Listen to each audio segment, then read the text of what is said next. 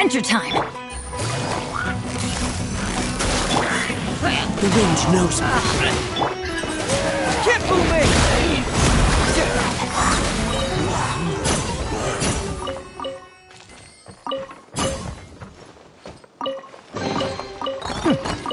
I'm liking the look of this.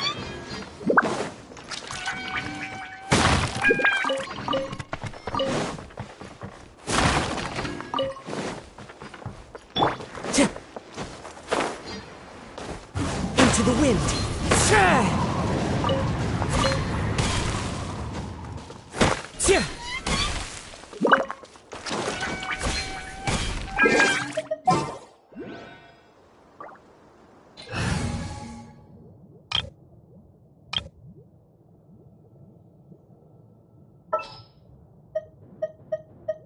A walk would be nice.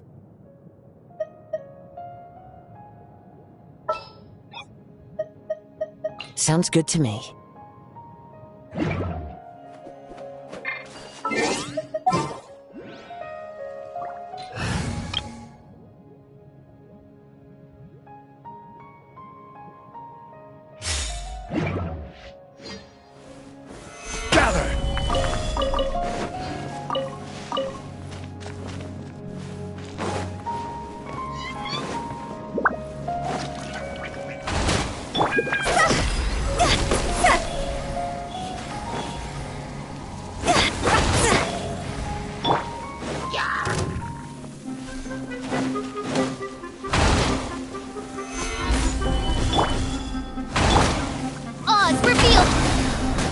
One with nature.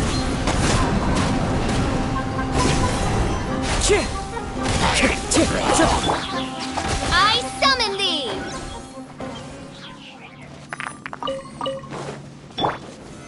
Solidify!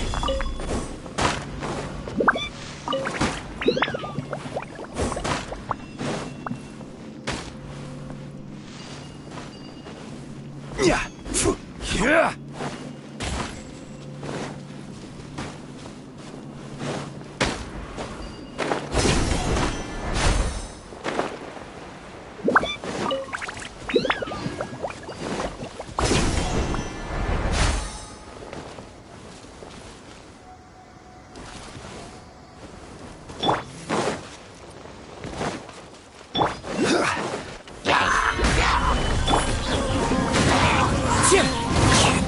By royal decree!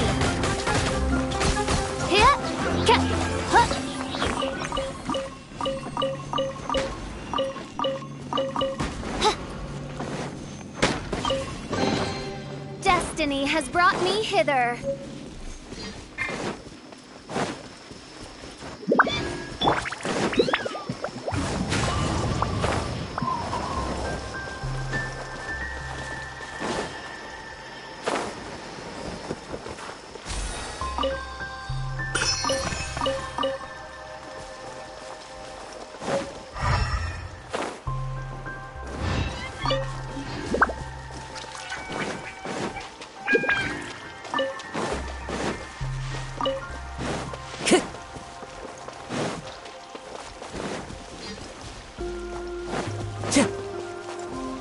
Time to go.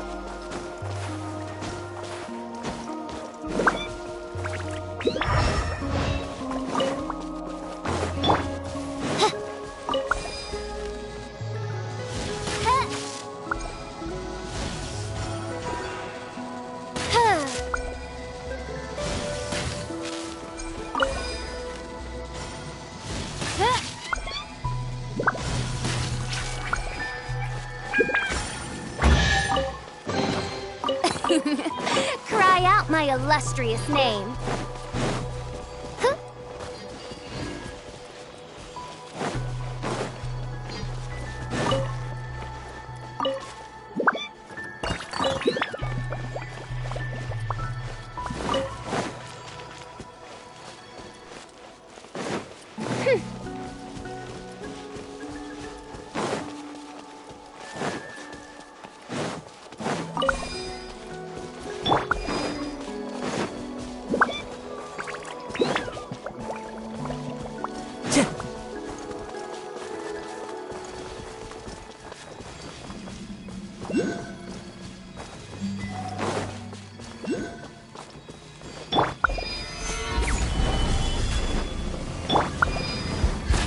wind knows me. Oz, reveal thyself!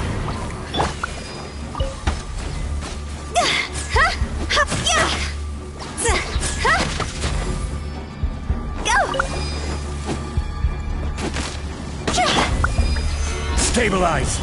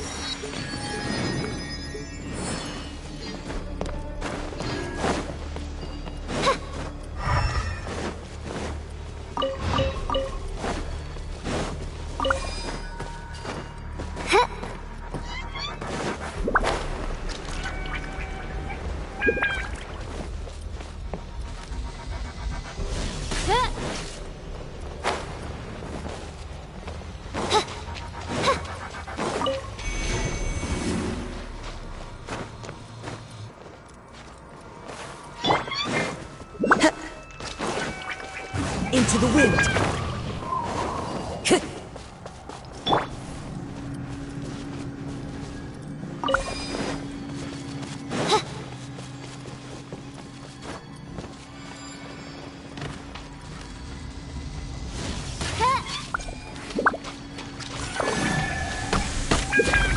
By royal decree!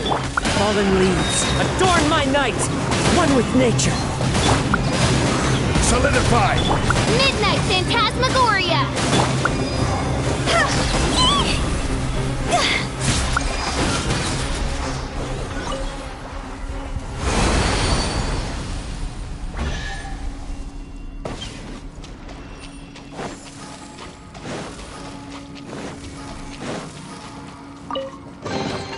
Jackpot!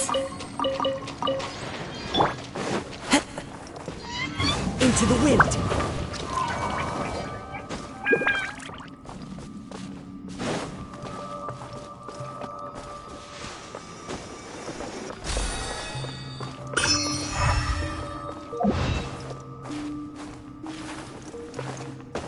Time to go.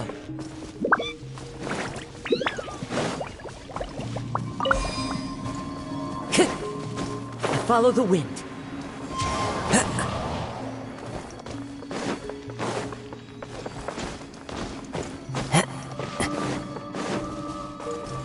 Time to go.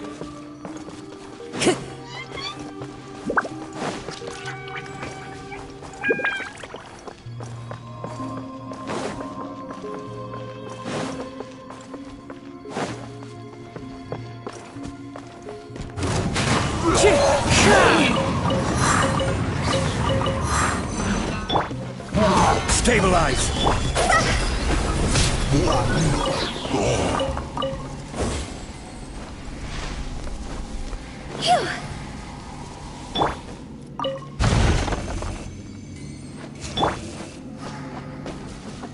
One with nature.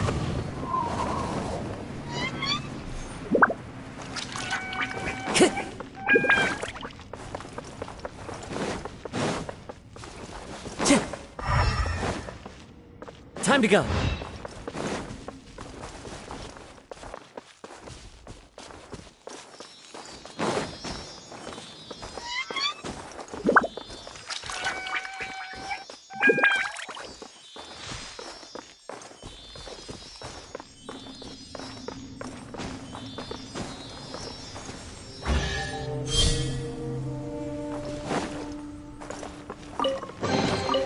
brings a smile to my face.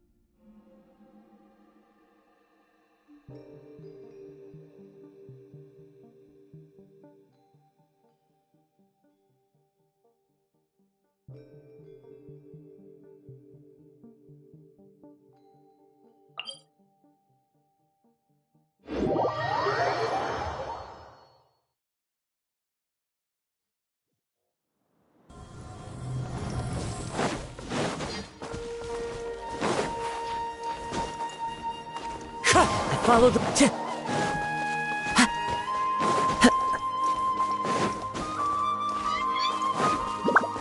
Time to go.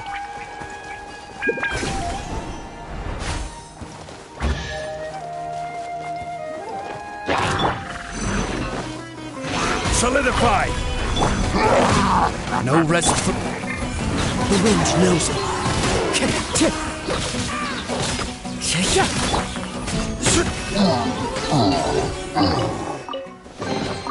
One man's stone is another man's gem.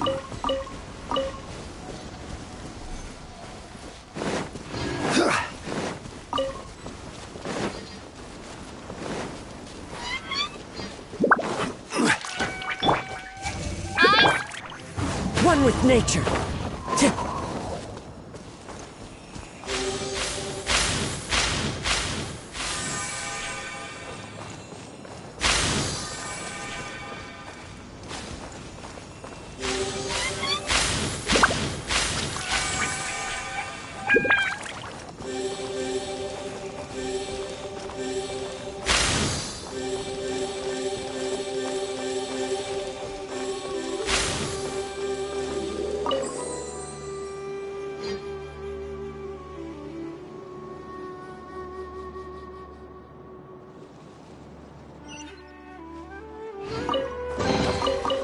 Fateful offering.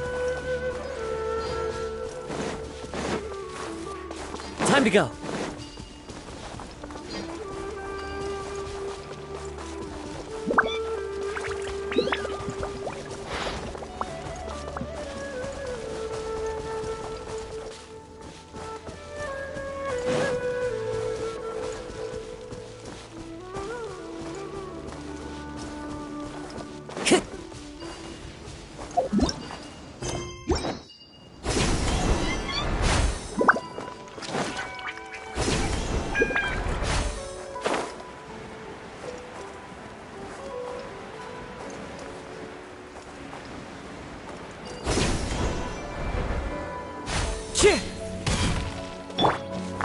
Gather!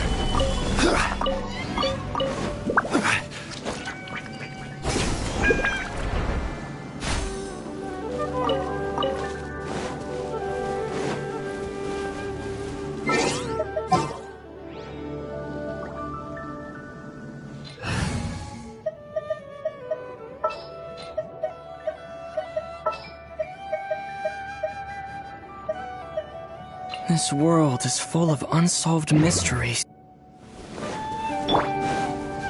Propagate!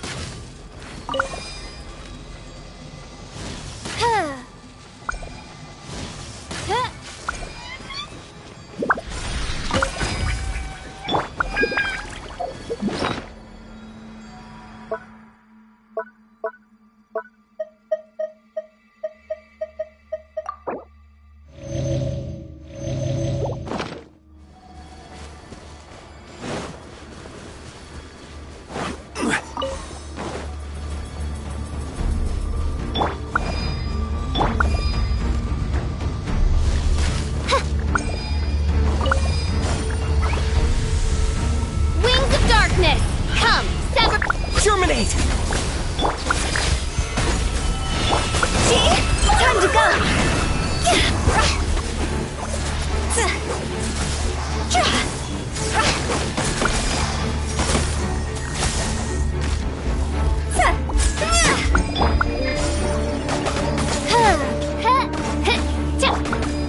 Stabilize! Scatter!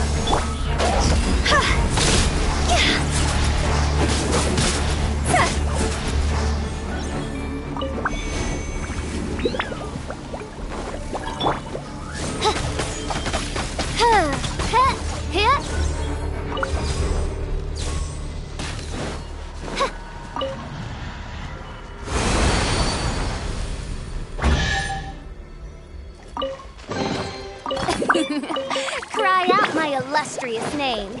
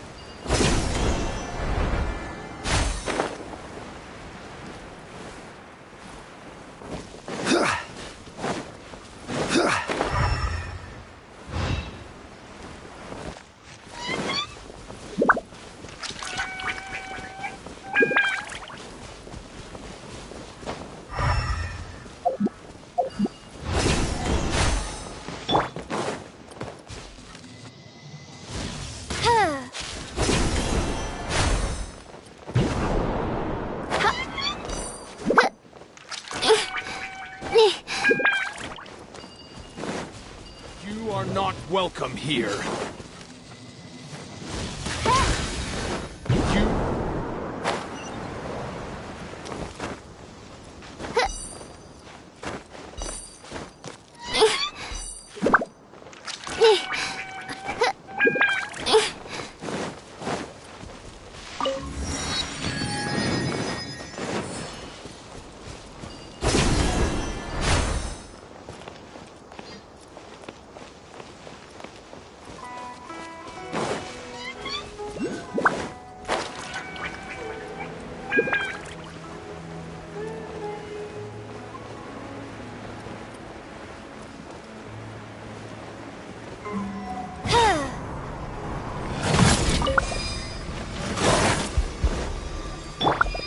Propagate!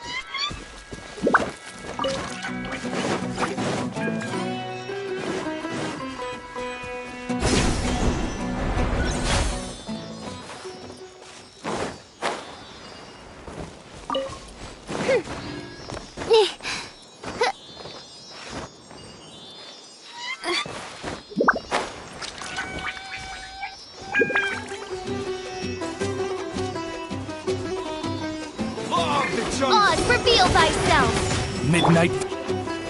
Gather. Go! Go!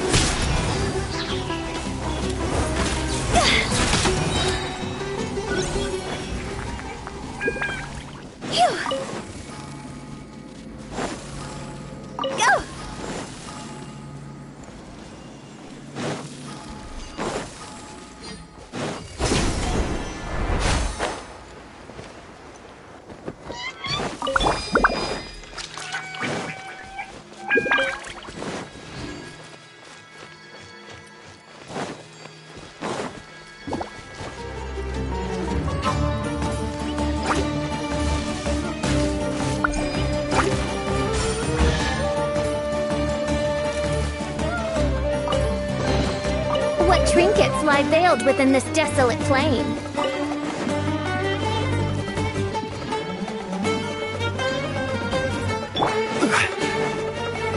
Solidify.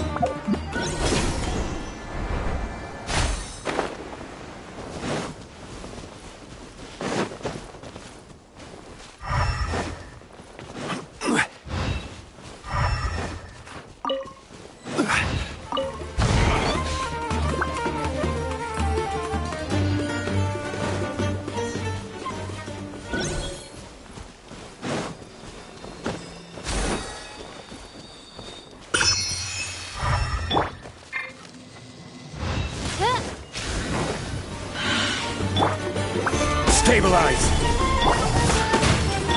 By royal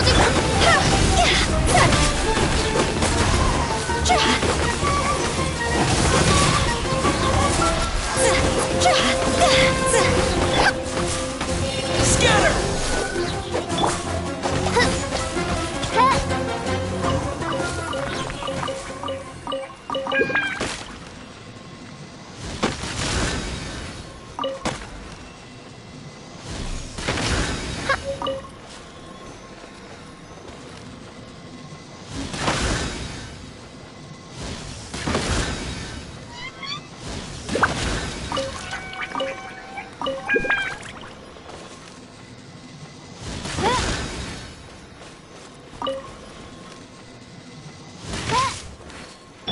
Propagate!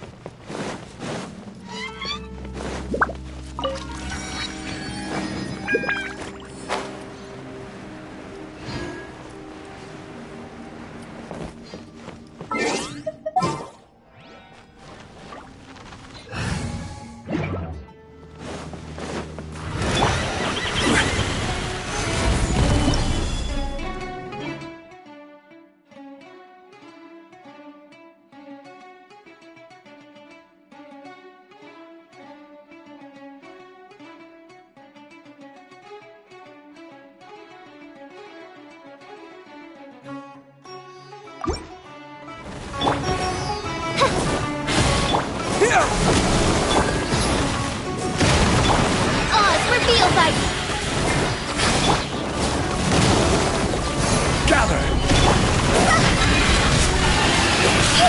Cross over!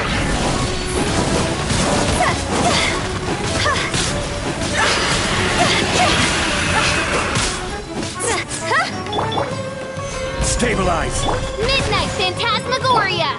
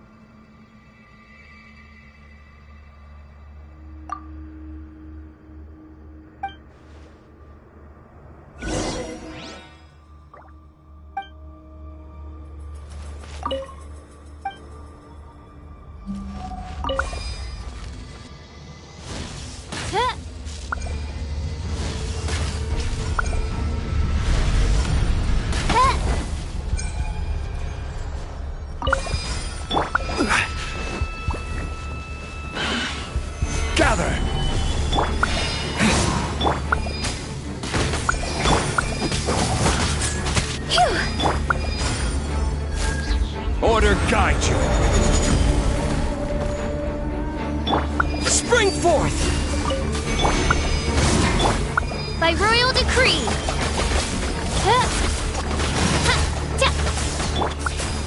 Stabilize.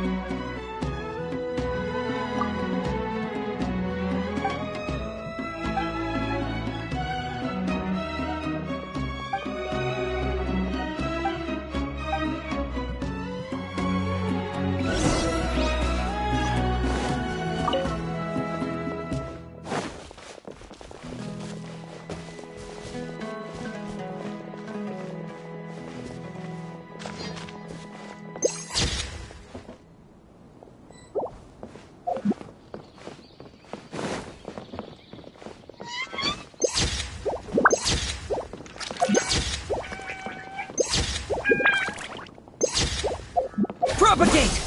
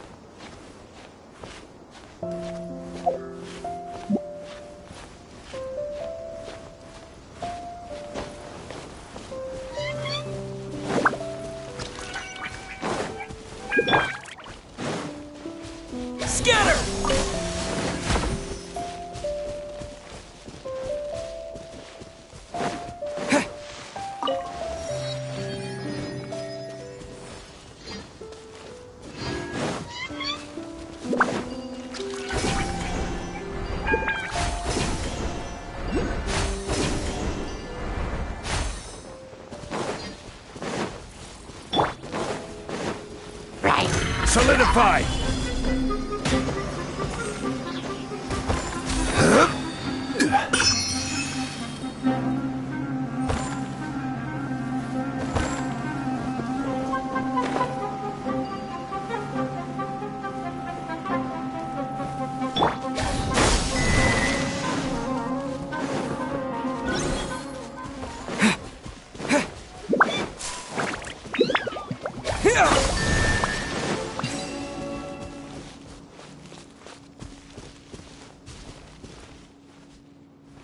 Propagate! Is this an answer from this world?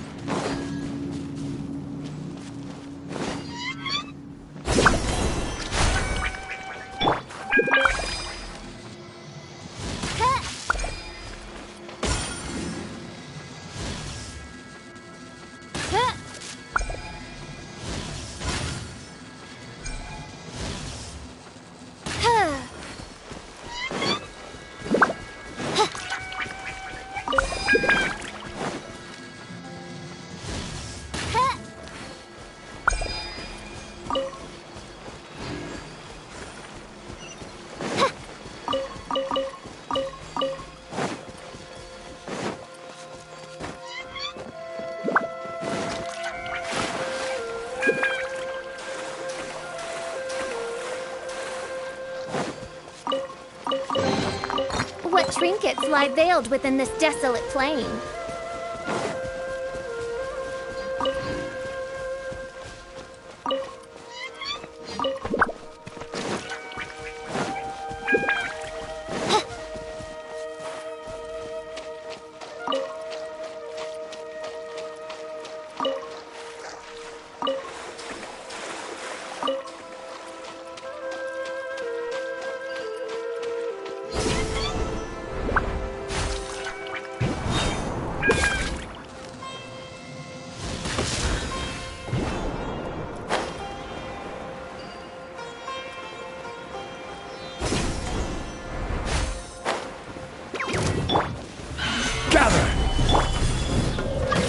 Reveal thyself!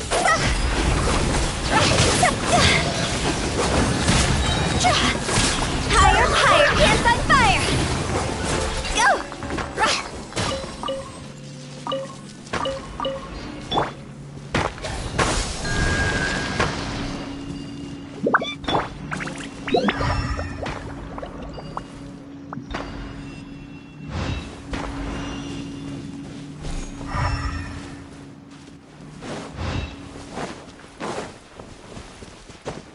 Rise!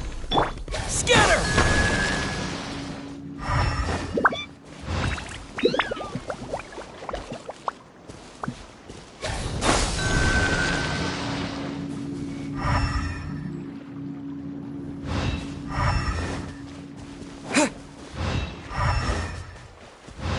Propagate!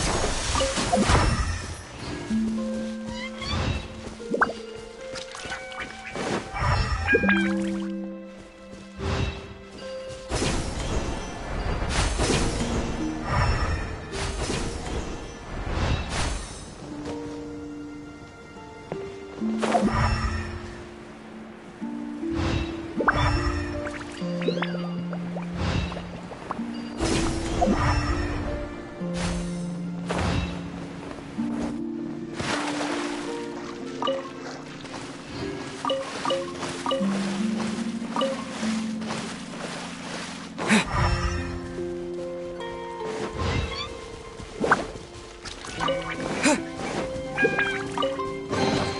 reward on the road.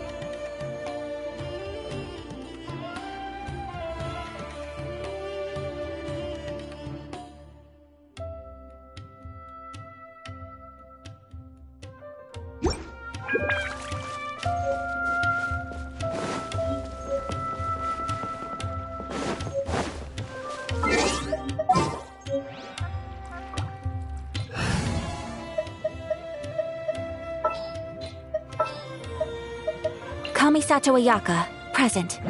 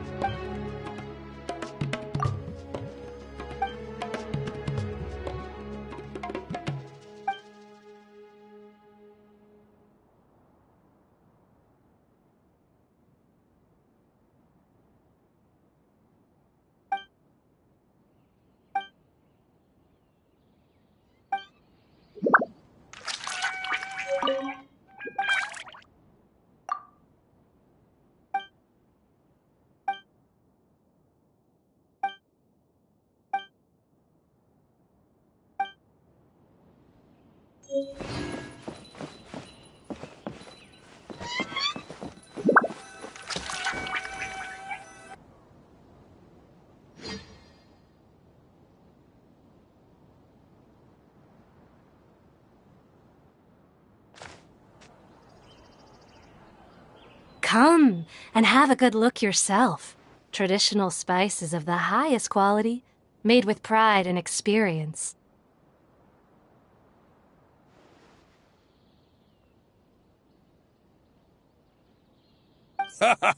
You've got a deal. I can't thank you enough for always looking after my business.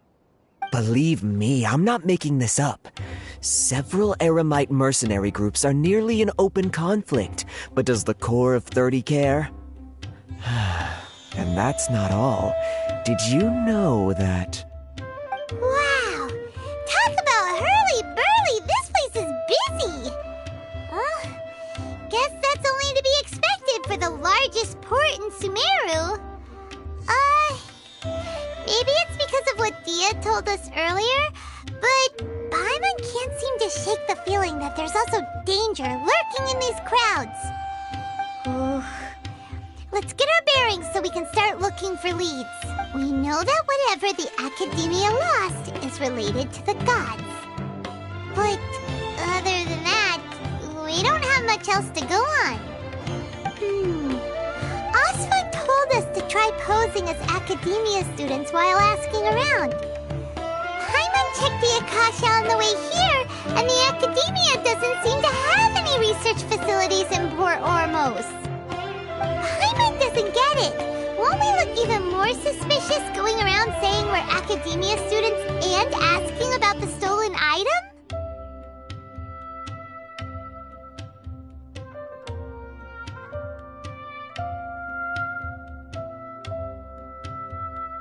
Well, given all the people that come through here every day, if there's any information to be found, Paimon bets we could find it in the market. Let's ask around and see what we come up with.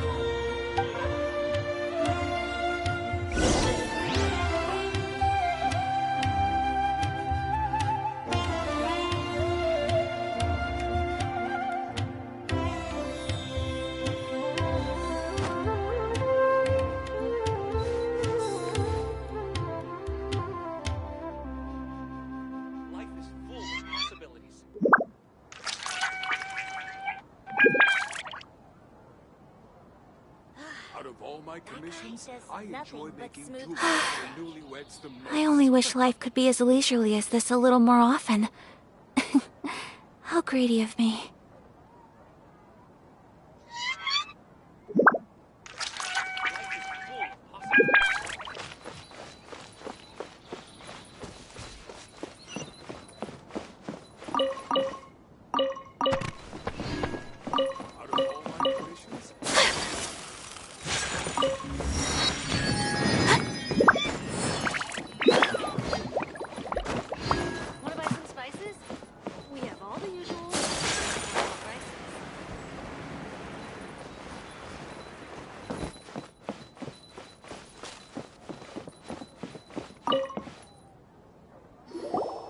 Welcome. Welcome. How can I help you too? Hi there. We would like to ask you a question. Do students from the Academia ever come to Port Ormos? Of course. Especially around this time of year. Students from Sumeru City that are about to graduate often come to Port Ormos to cut loose a little. Many people often talk about how hard it is to get accepted into the Academia, let alone graduate. But those who finish their studies and go on to become full-time researchers at the Academia have it even harder.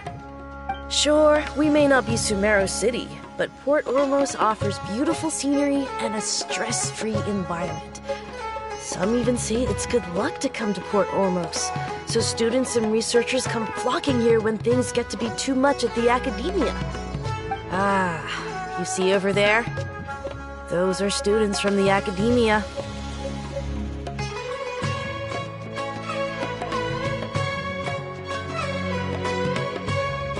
They've been looking worried and miserable ever since they got here a few days ago.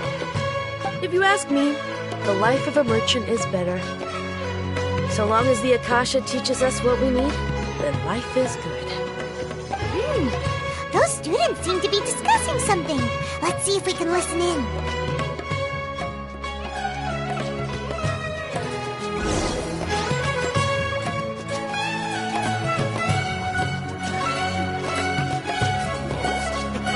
It's no good. I've tried asking around, but I haven't been able to learn anything useful. Not to mention that a bunch of scary-looking Eremite mercenaries have been posted along the streets now. There's been a lot of fighting between the different Eremite factions in Port Ormos. If we choose to move on our own, then it would be wise to steer clear of them. Especially the group that's constantly shouting some stuff about the Scarlet King and some resurrection. I've even heard that the Citadel of Regzar is starting to get fed up with them. What was that group called again? Ein something or other? They're called Ein El Ahmar. Today, I heard that the thing we're after might be in their possession at the moment. Wait, come again? Don't you see? Many of the Eremites in Port Ormos deal with trading this kind of thing. They're usually pretty wary of outsiders, but not so with students of the academia. It's because the kind of goods that students are looking for aren't the kind of goods that Eremites are after. As long as they know you're a student, then deals can be made. I've heard that Ein al-Hakmar likes to set up shop at the Jafar Tavern. Supposedly, if you're willing to part with 500,000 Mora, they'll give you info on anything. Wait, did you say 500,000? If information alone costs that much, then how could we ever afford to buy what we're looking for? I guess we might as well give up on trying to graduate this way. I wouldn't worry too much.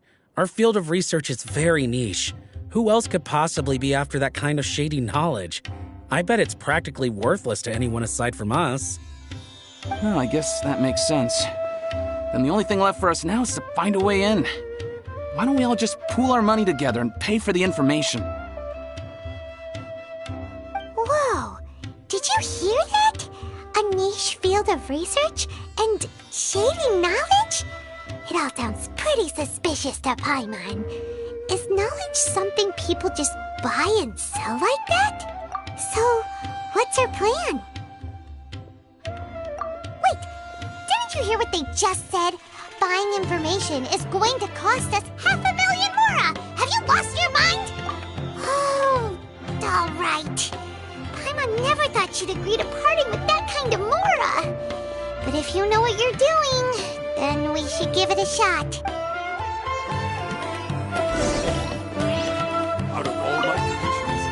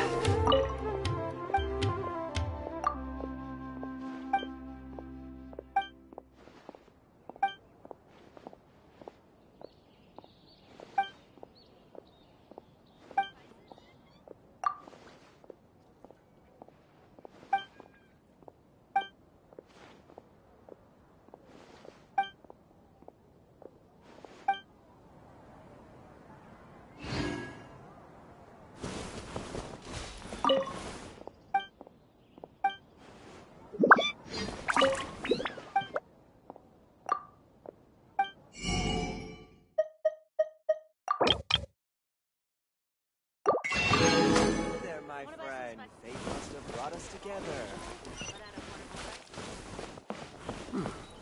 Got any commissions related to antique appraisal? I can handle them.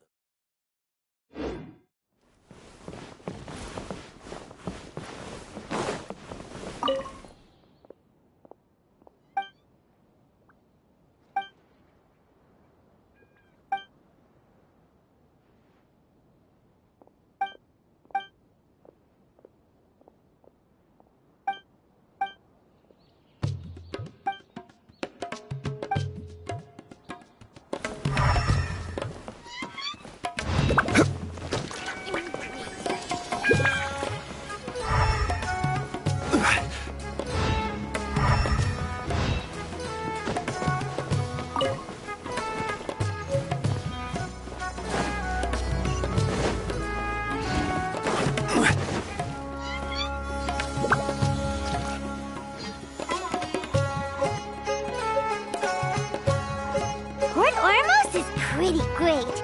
There's so many new and interesting things, not to mention all the tasty food. Sumeru's largest commercial port sure lives up to its name.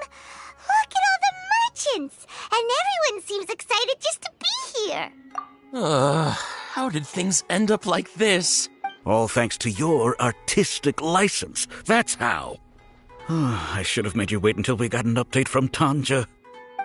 But when I finished the prototype Aranara yesterday, you agreed that the kids would like it. That's why we tried bringing it out for a test run today. Well, I never thought they'd dislike it so much. Oh, what should we do? Whoa. Yeah. Compared to everyone else, they seem really down in the dumps. Let's go find out what's going on. Hey there. Paimon's name is Paimon, and he's a traveler who is just passing by.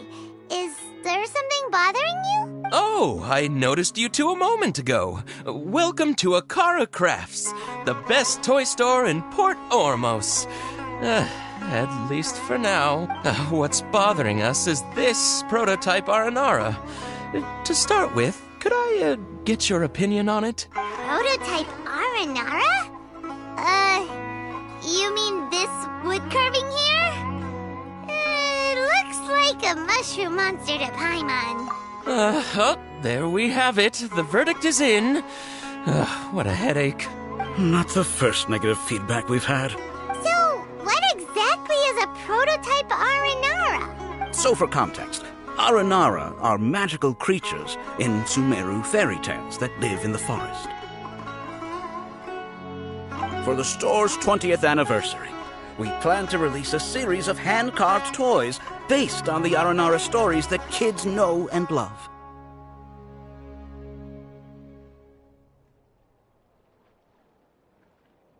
This is a prototype we made to get an idea of how they would react. But when we put it out there, the reaction was not quite what we'd anticipated. They thought it looked like a mushroom too, huh? No, worse than that, actually. I can't quite describe it, though. And I'm also not very good with kids. Maybe you could ask them for yourselves.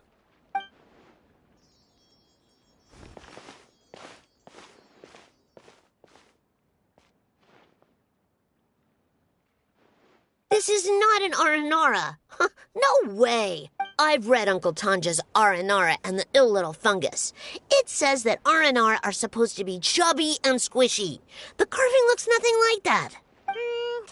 Toys do look better when they're round and chubby. Uncle Tonder said in Aranara's vow that you can deceive the eyes, but you can't deceive the heart. This carving makes me feel lost and confused inside. I don't think the creator put his heart into it at all. It's nothing like an Aranara. Ooh, didn't put his heart into it, huh? Oh, sounds like one of those things that's easier said than understood. Kassid and Alia didn't like this carving, but I think it's okay. It doesn't look too happy, so it's kind of pitiful in a cute way. Oh, a positive review! Yeah, so I would totally ask my dad to get it for me, if it wasn't meant to be an Aranara. Oh, well, that took a sudden turn for the worse. We asked the children for their opinions. Oh, how did it go? Has it maybe, grown on them at all? Oh, this is such a shame. Why isn't Tanger back from Gandharvaville yet? Oh, the kids kept mentioning an Uncle Tanger, too. Who is he exactly? Uncle Tanger is a famous children's author here in Port Ormos. He wrote quite a few stories in the past, but none of them were popular among children. Just like our prototype Aranara. But around a year or so ago, he suddenly had a eureka moment or something, and suddenly the children loved every one of his stories. That's right. My little Ghaffari loves his stories too. The whole reason we decided to make these carvings was because we saw just how popular the Aranara are among children.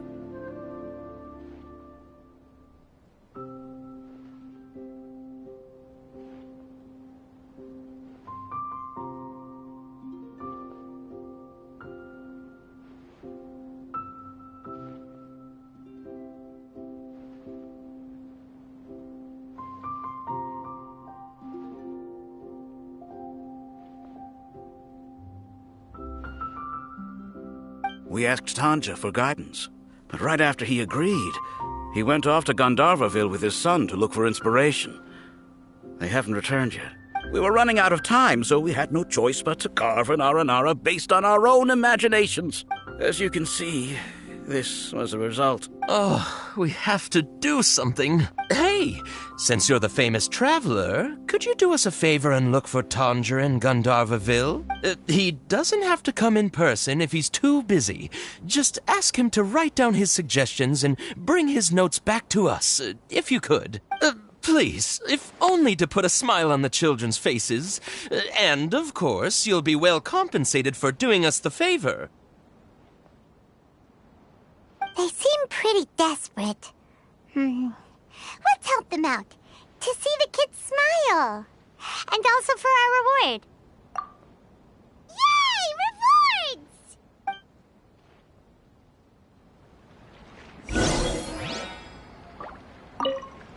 Tanja takes his son with him everywhere he goes. The two of them are very close. Maybe that's why he was able to come up with such great stories. Anyway, we're counting on you. Please find Tanja for us.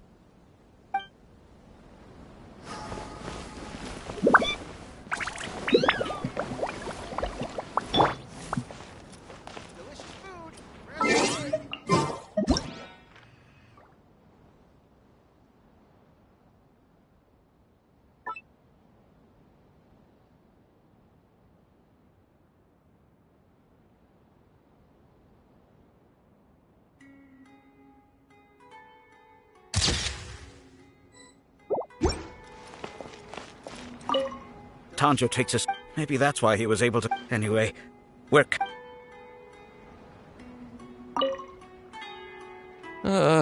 Every new toy we've ever launched at Akara Crafts has always had kids from all over Port Ormos flocking here to buy it. We thought our Aranara carvings would be a big hit, too. Who would have thought?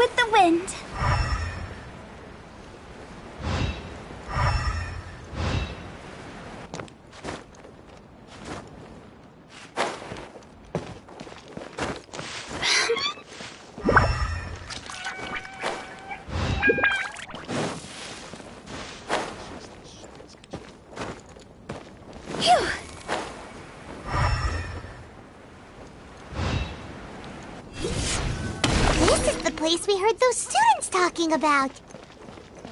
Let's find a seat somewhere and see if we can spot the group they mentioned.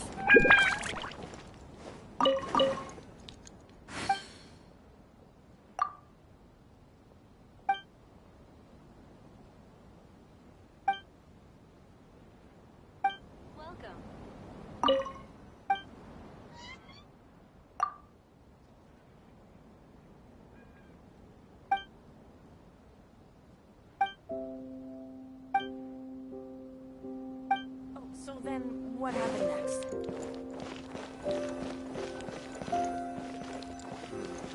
Should I adjust the shipping schedule?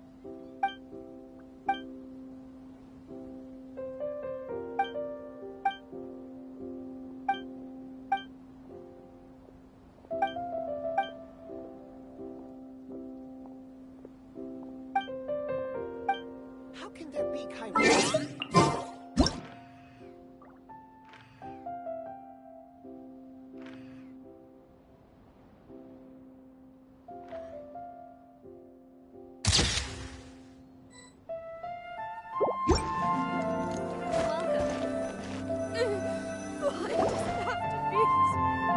Talk to the bartender. Oh, you've arrived. Please, take a seat.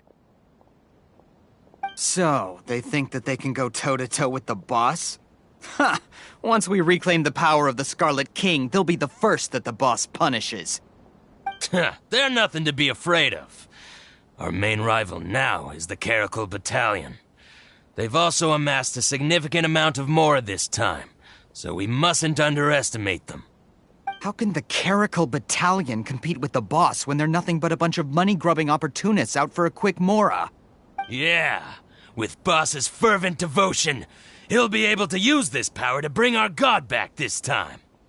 Huh. All these guys talk about is the Scarlet King, so they're probably the ones we're looking for. Greater Lord Ruka Devata. That traitor and her followers must not be spared.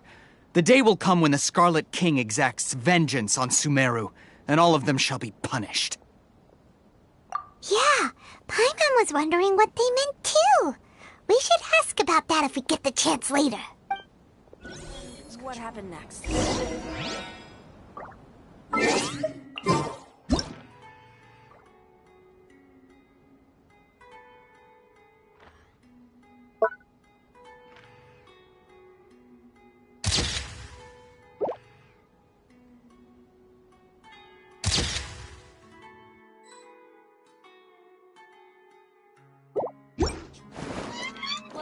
What's going on?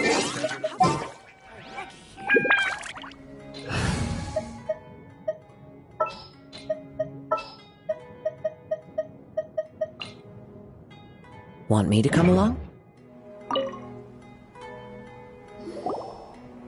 Huh? Who are you? What do you want? A student? Huh. What's a student from Sumeru City doing in Port Ormos? Ah, well, if it's info you want, you've come to the right place. The question is, can you afford it? Paimon can't stand to see so much more go. But there's no other choice right now. Here, this is the merchant's address. Whatever you're looking for, you'll find it there. Well, what are you waiting for? Oh, that's right. We heard you mention the Scarlet King just now. We're actually interested to know more because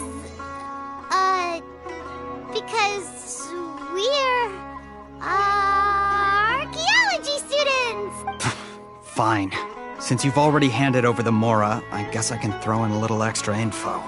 As you can see, members of Ain al-Ahmar are devout believers of the Scarlet King. Years ago, the Scarlet King founded the great desert nation that was our homeland. It was an advanced civilization, far beyond anything you'll see in present-day Sumeru. The Scarlet King was the rightful god of wisdom, but he was betrayed by a companion he trusted. She even stripped him of his title, God of Wisdom. So, you mean the traitor was... Greater Lord Ruka Devata, yes! That shameless wretch destroyed the Scarlet King's civilization, and our ancestors were forced to flee to this land where we were made to suffer the tyranny of our enemies. Furthermore, she conspired with the academia to cover up the truth of her actions, and create the merciful and benevolent facade for which she is now known. Ugh, just thinking about it sickens me. But the story doesn't end there, oh no. The Scarlet King isn't truly dead. The voice of the Oracle has been heard in the desert, prophesying his resurrection. Mark my words, our god shall return. And when that day comes, all followers of the traitor and all the desert dwellers who have forgotten their true god will suffer retribution together.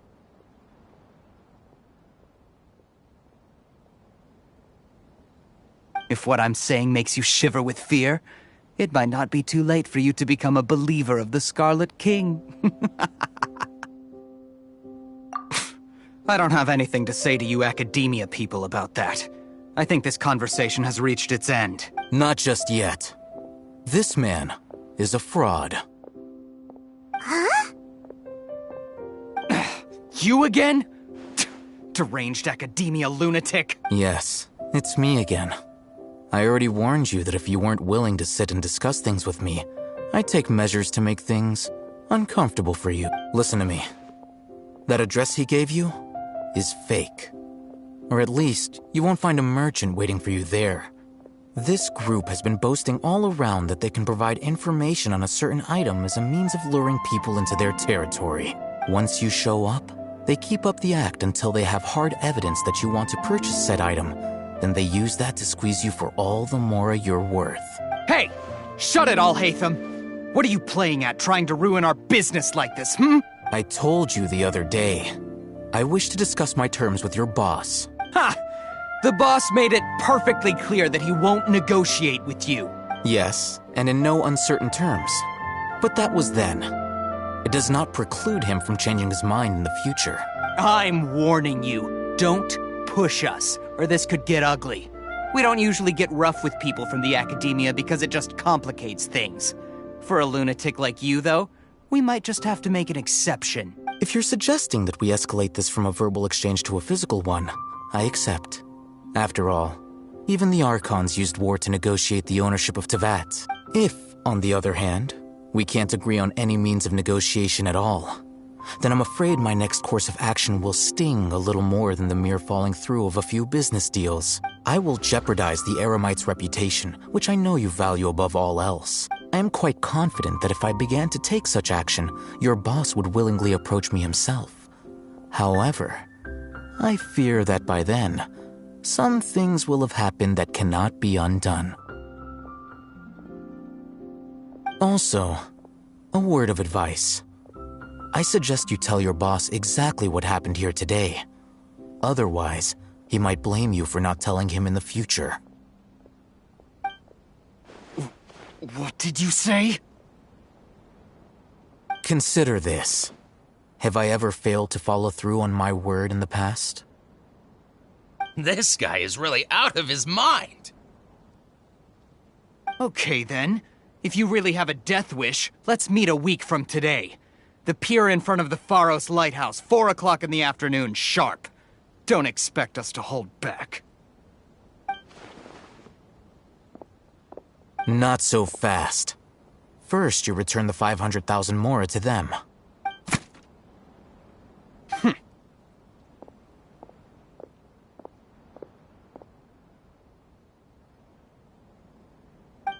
Please, I beg you, don't provoke them. We can't afford any trouble with this crowd. They haven't even paid for their food yet. Ah, Mr. Iman. There appears to be fewer staff in the restaurant recently.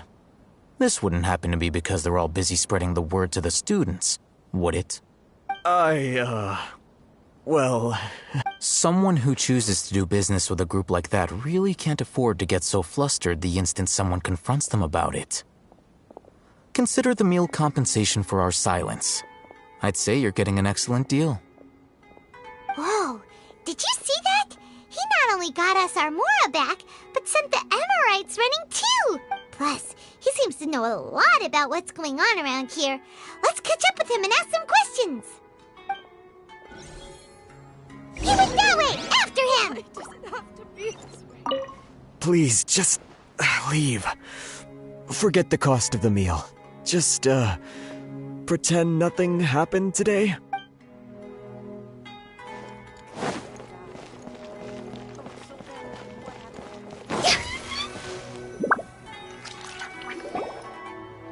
Wait up!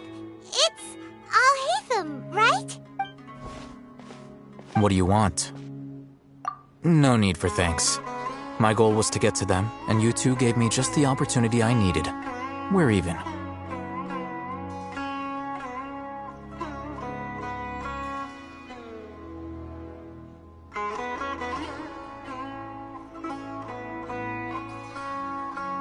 Oh, I advise you to keep your distance from them. Since they weren't able to make off with your Mora in the end, they might harass you again in the future. All right. Goodbye.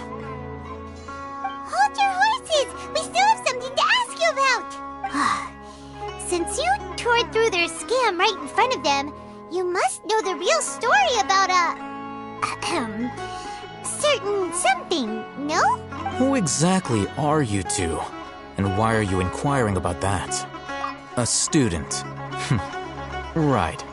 Look, you should know that those thugs conducting business with you had nothing to do with your lie. Huh? Oh, yeah! He's really strong! Weren't you saying something about a physical exchange? We can help with that. He doesn't even have a vision. Forget it. Maybe not, but he can still use elemental energy. Otherwise, there's no way we'd go asking for info from from guys like that. Those high-headed thugs are definitely gonna bring a lot of backup for your next meeting. Even if you don't go alone, you won't regret taking us with you. All right, I accept. Got a pen and paper? If you're searching for someone who sells that kind of merchandise, I'll give you one of their addresses, and you can try your luck. We'll reconvene at the appointed time by the pier. It doesn't matter if you show up or not. So, since you were happy to give us this merchant's information, does that mean you can tell us exactly what we're after? You were willing to part with 500,000 mora for something and you didn't even know what it was? Okay. Well, if you truly are as skilled as you claim, then you can beat the answer out of them when they become hostile. Look, if you've been making inquiries, then you have to know something by now. Tell me what you know so far, so I don't waste time repeating information. We know it's connected to the academia somehow, and that not only do the Eremites deal in it, but some students want to get a hold of it too. What else? You know almost everything there is to know, but you're unable to compile this information because you've never seen the object before.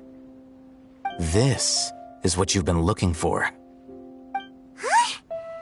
Paimon can't tell what it is. It looks like some kind of ornament. This is a knowledge capsule. To put it simply, it's a vessel that can store a fixed quantity of canned knowledge. It's like a miniature Akasha. Anyone who links it to their personal Akasha terminal instantly becomes privy to its contents. Correct. Anyone. Unlike the Akasha, which heavily regulates who can access what information, knowledge capsules confer their contents without any requisites. That's amazing! It's essentially a convenient and harmless vestibule for knowledge. Unfortunately, it's illegal in Sumeru to privately possess or trade them. They were created as a means for scholars to transfer knowledge gained from Irminsul into the Akasha, and are intended to be destroyed immediately after use. But despite strict regulations, some of these knowledge capsules will always escape destruction. After all, there will always be those in this world who are dissatisfied with life as designed for them by the Akasha and wish to change their fate. Over the past century, a wide variety of canned knowledge has been leaked from the academia. Now, in Port Ormos, the valuable ones are a means to mora for the Eremites.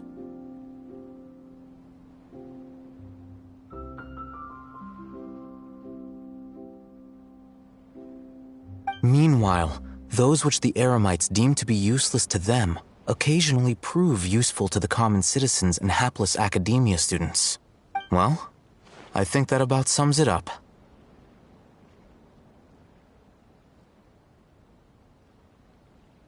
Oh, so that's your true objective. With our current arrangement, I don't believe I can offer an answer. You're still resolved. Fine. Let's talk somewhere with fewer people.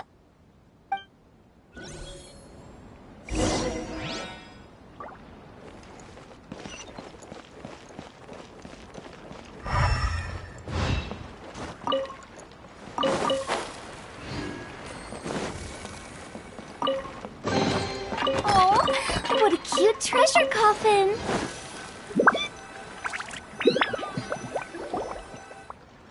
Let's continue our conversation here. If you wish to learn more about the knowledge capsule that the Academia lost, then you must help me with something. I need you to find someone named Dory, a traveling merchant. Unlike the peddlers who hawk inferior knowledge capsules, she often has quality goods in stock. Some say that as long as there is profit to be made, there is nothing she won't dare to sell. She's guarded against people from the Academia because most of her wares don't comply with Academia regulations.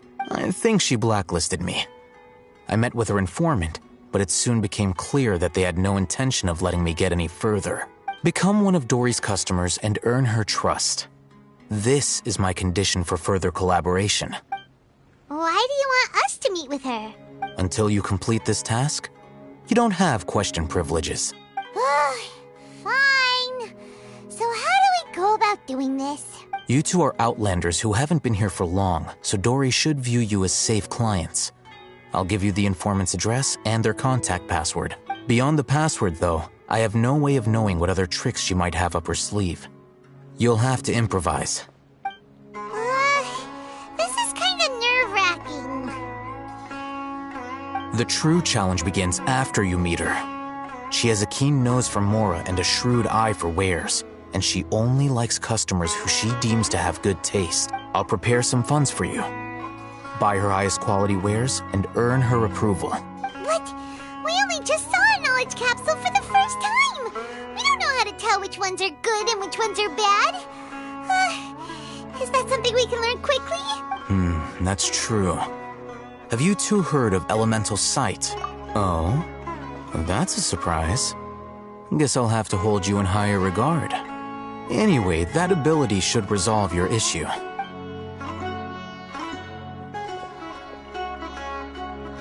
Here are 2 knowledge capsules. Tell me, can you detect any difference in their quality?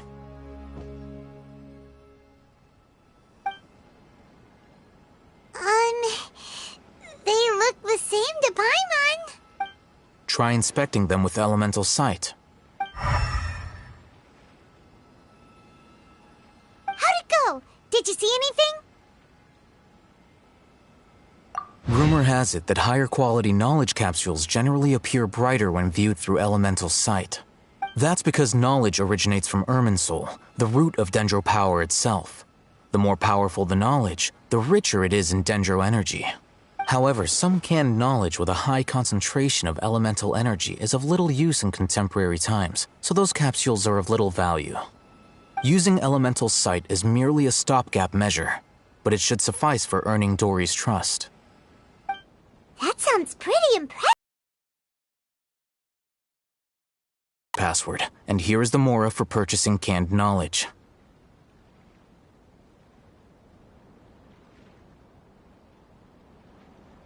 Don't be cheap. You'll need to spend to catch Dory's eye. If there's any Mora left over, just keep it. Oh, and be sure to exercise some caution. There have been Matra present in Port Ormos lately. Your efforts will be for naught if they catch you. Matra? They belong to the Academia's regulatory body. They also handle cases of illegal canned knowledge transactions. Like I said, the Academia has banned both their trade and possession. The Matra are razor sharp. You're in for nothing good if they lock their sights onto you. If you two want to back out, now's the time. Okay, then we have a deal.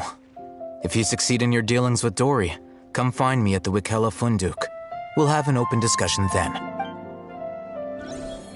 Looking at what Al-Haytham wrote, Dory's informant is a trader near Old Ormos.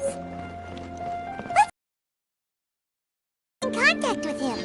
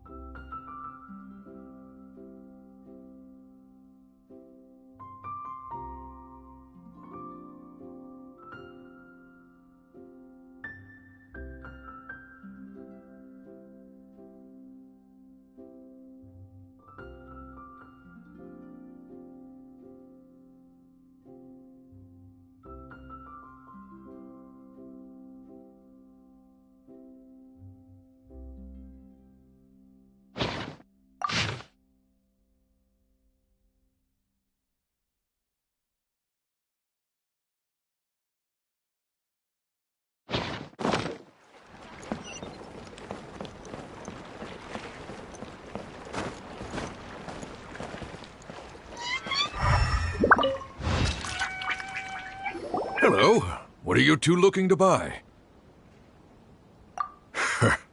What a unique palette. We have unripe horror fruits, but we usually keep them in the back. I'll have someone escort you.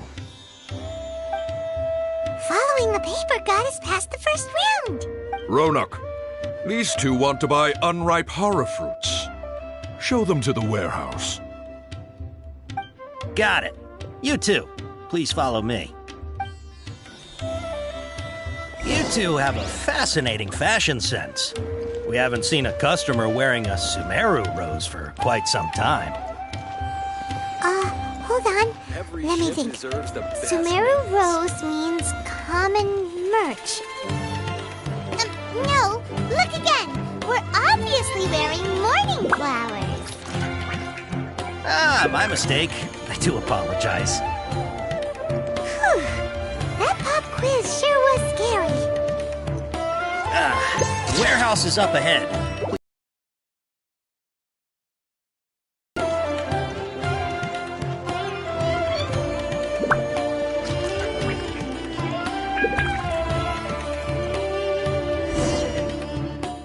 Before I retrieve your products, I need to confirm a few things. Please forgive me, but we may not have sufficient stock for you today. Earlier, many of our horror fruits were taken by mice.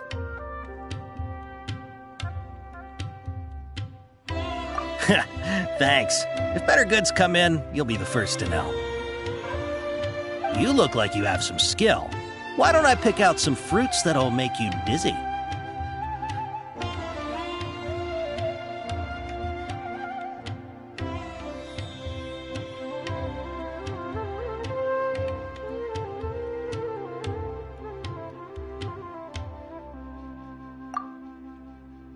No, that's not it.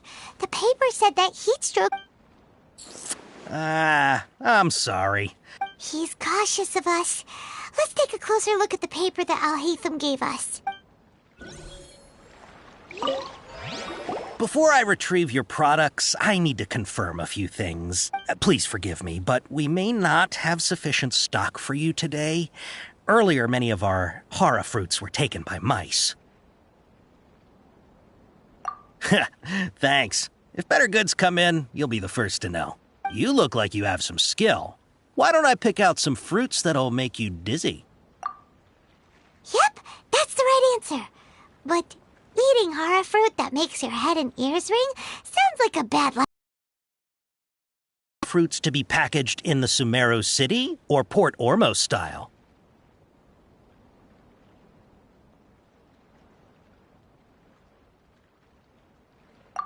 Wow, you two sure are generous customers.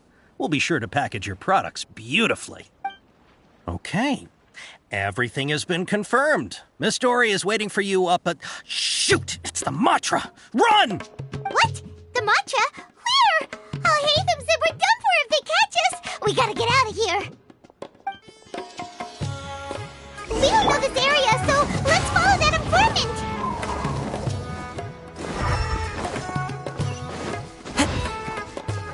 Time to...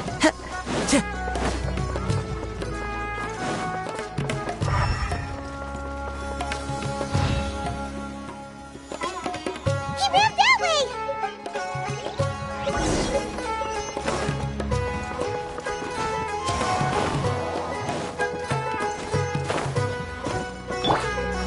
Crumble!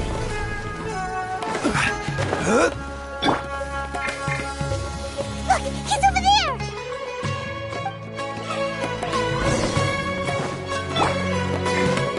Time to go.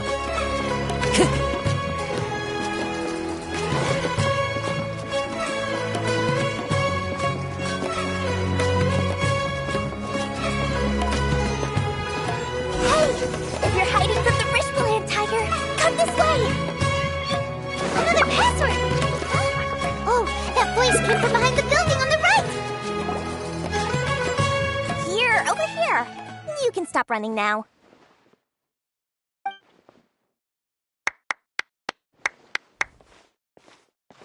So you were the one who was calling out to us just now. But, are we definitely gonna be safe here? These two good customers wish to buy some horror fruit, Miss Dory. And if there's nothing else, I'll just excuse myself. Oh, very good. Thank you.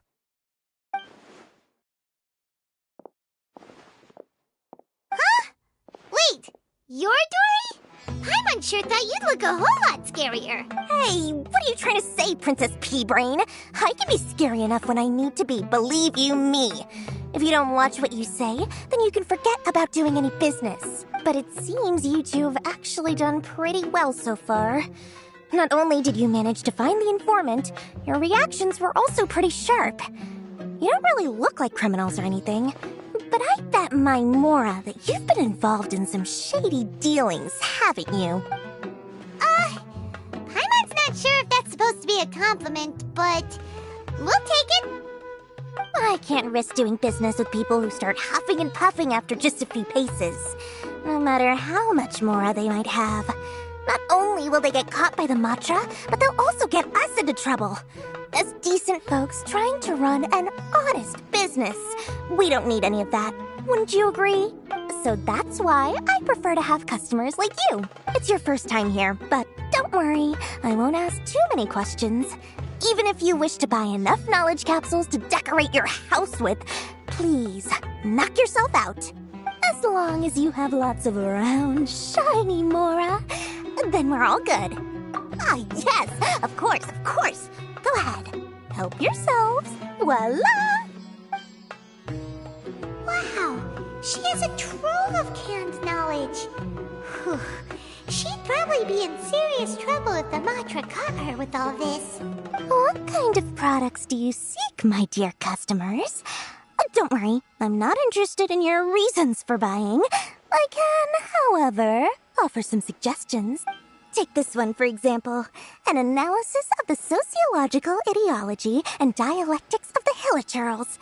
Only 3 people in all of Teyvat have ever studied it, making it extremely rare.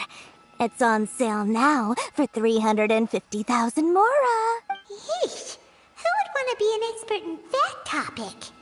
Or how about the architectural styles and construction methods of Teyvat in the early Archon War period? With this one, you can become an expert in historic architecture preservation and find an excellent, well-paying job in nearly any nation. Ooh, now this sounds like it could be useful. 2 million Mora, and it's yours. No discounts. Whoa, that's a lot of Mora! Of course, you are free to pick whatever your heart's desire. The contents and price of each knowledge capsule are indicated in small text on the body of each one, down at the bottom. Alright, let's try the method that Alhaitham mentioned.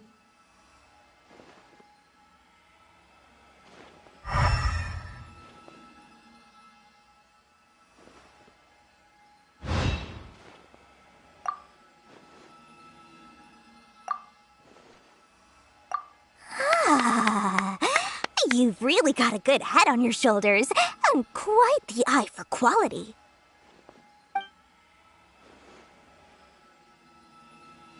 We'll take these, please and thank you. My oh my, you are blessed with a taste for both the exquisite and the extravagant. Customers like you are a rare breed. 1 in 100. No, 1 in 1,000 even. Listen, I have a special offer for you two. If you spend just 100,000 Mora more, you can pick any knowledge capsule of your choice up to a value of 1 million Mora. Say what now?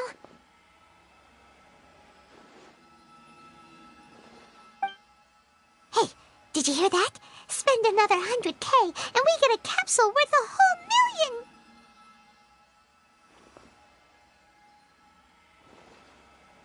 But all the canned knowledge we just bought is easily worth 500,000 Mora. If we spend just a little more, we can get something worth 1 million Mora. Isn't that a fantastic deal? Think about it. We've gone to all this trouble to get this canned knowledge. And aren't you even the least bit curious about how this whole canned knowledge thing works? We're talking instant knowledge here. Don't you want to try it yourself? come on, come on! We still have around 100,000 of Alhaitham's Mora left, so let's put it to good use by finding something useful for you. Ahem, you've got a deal, Dory. We'd like to spend an extra 100,000 Mora. Excellent! Then please, select from this fine collection of canned knowledge over here. Hold on a second. Paimon thought we could choose whatever we wanted. Why can't we choose the ones from over there? Oh, but my dear customer, the knowledge capsules over here are worth 1 million Mora each. I'm sure discerning customers like yourselves will be able to find something to your liking. Uh-oh, Paimon has a bad feeling about this. Let's use Elemental Sight again to check these.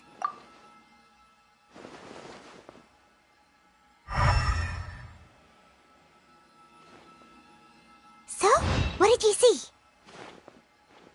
So, they're all worth about the same amount? Well, anyway, the Mora's already been spent, so let's at least try to find something useful. Let Paimon take a look here. An introduction to traditional Sumeru brewing techniques, the art of growing spices, an overview of ancient runes. Oh, how about this one? Sword Fighting Techniques 8. Not sure we'd ever find volumes 1 through 7, but at least this knowledge should be useful, right? Let's go with this one. Dory, we'll take this one. All right, very good. I'm expecting some new goods in the next couple days, so be sure to check back again soon. Whether it's canned knowledge or anything else you need, bring your Mora to Dory and doors will open. Our dealings with Dory went smoothly enough. Let's head to Wakala Funduk and meet up with Alhaitham. Hopefully now he'll finally tell us about what the Academia lost.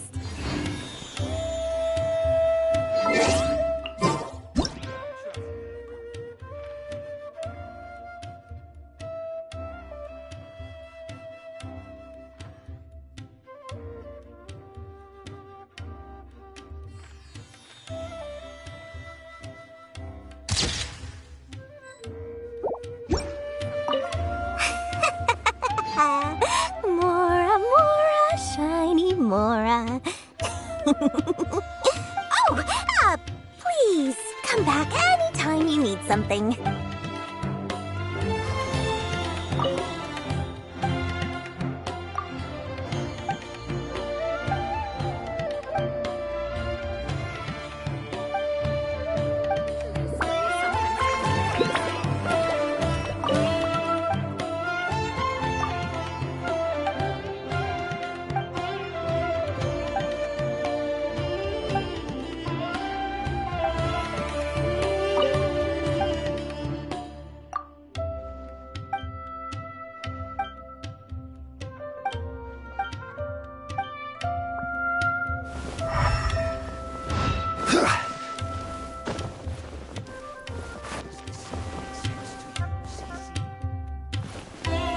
Choosing to stay with us.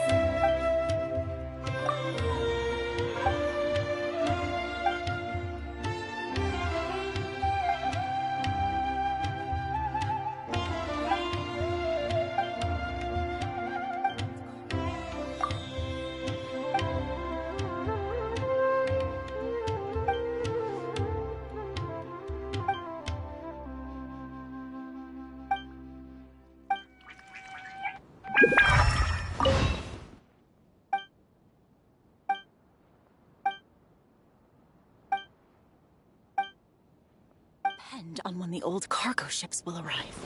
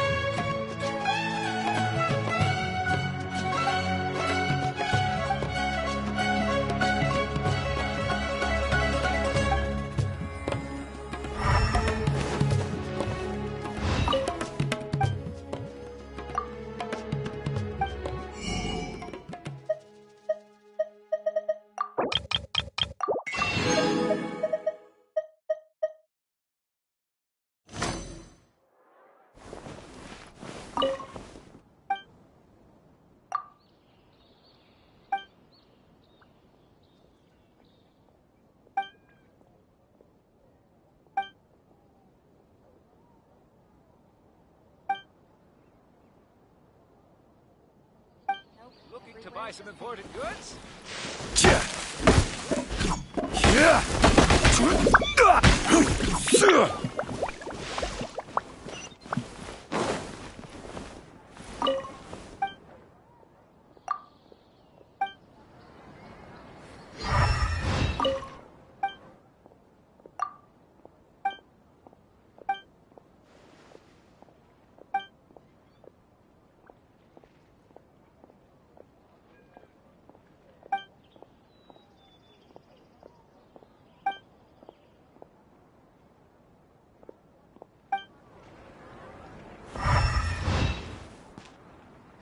Ha, you two made it.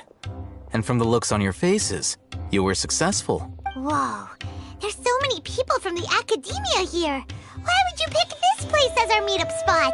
Well, Wikela Funduk is under the academia's control, so naturally the academia has people working here. I came to Port Ormos under the pretense of conducting official business. You're a pretty daring guy. Relax. No one here is interested in anything we say, and the Matcha won't come here. Okay now, tell me how your encounter with Dory went. Okay, we did what you asked. So, can you tell us about the knowledge capsule that the academia lost now? Before that, I have to ask, why are you two so intent on tracking it down?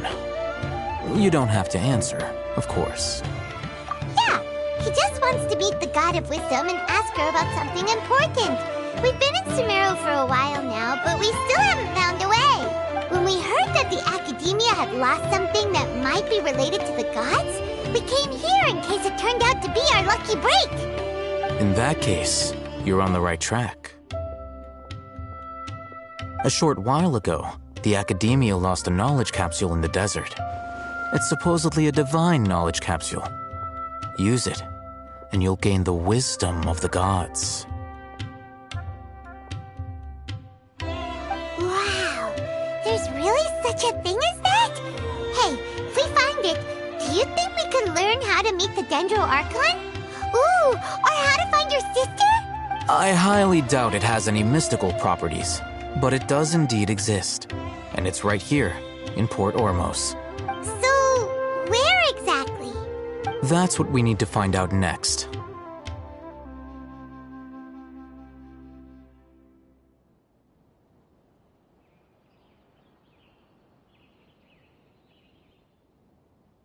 I won't deny that.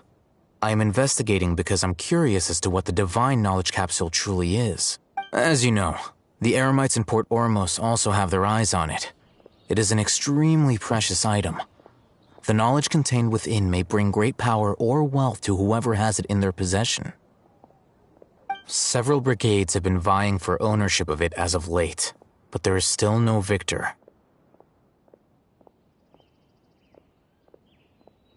My personal finances and connections cannot compete with those of the Eremites. After attempting various methods, I finally managed to reach a tentative agreement with several brigades.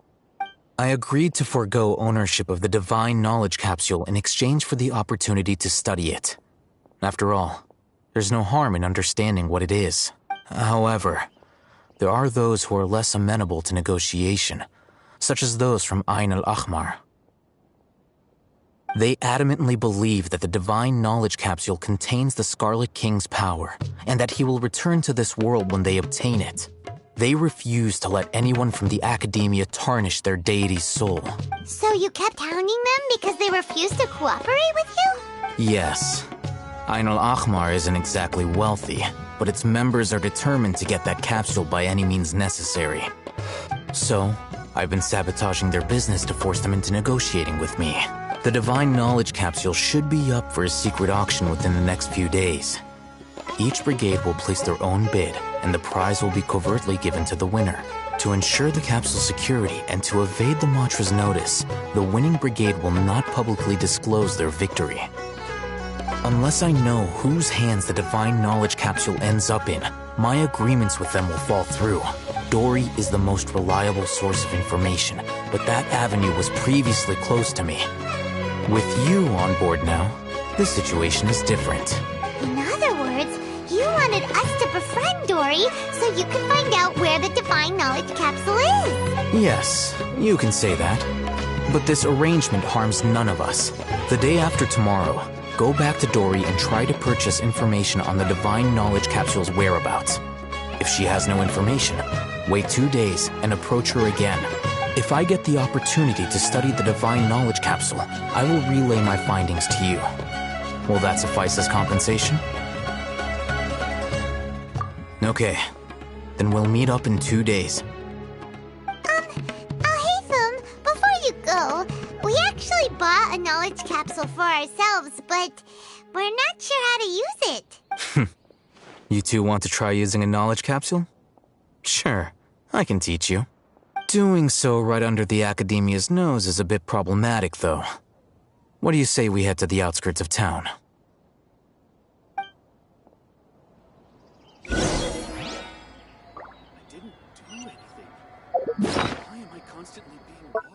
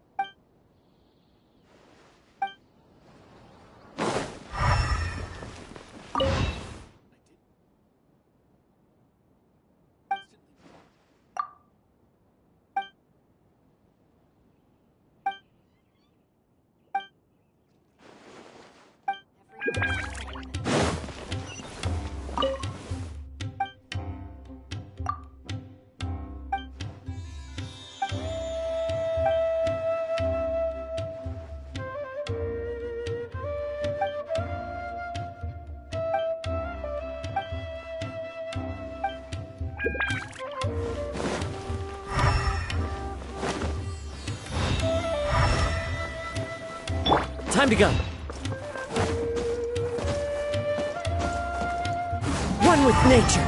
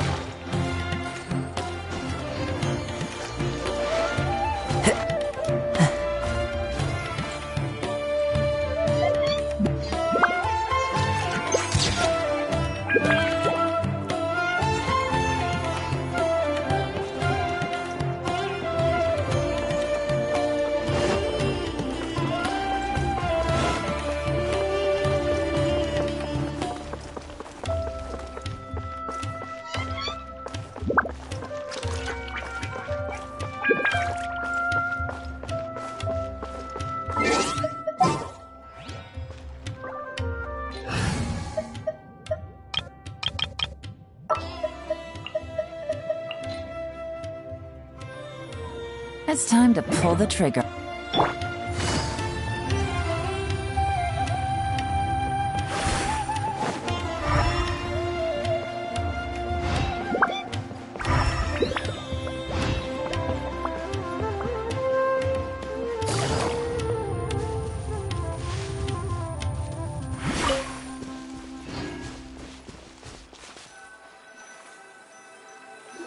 All right.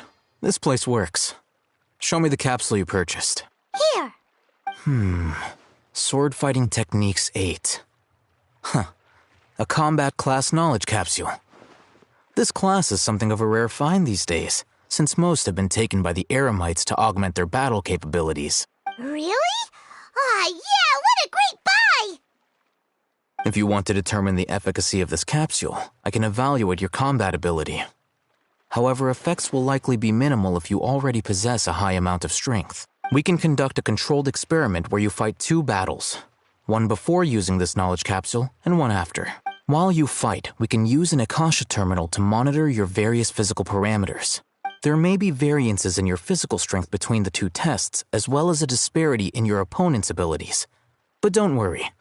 I'll run statistical analyses afterward to mitigate any confounding effects. Wow! Haytham! You must have been one of those guys at the academia who got top grades on everything. Paimon's curious about something, though. You definitely weren't one of those students who needed canned knowledge to graduate from the academia, right? So why are you risking getting caught by the Matra for this capsule? When you are unable to understand a researcher's actions, most cases can be attributed to curiosity. This is but one theory. Sounds like you're trying to avoid the question. All right, let's begin the test. Just fight as you normally do.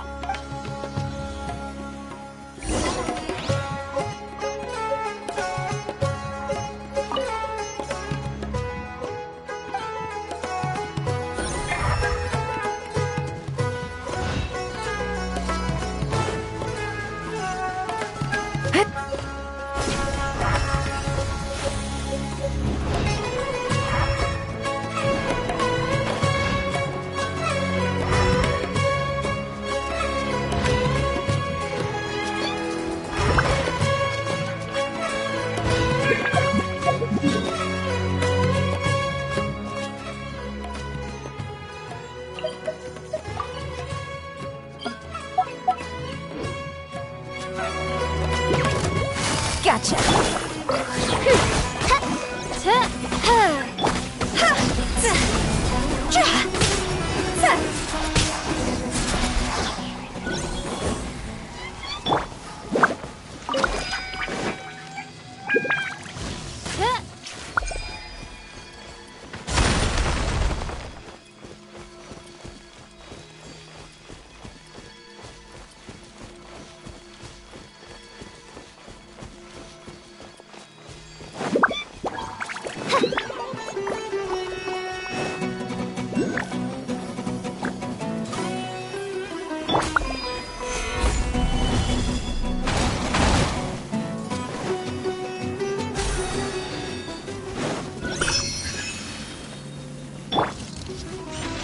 By royal decree... Busted.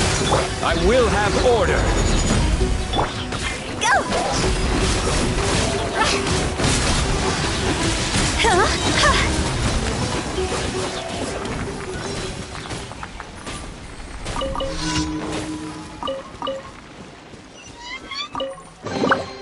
Oh, what a cute treasure coffin!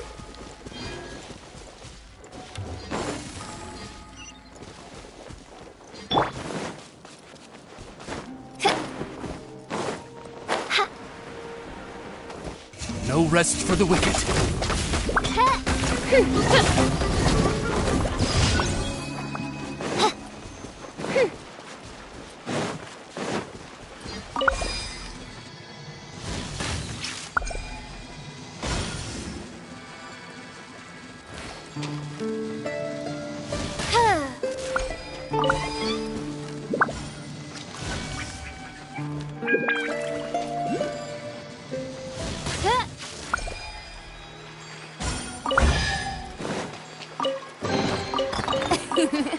Cry out my illustrious name.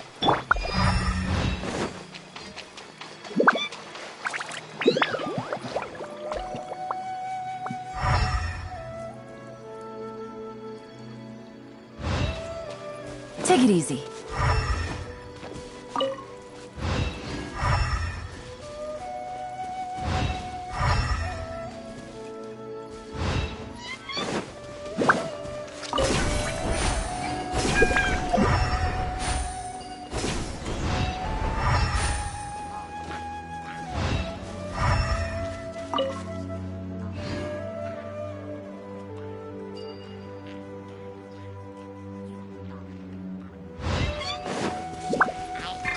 Quietly now.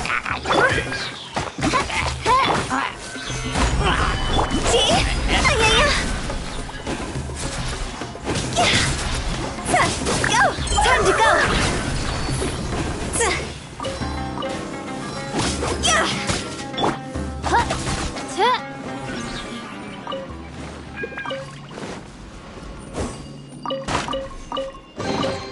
Destiny has brought me hither.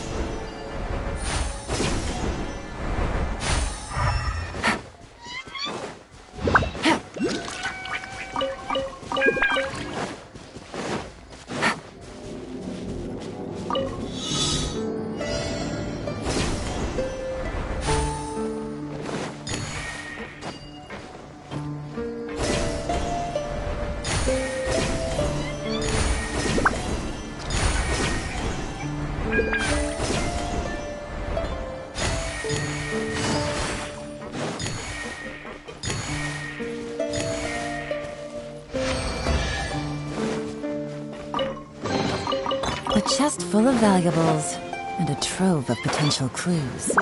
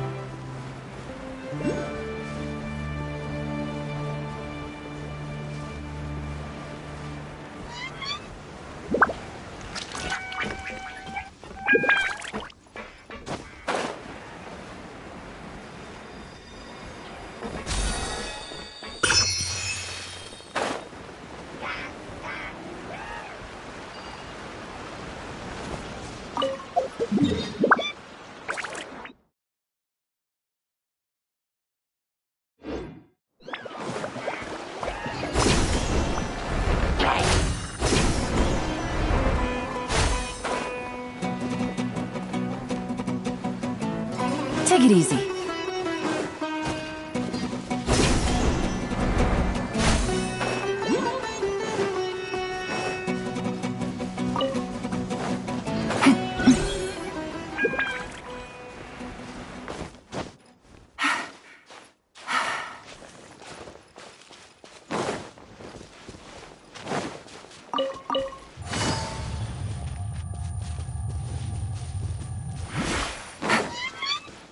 Take it easy.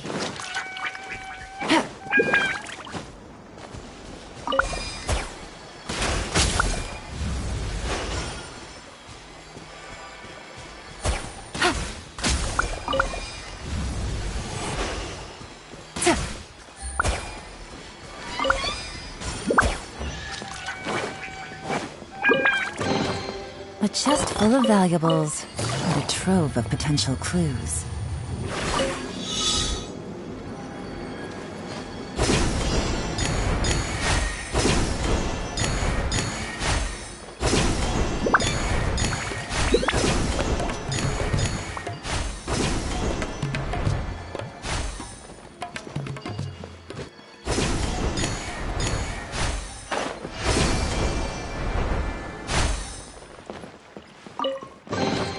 A chest full of valuables and a trove of potential clues.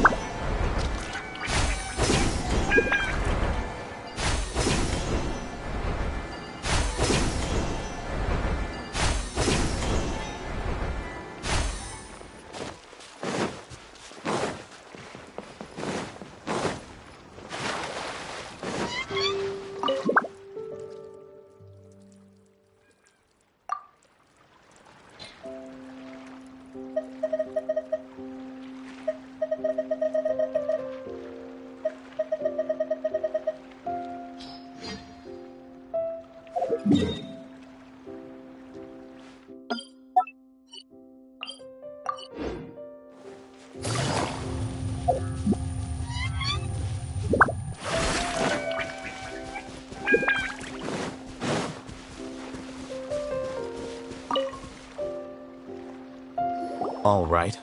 I'll link your Akasha terminal to record data. The next step is to use this knowledge capsule. Hold it in your hand. I'll help you establish a connection with it so you can activate its power.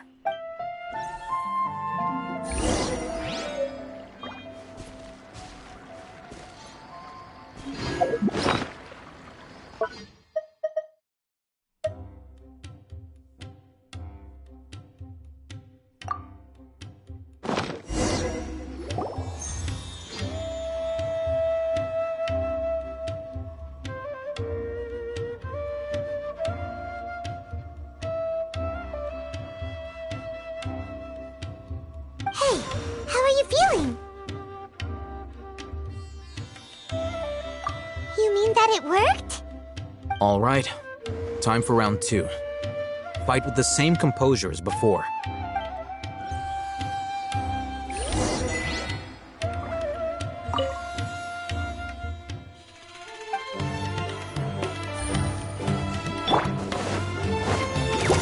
This is order. Solidify! Gotcha! Oz, reveal thyself!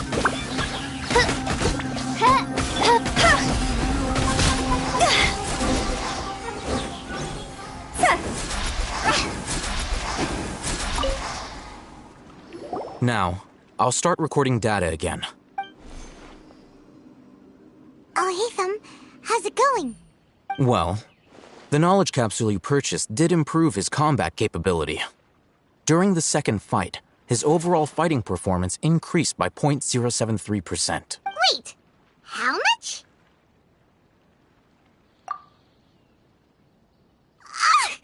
Dory's such a jerk! She totally scammed us! 1 million mora? This thing isn't worth a tenth of that amount! Of course, this could be because he is so powerful that the capsule's contents were unable to produce a substantial increase. At the very least, this test allowed me to gain more insight into you two. Our deal seems increasingly worth my investment. I'm heading back to Ikela Funduk. I await your response in 2 days' time.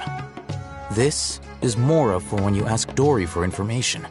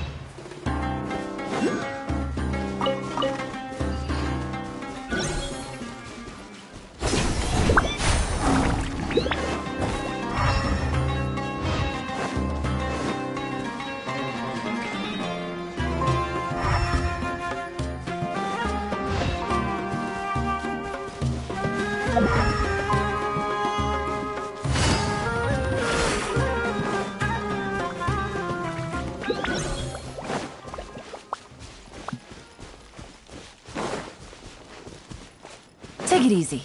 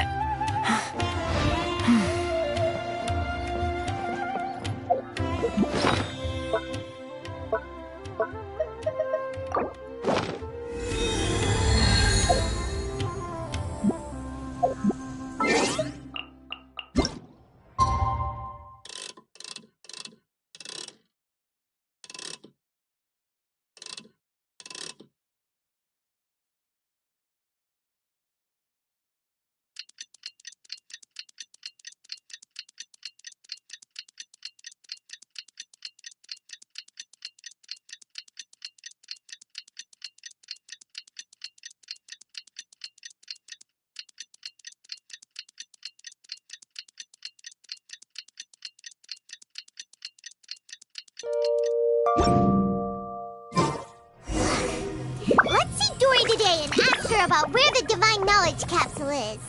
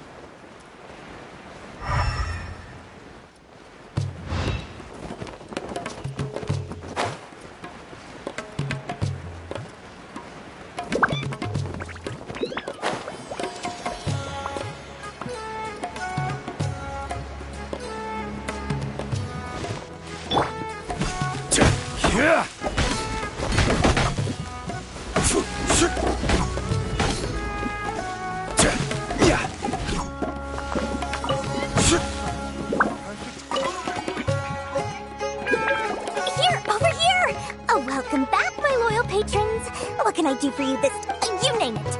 Can knowledge, supplies, or anything else you need. I'll find a way to get it. Where there's a waterfall of Mora, there's a way. Can you really get us anything we want?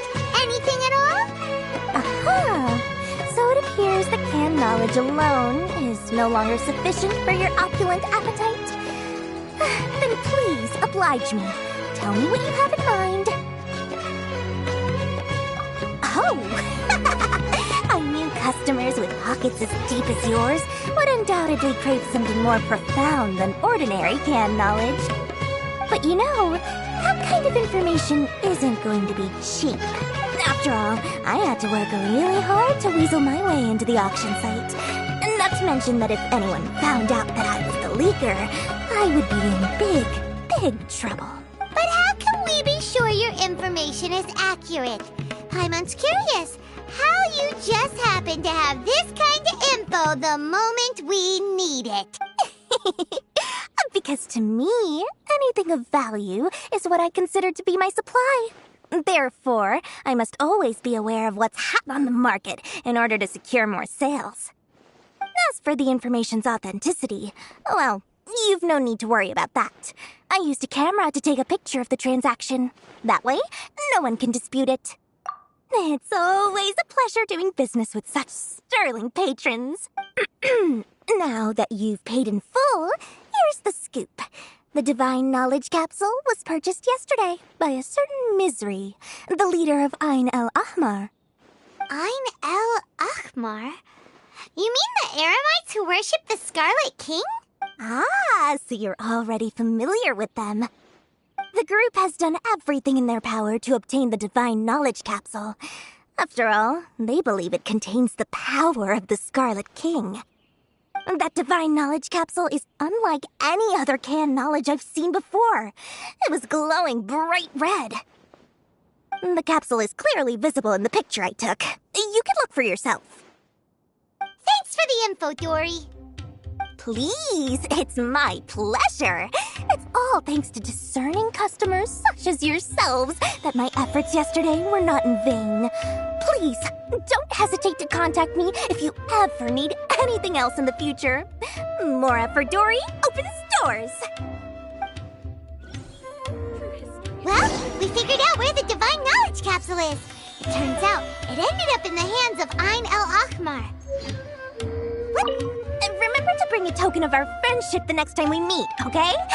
I like to think it's built on a firm foundation of solid, shining Mora.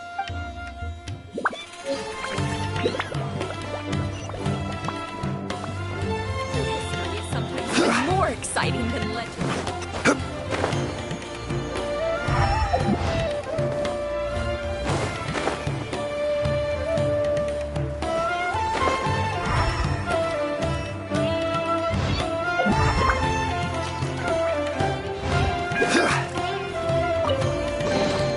Certainly worth the extra mile.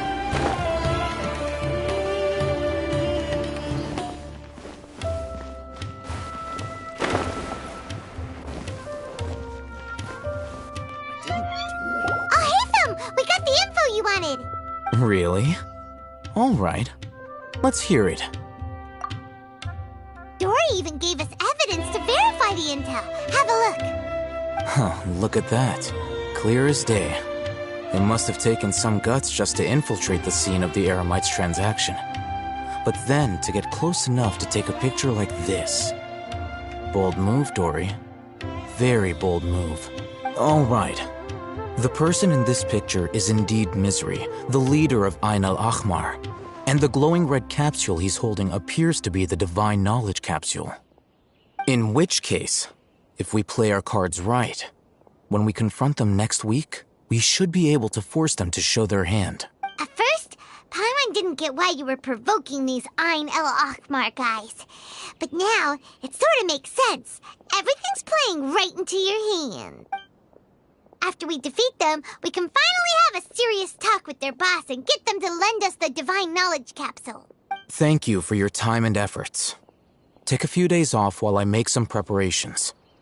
Let's meet up again on the afternoon of the arranged date, 3 o'clock sharp. See you then.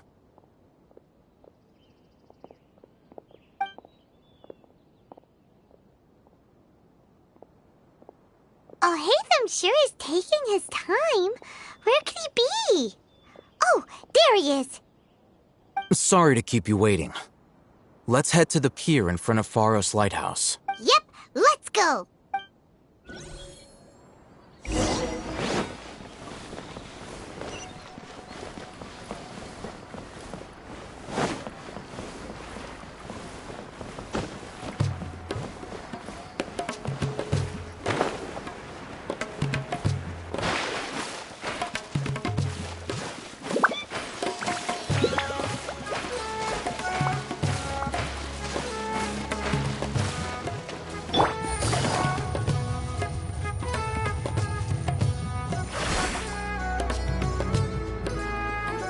Oh, Haytham. I knew you were crazy, but I didn't know you were crazy enough to actually show up. It was I who demanded that these negotiations take place. I was more worried that you might go back on your promise. But to your credit, it appears that you're sticking to your word. This is turning into quite an occasion. I also brought some backup. I assume you don't mind. Back up. Aren't you the brat from the restaurant the other day? You've come to support this lunatic because he helped you out? Fine. Your funeral. I'm not going to mince my words. Once we're done with you, you'll be nothing more than fish food. Get 'em, boys! Uh-oh. Here they come.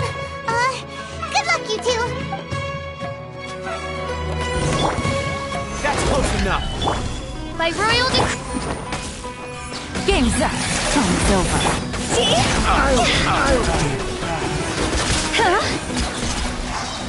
Following orders. Lucky today. Take that. I'll take my lead. Academia scum!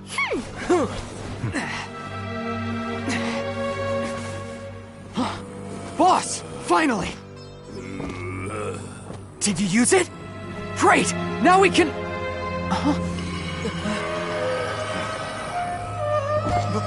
Boss?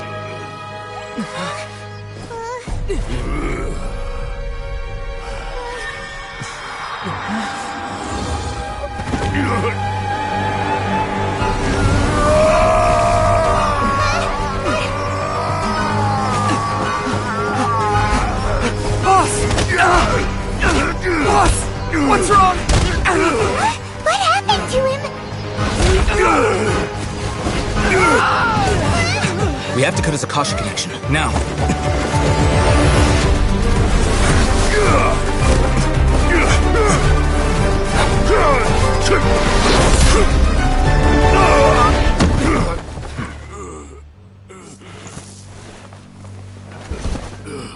Target acquired. Arrest him!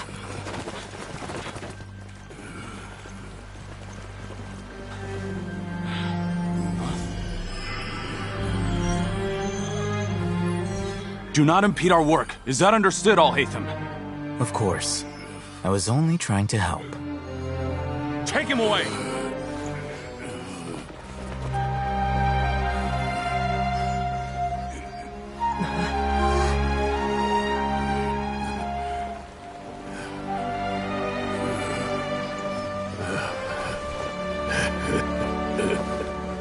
World, forget me.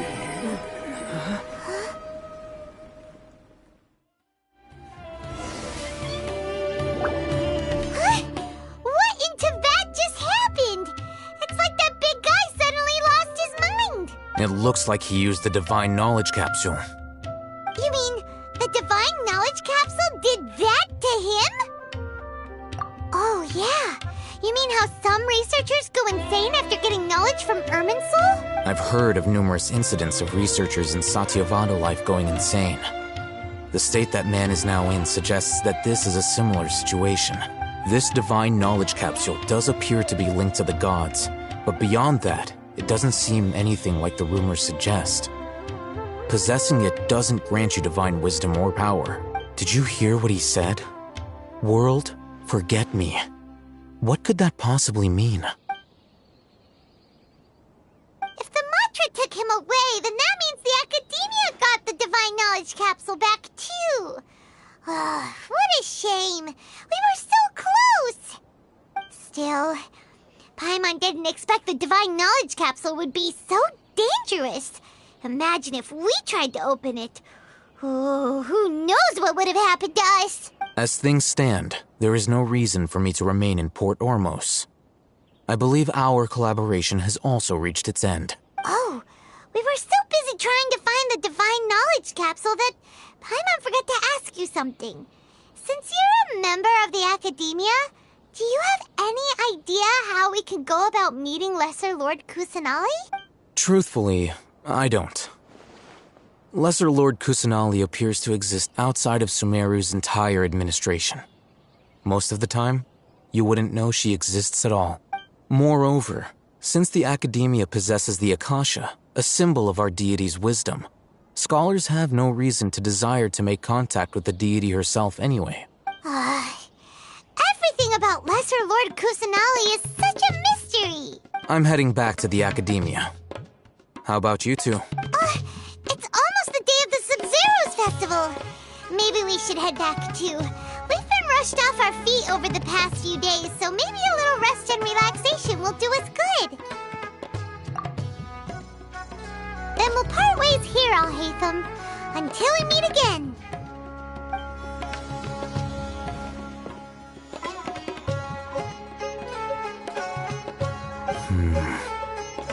Now, do I deal with this thing first? Or should I produce the report that the higher-ups require?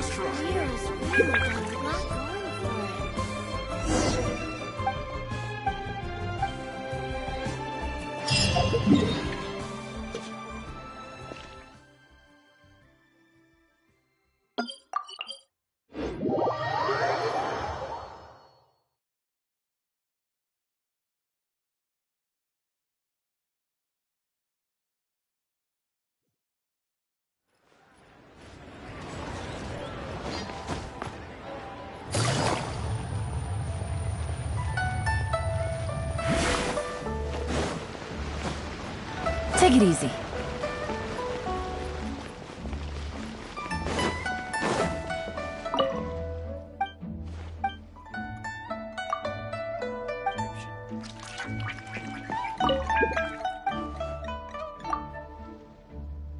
Read what this says.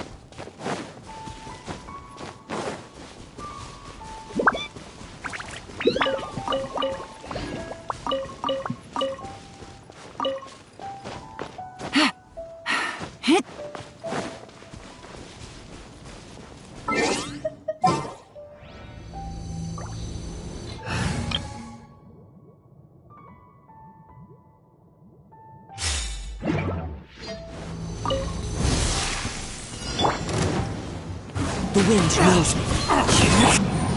Quietly.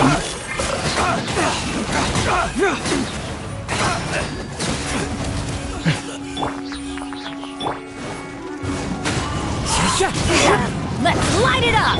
Cyclone! Fracture!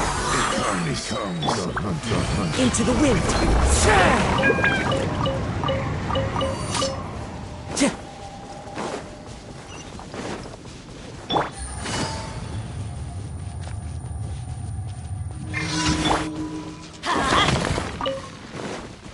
Off we go!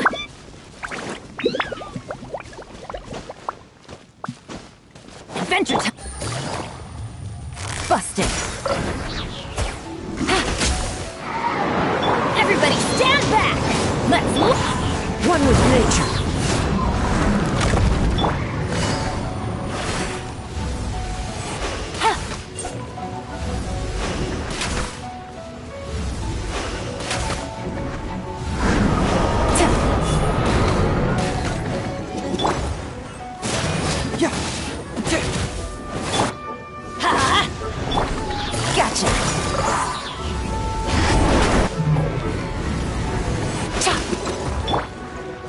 The wind knows me.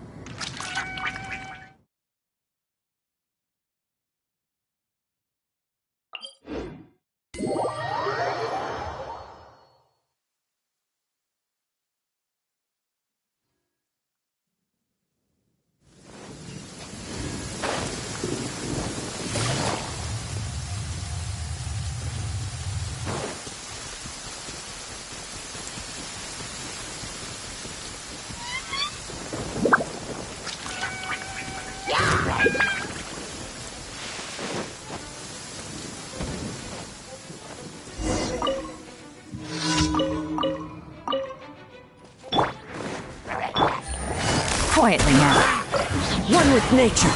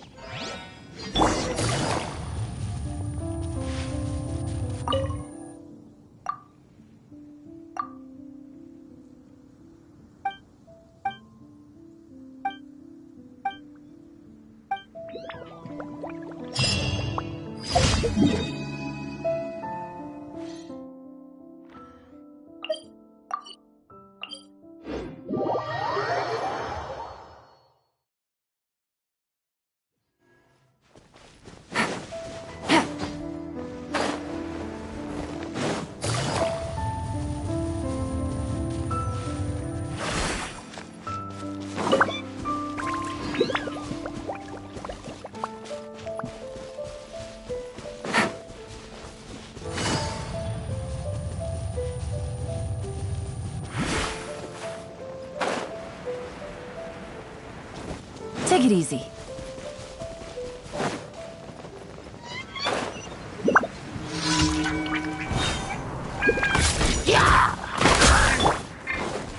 The wind knows me.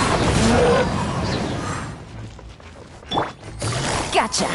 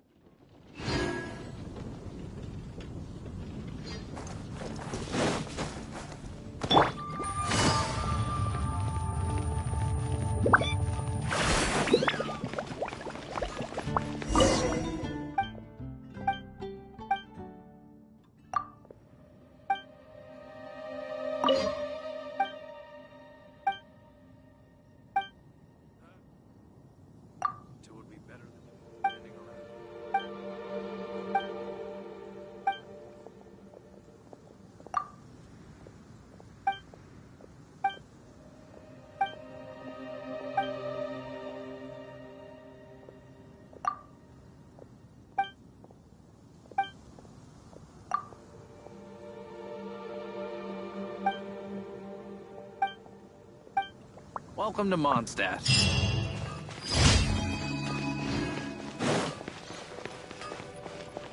Ad Astra. Thank you for completing. Ad Astra.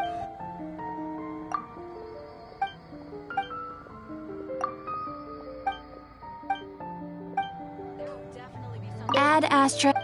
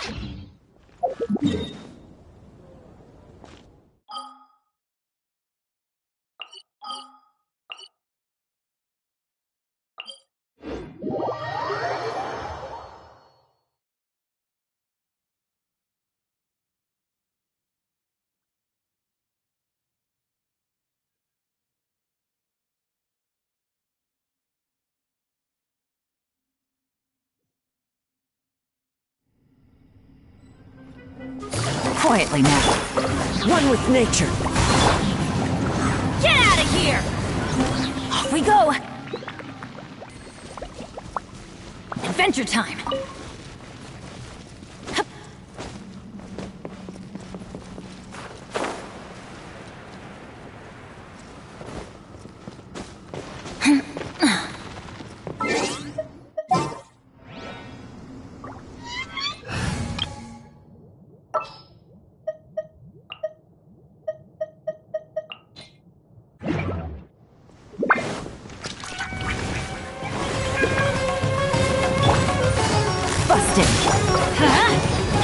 As one with wind and cloud. Teamwork is dreamwork! These are about to get dicey. Confess!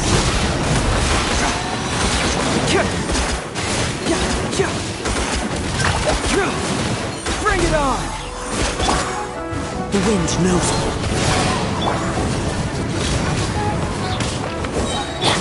Gotcha!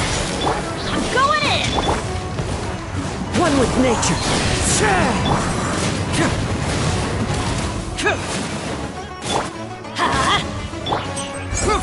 Keep moving! Wind Strider. Get out of here! Busted.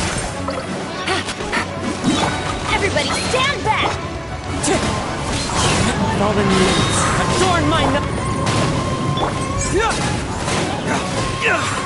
got a situation. Confess!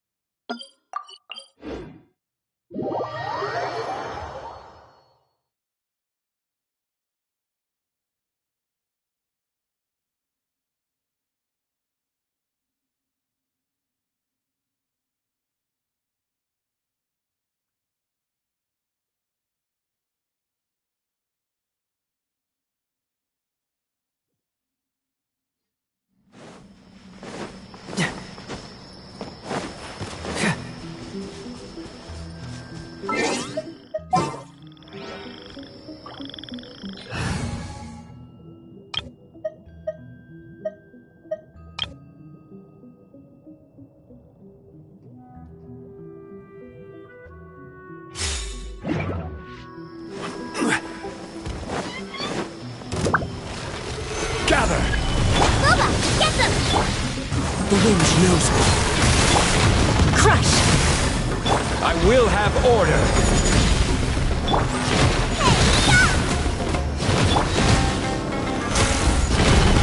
Shut up! Wind strike!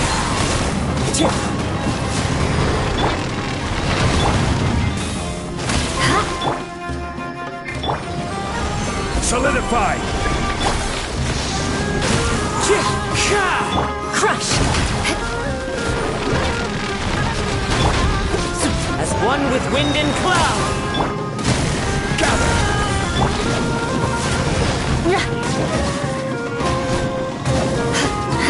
Beg for mercy! Rack and ruin!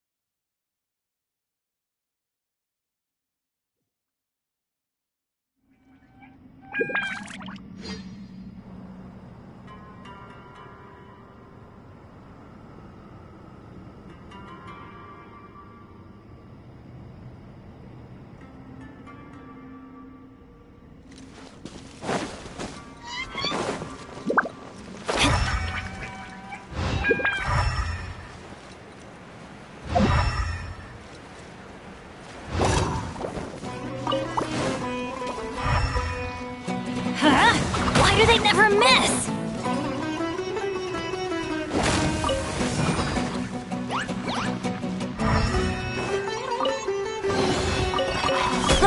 It's a miracle!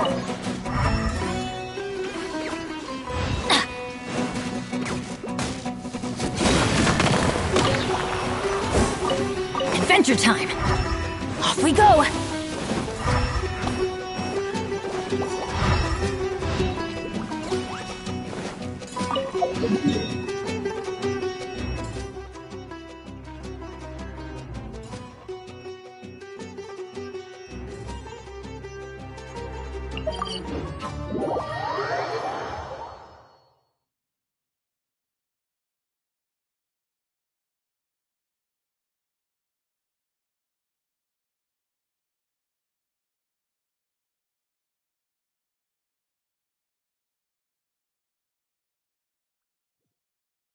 We didn't miss the Sumeru's festival, right? Let's hurry and find Dunyarzad. Paimon found the Grand Bazaar, since she showed us around there last time.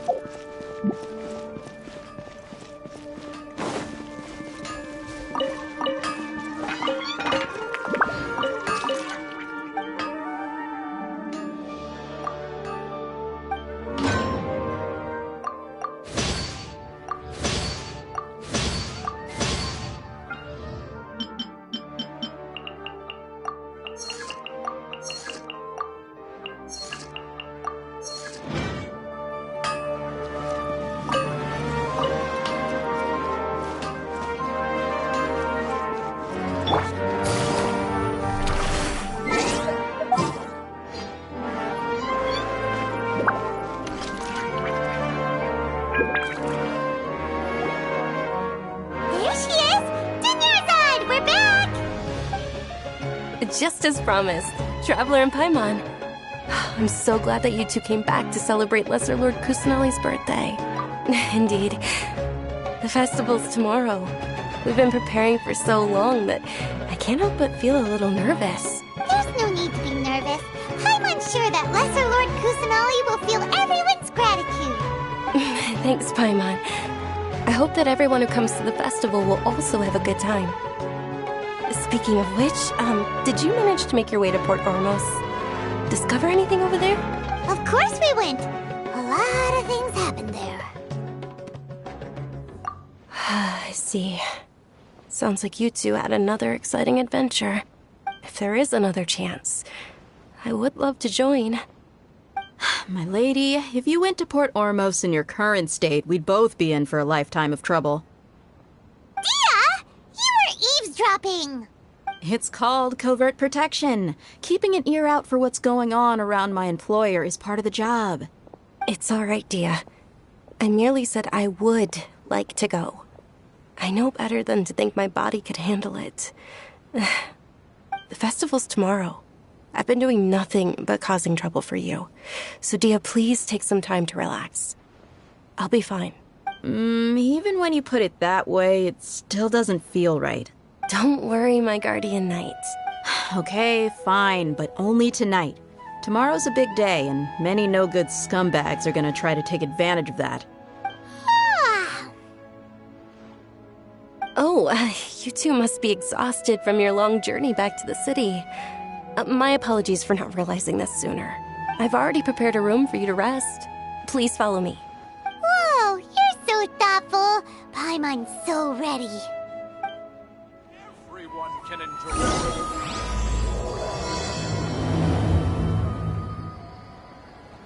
Welcome. Get your spices here. We've got all kinds. Toys in.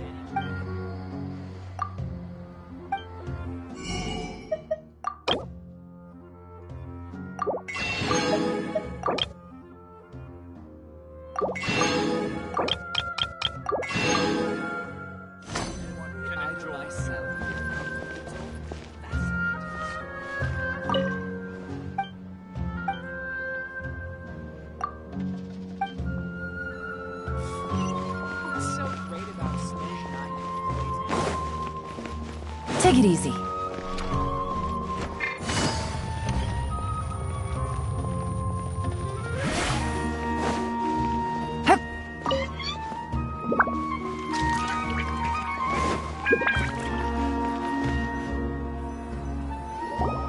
Here we are. It's also fairly close to where I've been staying. It looks really nice.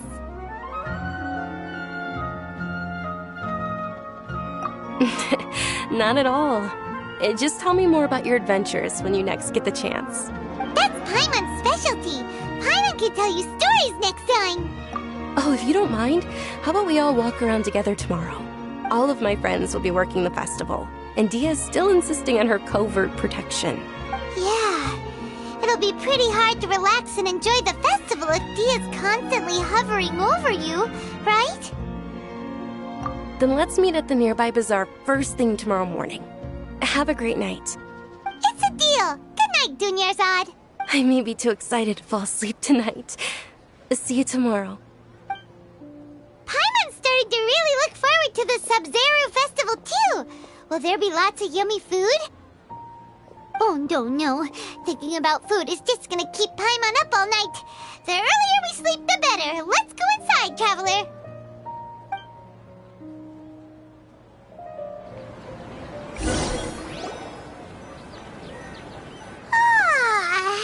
Did we oversleep? We should go meet Dunyarzad right away.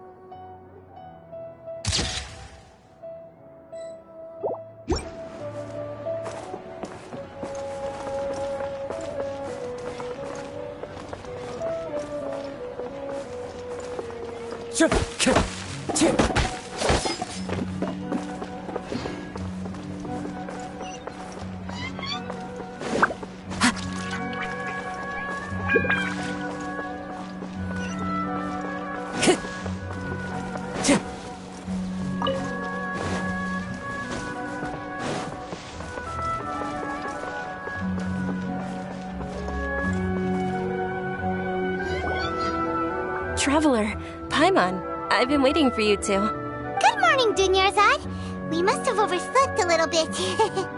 Not at all. I arrived early. Today is finally here. I must cherish every moment as if it were gold.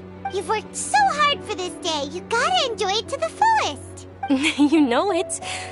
It's just that, as expected, I had some trouble falling asleep last night. I'm hoping my body won't be too much of an issue today. Well, shall we? Let's start with the stalls over there. Many vendors came out of the blue to support the event, and they insisted on covering costs themselves. Let's go give them some business.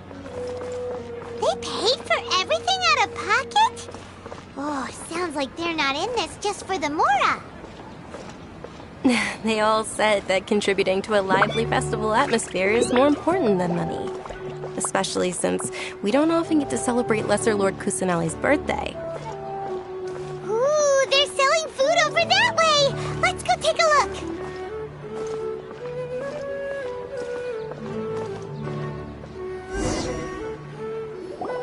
look! This is a stall offering foods from the Haftmewa feast. Oh, you could tell straight away. I thought most people nowadays wouldn't know. Mushrooms, flowers, and all kind of fruit? It's all vegetarian stuff. Oh, Paimon's a little disappointed. So, what's the Haftmewa feast you mentioned just now? It's another Sub-Zero's festival tradition. People used to set their tables with 7 different foods. Generally speaking, the most common selections were foods like Rukushifa mushrooms, lunar lotuses, Sumeru roses, sunsettias, kapulatas, hara fruits, and zaytun peaches. So, the Sub-Zero festival is a vegetarian holiday? You don't have to be a vegetarian to enjoy the spread. We just use the 7 foods to symbolize the 7 virtues of the Dendro Archon.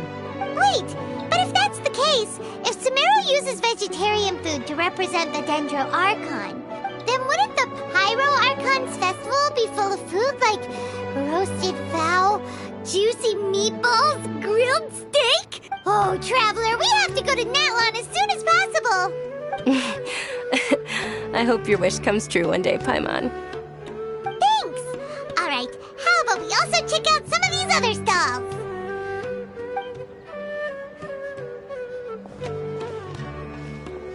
Dear customers, would you like to try your hand at alchemical divination? What's alchemical divination? Those 2 things sound like they'd be fun to try together. Right? I thought the same when I first heard about it. It is said to be a mysterious craft invented by none other than Lesser Lord Kusanali herself. So, how does it work? It's quite simple.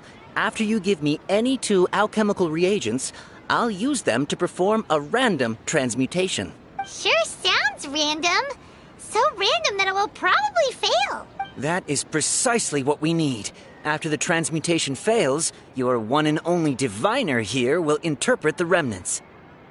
Well, according to Lesser Lord Kusanali, everything is interconnected, and all that occurs can be traced back to fate. You could say this is a pearl of old wisdom. Why does everything sound so much more credible when Dunyarzad says it? Are you guys working together? So that's the true wisdom behind it. This young lady sure knows her stuff. So, how about it? Want to give it a try?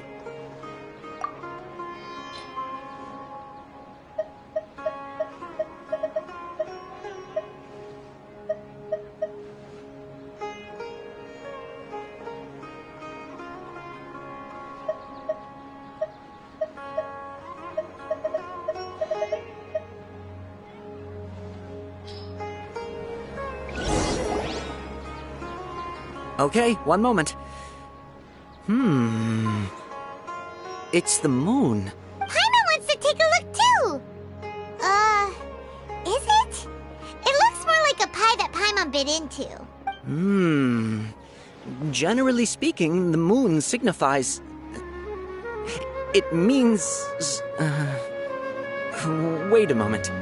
Is he really looking it up in a book? Oh, I remember now. It means illusions and lies. Illusions and lies? That sounds rather ominous. Yes, but this book says that if you trust your intuition and overcome your fears, the sun will surely rise. He's not even trying to hide his book anymore.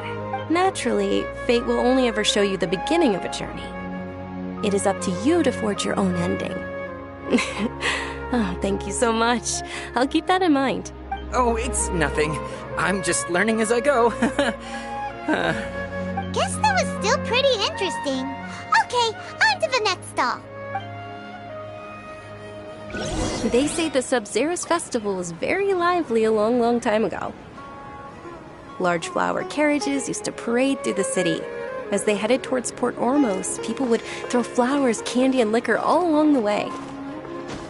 Dunyarzad's eyes are sparkling right now. I wish I could have seen that spectacle. But if you ask me, I'm sure Nilou's Dance of Sub-Zeros will be just as impressive.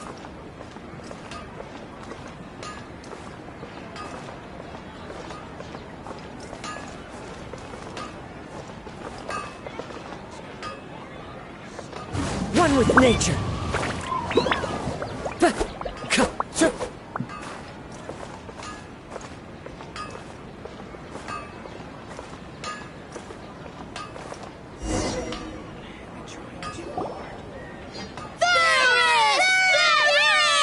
Attention!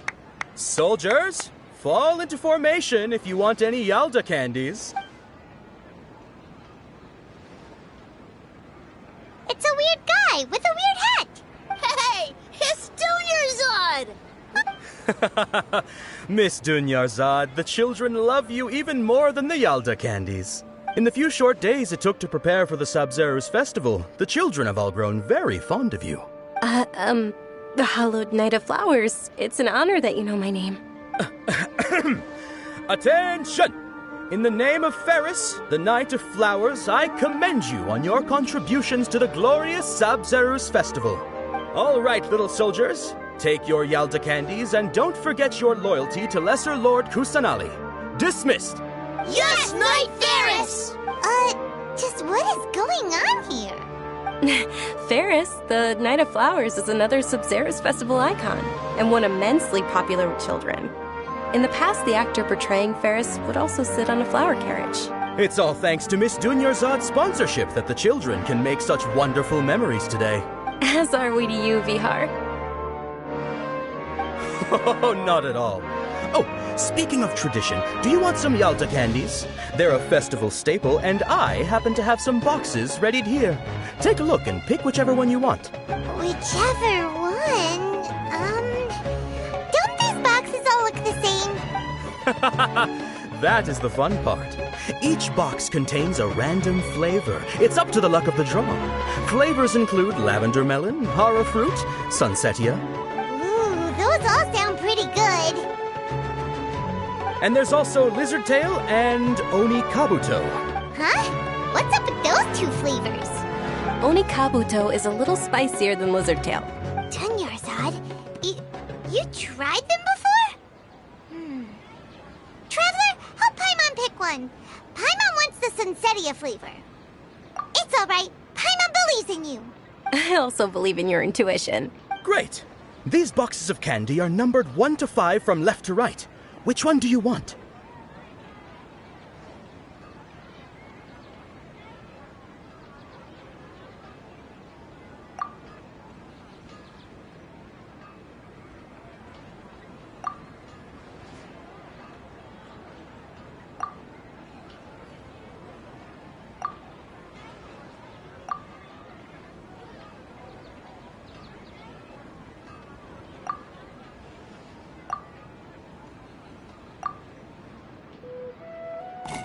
Attention!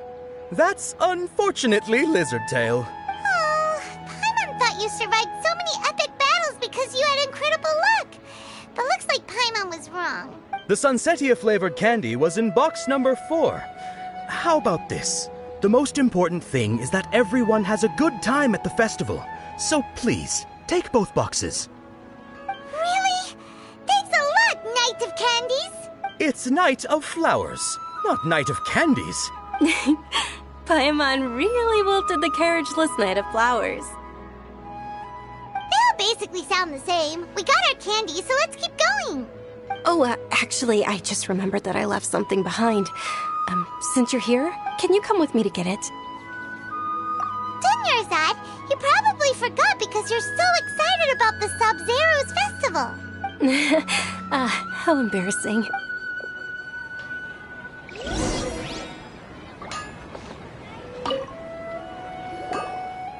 Attention, young soldiers! Are you here to join our ranks? This can't go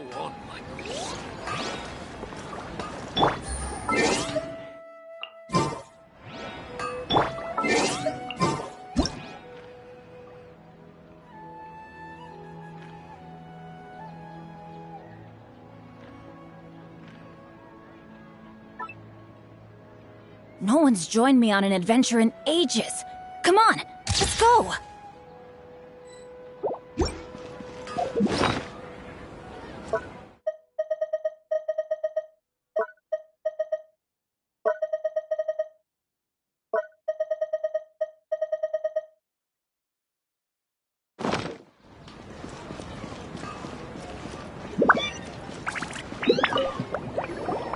The diviner's interpretation is the most important part of alchemical divination.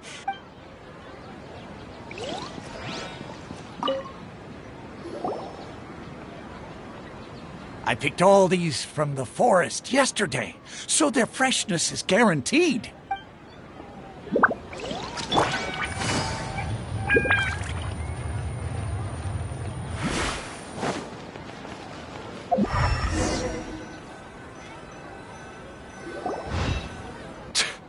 We're too late. Who knew the little lady was such an early riser? I know, right? Hey, wait a minute. Pause. Oh, that most certainly is. We're in luck. She's walking right into our clutches. Those eremites don't look like they're up to any good. Who are you? I don't believe the Homayanis hired you. That's right. We haven't received any of their mora, but I wonder how much the Homayanis would shell out to get you back. They're a gang of kidnappers! Traveler, hurry and protect Dunyarzad! Hey, did you scumbags even consider that the Homayanis might have hired a merc that outclasses you? You're... Dia! Dia the Flame Mane! No wonder we mercs haven't heard anything about you for so long. You sold your unruly mane to the highest bidder. Don't speak so disrespectfully. My family started working with her as gratitude for her past kindness to us. Don't worry about it, my lady. Just some friendly banter between mercs. One punch and those rabid dogs will expose themselves for what they really are. Aren't your claws all dull by now? Don't get too cocky! Traveler, take Miss Dunyarzad to a safe location. No, we're gonna stay and help. There's too many of them. You're right. All right, fine. Please be careful, Dia. Don't waste your time worrying about me. This is my job. Look out for yourself. After I've wiped the floor with them, I'll go find you all.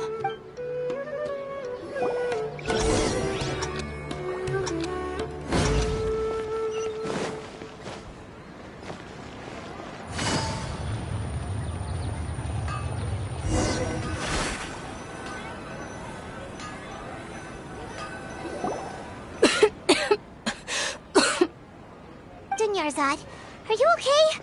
You look a little pale. Are you in shock? I'm fine. My body always reacts like this whenever I exert myself too much. You sure you're okay? I'll be fine after some rest. I'm more worried about Dia. After all, none of this would have happened if I hadn't insisted on coming out today. Yeah, don't worry.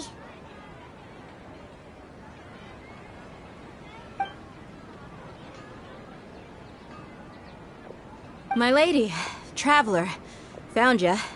Dia! You took care of them so fast! Any more of them? Or rather, did anyone follow you? Dia, your arm! Oh, normally they wouldn't have been able to land a hit on me at all, but I'm still getting used to this new greatsword. Please, let me take a closer look. Come on, it's nothing. Us mercs aren't as fragile as you think. Hold on, you said something about a new greatsword. What happened to the one you were using before? About that. Well, I sold it, because I was low on mora. Stuff like this happens every now and then. It can't be. The anonymous donation that was used for the venue's final round of preparations?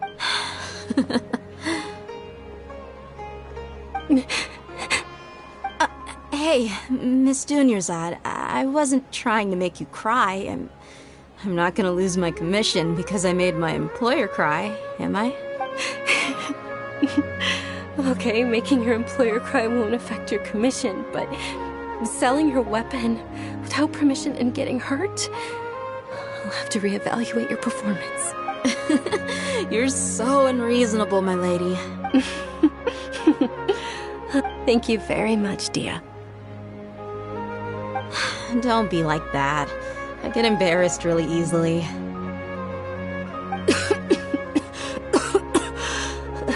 Are you feeling unwell again, Dunyarzad? My lady, your condition. Traveler, can you take her somewhere to rest? I'll look around the area to make sure we're safe from an ambush. Truly. I'm sorry for the trouble, everyone.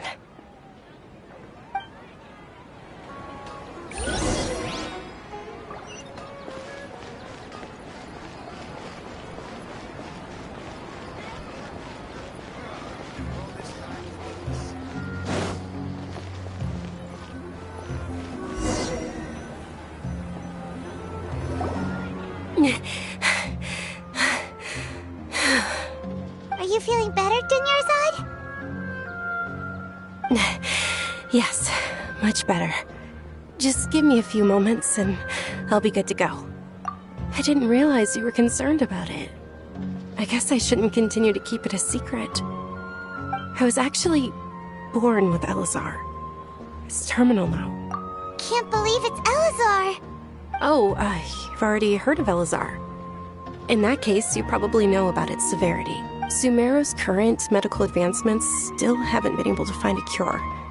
The disease's progression can only be delayed through environmental therapy. Dunyarzad. There's no need to be sad. I've always lived with Elazar and I came to terms with it a long time ago. Compared to the simple fact that I'm afflicted with this, its effects on my life have been much more painful. I know that my family loves me dearly. They've done all they can to provide the best environment for me so that I can live for that much longer. However, did you know? Before I ran away from home this time, the world outside of my home didn't even know that I existed. Since I was a child, all I could do was sit on my bed and stare at everything outside of my window. I'm sure my family's worried and disappointed in me for running away, but I just didn't want to have any regrets. I wanted to meet other people. To me, there's nothing more beautiful than being able to meet and speak with others. Not to mention the incredible time spent preparing for the festival. The joy on everyone's faces here, and all the support I've received from friends like Dia. This way, when my final day does arrive, it will be less sorrowful.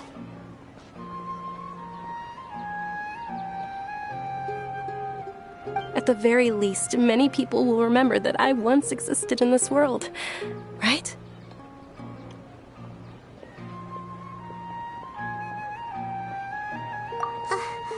As long as you don't forget Paimon, Paimon also won't forget about you. No, even if you forget Paimon, Paimon will still remember you. Thank you two so much. I apologize for the depressing conversation. This is out of character for me. To be honest, Lesser Lord Kusanali gave me the courage to do all of this. If it weren't for her encouragement, I wouldn't have taken that first step. Thanks. There will always be frustrations in life, but I know that the point of living is not to leave behind any regrets. Oh, right! Isn't it almost time? Huh? Almost time for what? Isn't the Dance of Sub-Zeros about to begin? It's the part of the festival that I've been looking forward to the most. Nilu will recreate that legendary scene with her most splendid dancing. And the Sub-Zeros festival will conclude amid everyone's applause and blessings. And with that, my wish will also... Then what are we waiting for? Let's go to the stage! Yeah, we should still make it in time.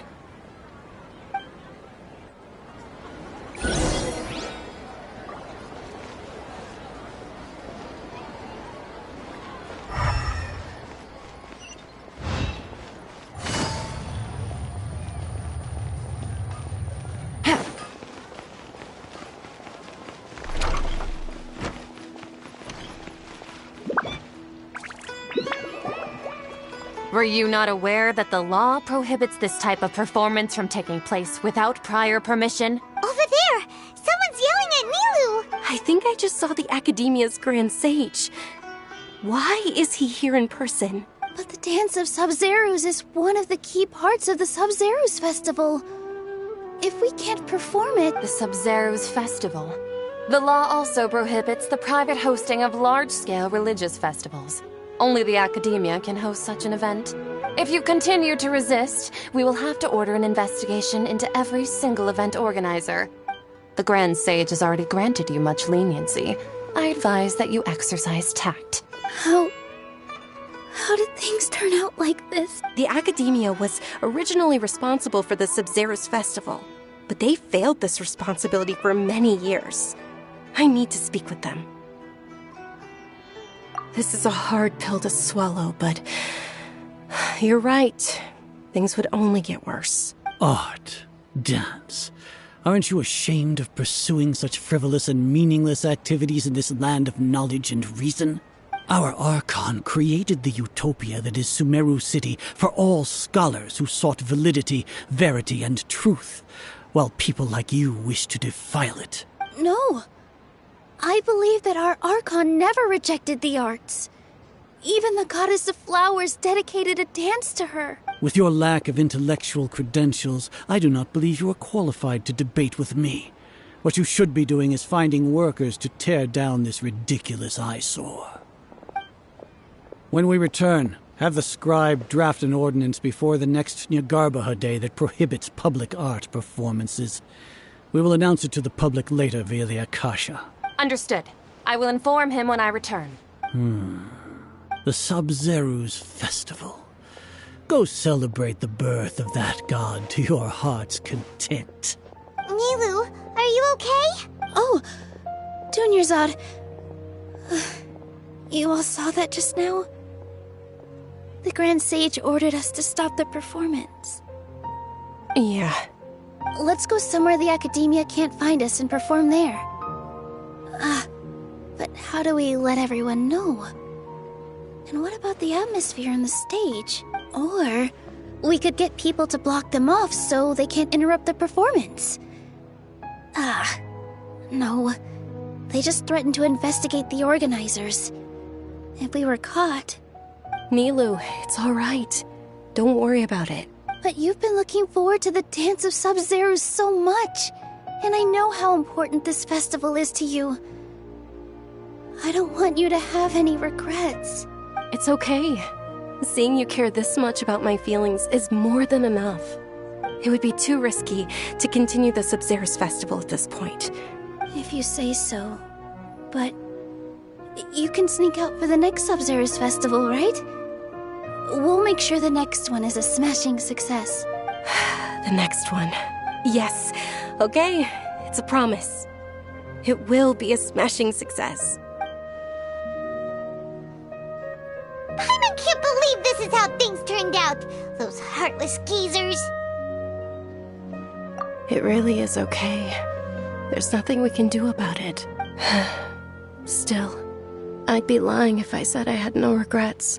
I would have loved to see Nilou's dance.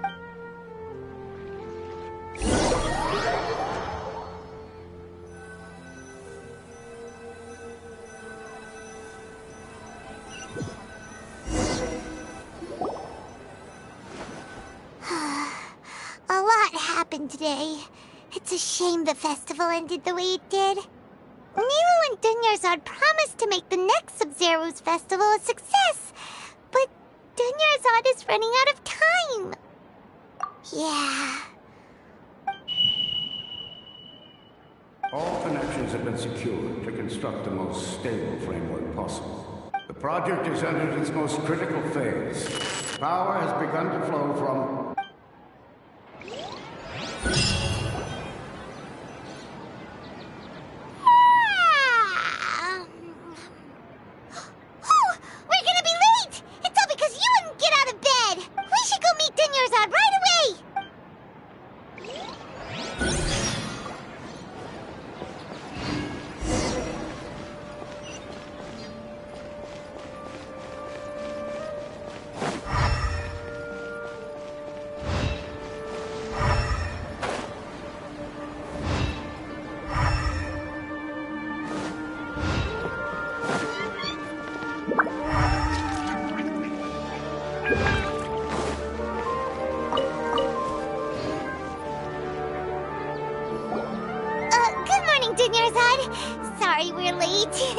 Not at all. I arrived early. You seem kinda tired. Did you not get enough sleep? I'm doing well. There's no need to worry. Shall we go? Let's start with the stalls over there. Sure! Traveler? Why are you just standing there? Let's get going!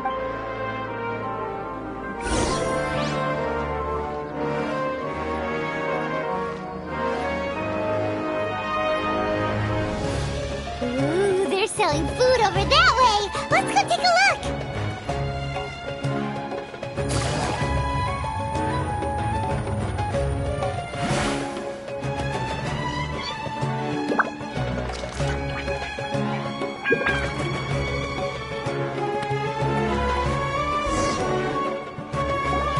This is a stall offering foods from the... You are quite well informed. They're all plants! Oh, Paimon's a little disappointed. Actually, what? It's one of the Sub-Zerus Festival's traditions. People used to set their tables with 7 different foods to symbolize the 7 virtues of the dendron. Remnants appear to be in the form of the moon. Really? Paimon thought it looked like some kind of food. The moon signifies... It's escaping me for now. Wait a moment. Is he really looking it up in a book? Oh, right. It means illusions and lies. But if you trust your intuition and overcome your fears, the sun will surely rise. Understood. I'll keep that in mind. Oh, it's nothing. I'm just learning as I go. Guess that was still pretty interesting. Okay, on to the next stall. So, where to next?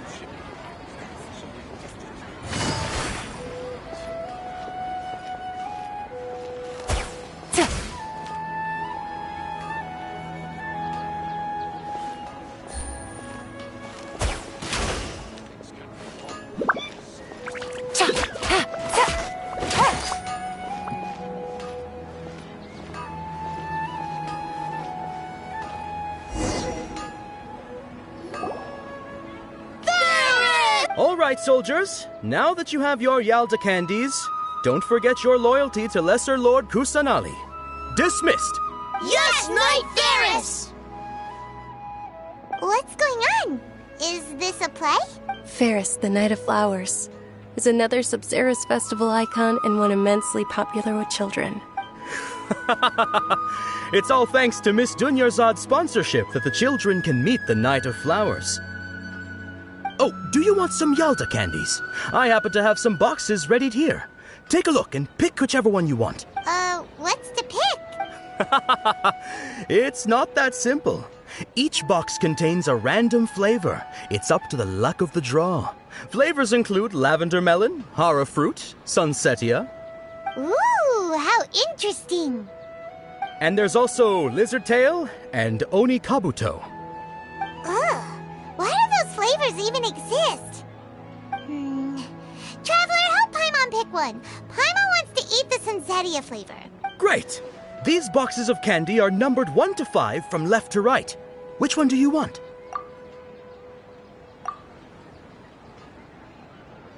Ah, excellently chosen. Number 4 is indeed sunsetia. Ha-ha! Paimon bet you had incredible luck, and Paimon was right!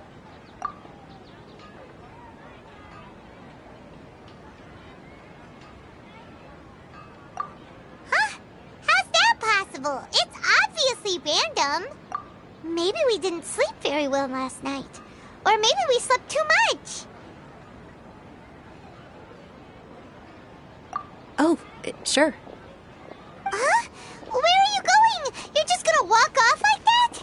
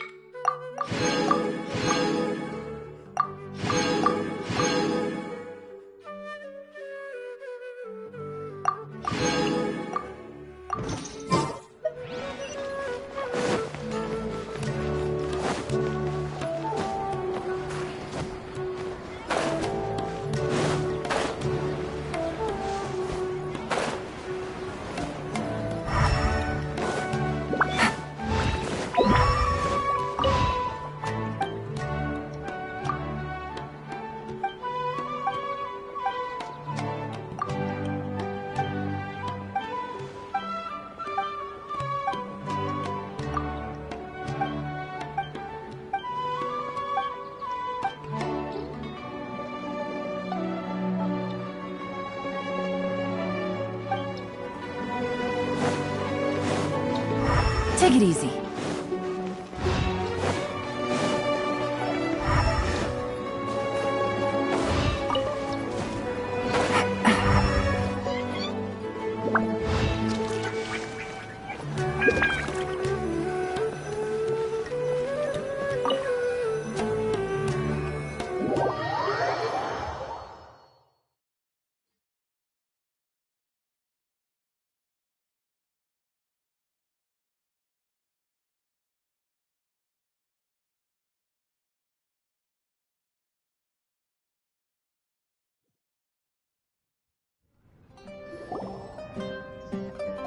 A feeling of deja vu? Oh, Paimon knows what that is. It's when you feel like you've already experienced whatever is going on.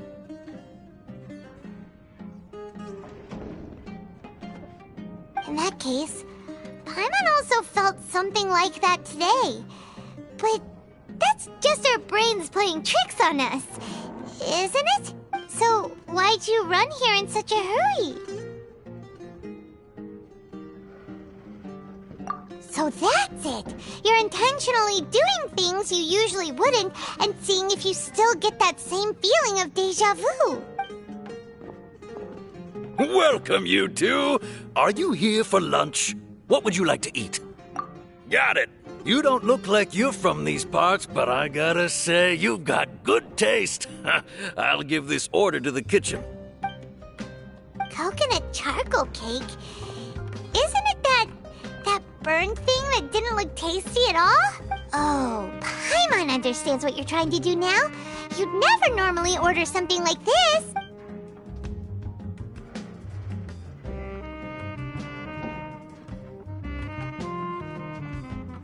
That thing? Are you really gonna eat it? Isn't this going a bit too far?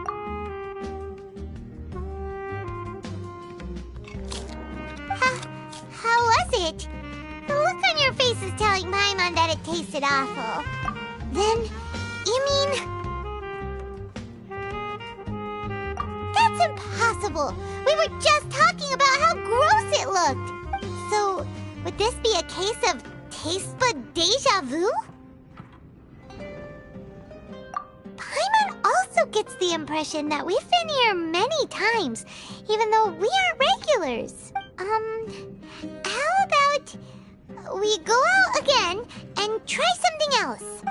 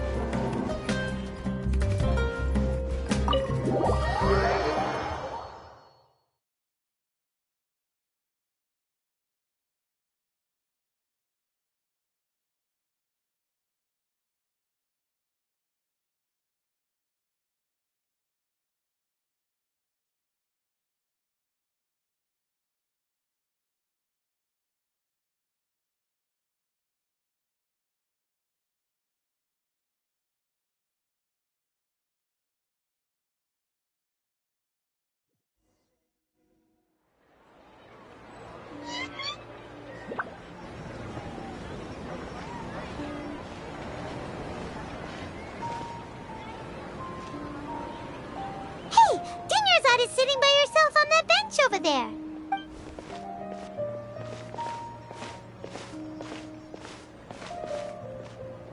What a coincidence, Dunyarzad. We meet again. Why are you sitting here all by yourself? Oh, I ran into some kidnappers just now, but thankfully Dia came to my rescue. I started to feel unwell after that, so I sat down here. Kidnappers? Oh my goodness, are you hurt? I'm okay. Dia's arm got scratched, but it isn't serious. Whew. That's a big relief. But, Dunyarzad, you seem a little down today. It's the Sub-Zero's festival, and you've been looking forward to it so much! Not at all. I've always been like this. Excessive physical exertion or strong emotions tend to aggravate my illness. Besides, no matter how amazing today may be, it is but a single day. After however many more days, my time will come to an end. Paimon doesn't quite follow you, and Paimon feels like something's really got you down right now. It really is fine. I don't mind. Huh? Did something happen? Dunyarzad, have you ever felt deja vu? You know, like when you've already experienced something that's happening right now? Deja vu? No. But my days have been the same for years now. Even if I were feeling deja vu, I suppose I would already be used to it. Oh, Paimon sees. Then, is it only the two of us? It's almost time. Huh? Time for what? Nilou's Dance of Sub-Zeros is about to begin. Let's go.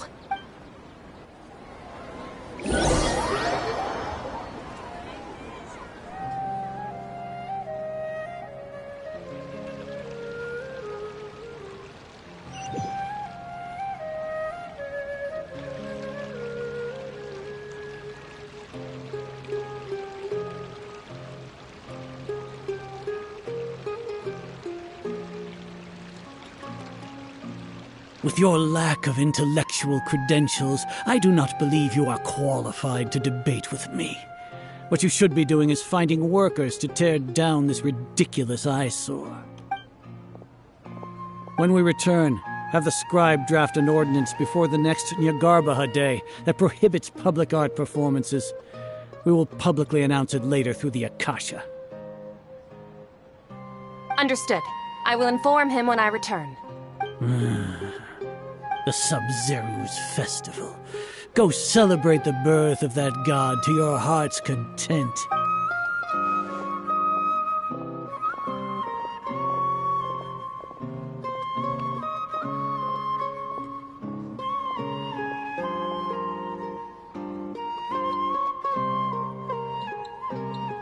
Nilou, are you okay? Oh, Dunyarzad. The Grand Sage ordered us to stop the performance. It's okay. There's nothing we can do about it. But you've been really looking forward to this. I don't want you to have any regrets. It truly is unfortunate, but I don't want to cause trouble for anyone. Didn't the Grand Sage say that he might investigate the organizers? True, but... Well, okay. I'll just have to try again next year. The next festival. I probably won't be around by then. Wait, what did you just say? No, nothing. I'll be heading back to rest. Thank you for your help, everyone. Paimon can't believe what those heartless geezers did! Did Dunyarzad already go back? We should also return and get some sleep.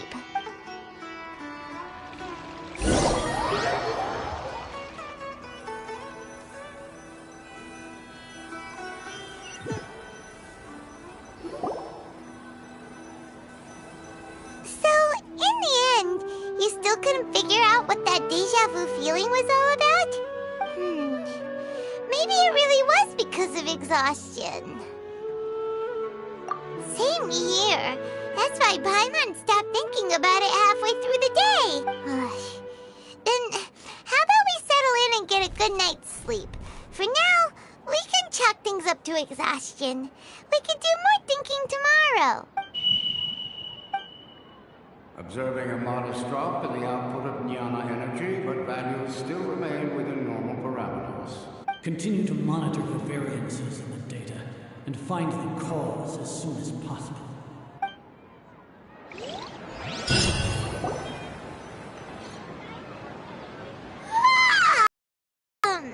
Why does Paimon feel so tired after so much sleep?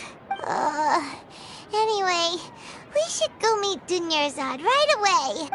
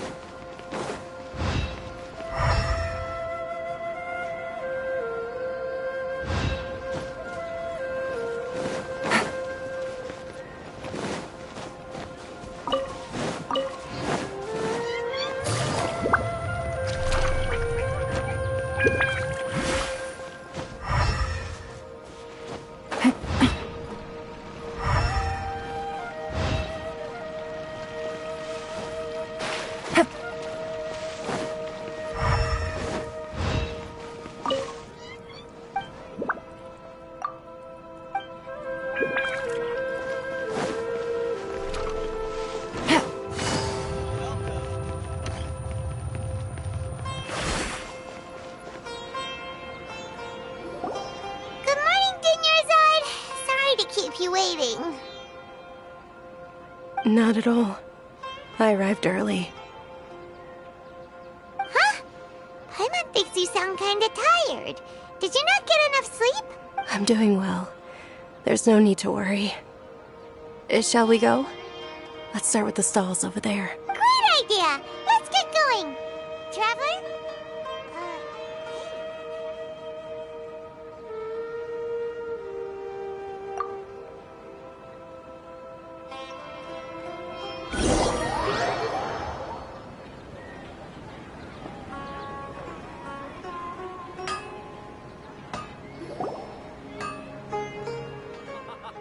It's all thanks to Miss Dunyarzad's sponsorship that the children can Oh, are you interested? It's not that simple. Each box contains a random flavor. It's up to the luck of the draw. They all sound pretty tasty. And there's also Lizard Tail and Oni Kabuto. Huh? What were those last two? No problem. These boxes of candy are numbered 1 to 5 from left to right. Which one do you want? Oh, I like your confidence. No hesitation at all. Oh, congratulations! Number 4 is indeed Sunsetia.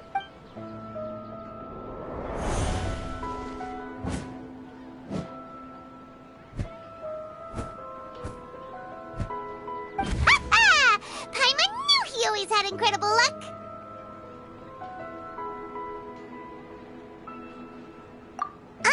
Paimon's not really interested in the other flavors. Wait. How did you know? Don't tell me that you already knew which flavor was in each box. What? He was right about all of them? That couldn't have been luck. How is this possible? I packed all those boxes this morning and they've been sealed ever since. You couldn't have known beforehand. Mind reading? X-ray vision? Or some kind of magic trick? This is way too freaky. Tell us what's going on. Since when did you get superpowers? Traveler? Hey, where are you going? What's going on? Did you see something? Us leaving Dunyarzad without letting her know is kinda rude, you know.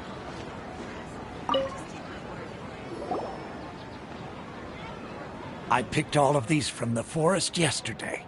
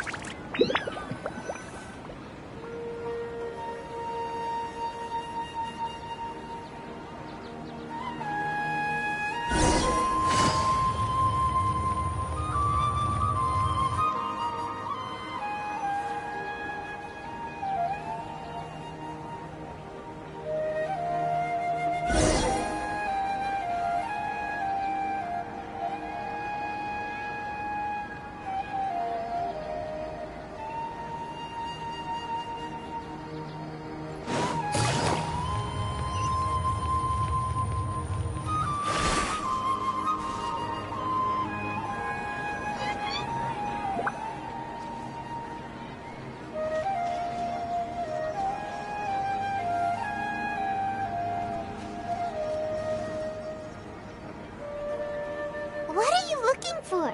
Why did we come here?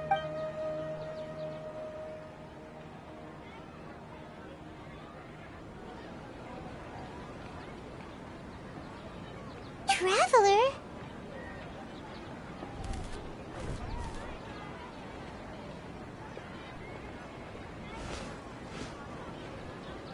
That's...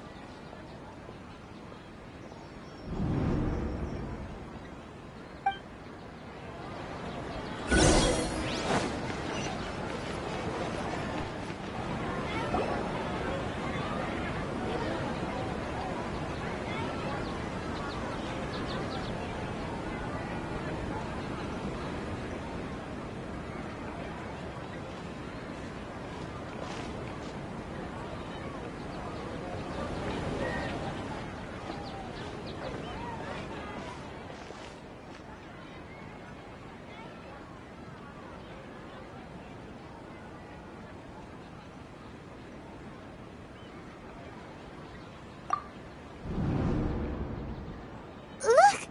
That's... Isn't that Dunyarzad? What's happening here? Why are there two Dunyarzads? You already know that this isn't your first Sub-Zero's festival, don't you? I'm sure you already know how to use this. A knowledge capsule? Where did you get it? What's inside? You should use it too, Paimon. You know Paimon? Well, this seems kinda sketchy, but Paimon feels like this is what we should do.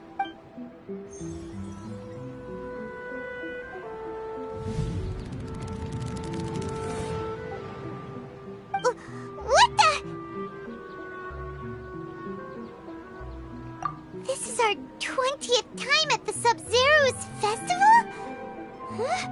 No. The 30th? 40th? Just how many times have we been to the Sub-Zero's festival? Have we been trapped in a single day? If it weren't for you, we wouldn't have even realized. What the heck was inside that knowledge capsule? Your memories are still scrambled? Try your best to remember. This isn't the first time we've met, and I answered that question a long time ago. Let Paimon think. Oh, it's coming back. Meeting you was the real catalyst for restoring our memories, and the knowledge capsule was just your means of showing our minds the way. What about everyone else? Why are you only helping the two of us? Your sense of deja vu is stronger than everyone else's, yes? As for an explanation, you two received the blessing of Dendro, and you also have special, sensitive constitutions. It was as if a single sheet of paper was separating those memories from your consciousness. A familiar question. I think this is the 7th time you asked that. As you can see, she isn't doing well. You probably sensed it too. The Dunyarzad you were just with is different from the first Dunyarzad you met. That first Dunyarzad is in front of you right now, and she doesn't have a lot of time left.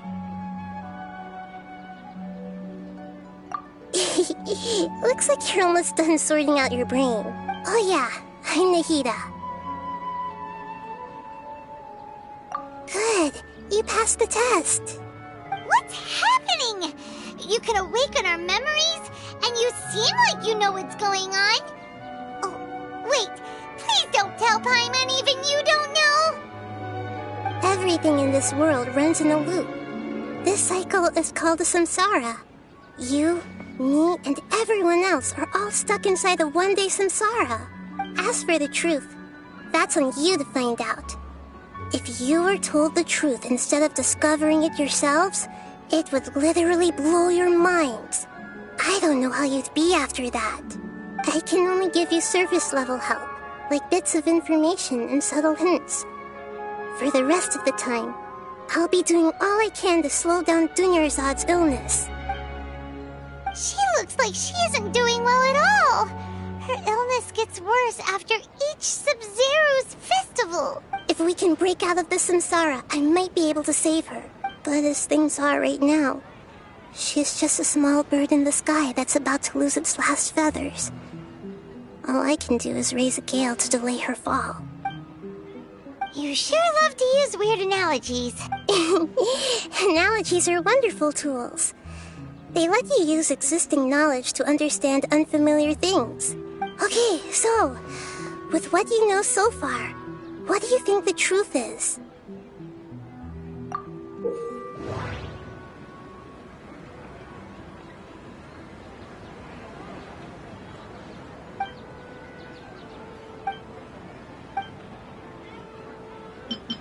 The moon, illusions, and lies. What do they all mean? What's happening right now seems to have happened before. This feeling has been getting stronger and stronger.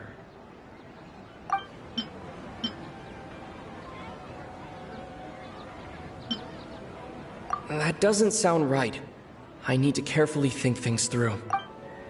The Grand Sage said, "Go celebrate the birth of that god to your heart's content." Did he mean something more? That doesn't sound right. My mind feels exhausted, even though I haven't done too much thinking. What is going on? We've already experienced the Sub-Zeru's festival many times, and the day of the festival seems to be in a perpetual samsara.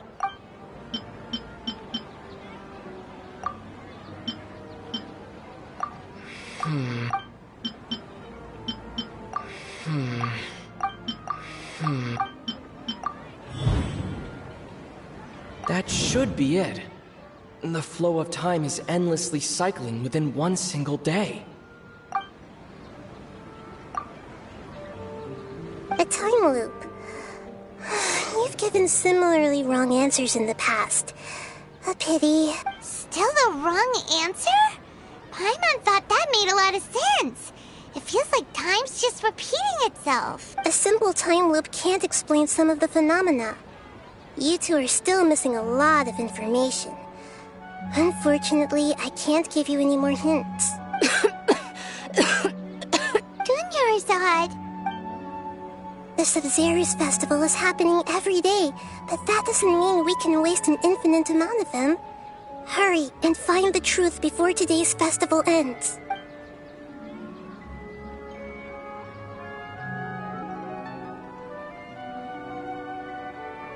Let's think about our current situation. To save Dunyarzad, we have to escape the samsara of the Sub-Zeru's festival. And to do that, we need to figure out what's happening. The truth. Nahida rejected the idea of a time loop, so we must have missed something, right? Paimon's memories say that we've already done this many times, but let's go talk to people again. It's more productive than sitting here and scratching our heads.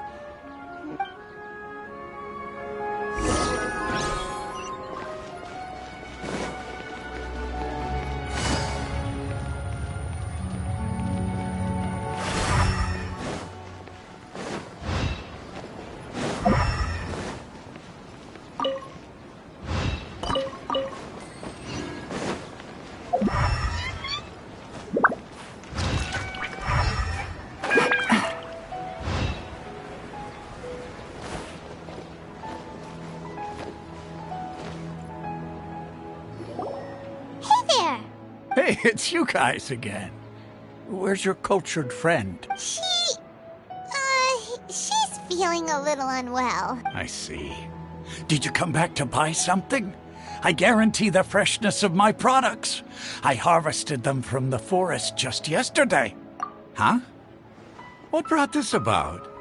I hurried back from the forest yesterday, and I'm selling produce here today. I haven't felt anything strange.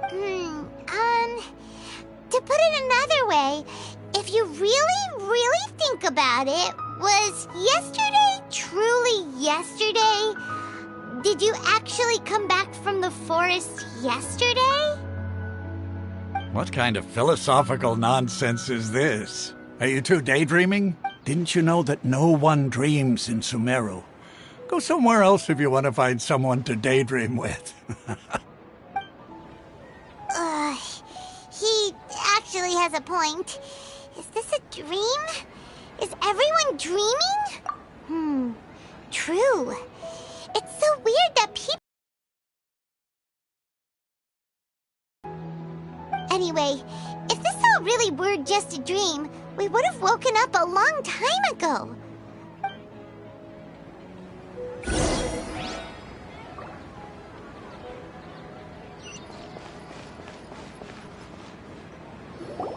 Oh, it's you two. Was my divination so accurate that you felt compelled to compliment me in person? Ooh, I knew it! I told you, the god's divination is highly accurate. You just hadn't fully understood its significance yet. You're really excited about this, huh? That's exactly why we came back. Help us better understand it. Help you better understand it?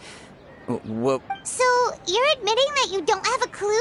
Anyway, what kind of situation did you get into? Huh? Hold on a second. I thought you guys just lost your wallet or fell for a scam. What you just said, are you serious? Does that kind of thing actually happen in real life? Paimon knew you weren't going to believe it. Marvelous. Truly marvelous. I believe you. Recall the interpretation of your divination.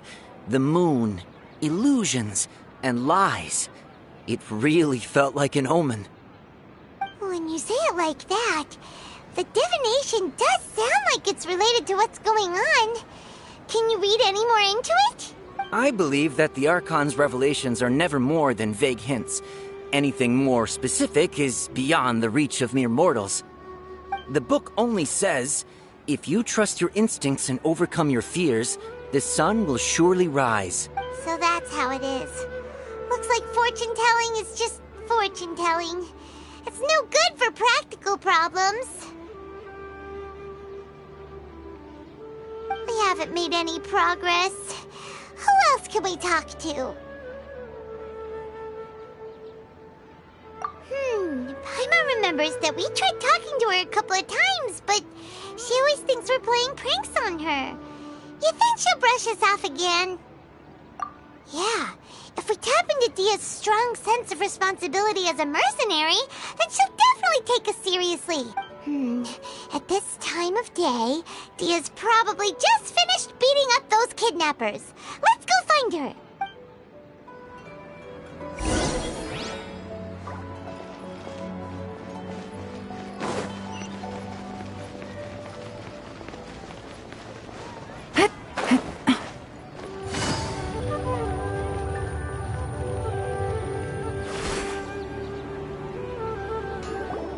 I'm fine, my lady. It's just a scratch.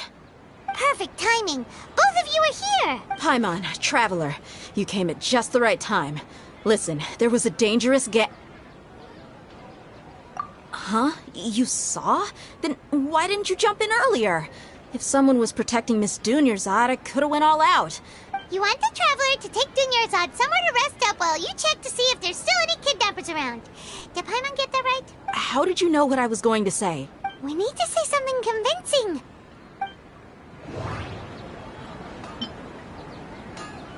Dia sold her greatsword to raise additional funds. And then she was injured because she wasn't used to her new weapon. People in Sumeru... My mind... The moon... Tell her, Traveler! I didn't tell anyone about that. Including Miss Dunyarzad. You couldn't have known. And just now, you literally took the words right out of my mouth. What's going on? All right, so this is the situation. It's kinda hard to believe what you just told me. First, let me make something clear. Most of us desert dwellers might not be the scholarly type, but we do have basic common sense. She's quieter than usual. Uninterested in anything and really gloomy. Yeah, she isn't the same as before, but Her parents said that this is how she was like at first. Huh? At first? I don't quite understand what you're all talking about. I'll go rest on the bench over there. My lady, are you angry? All right, I'll give you the benefit of the doubt since you knew about my greatsword. Let's make this a quick trip. Miss Dunyarzad isn't completely safe here.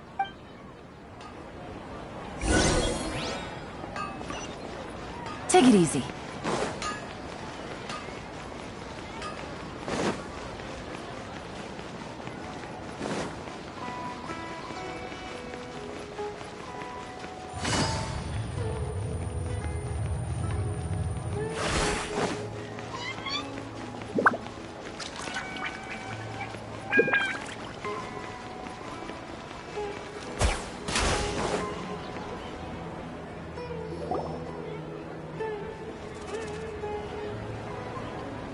Nahida!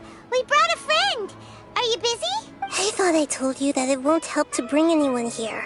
We just wanted her to see the real Dunyarzad's condition. The real Dunyarzad? Where and who are you talking to? Huh? I told you that you two are special. Other people can't see me or Miss Dunyarzad here.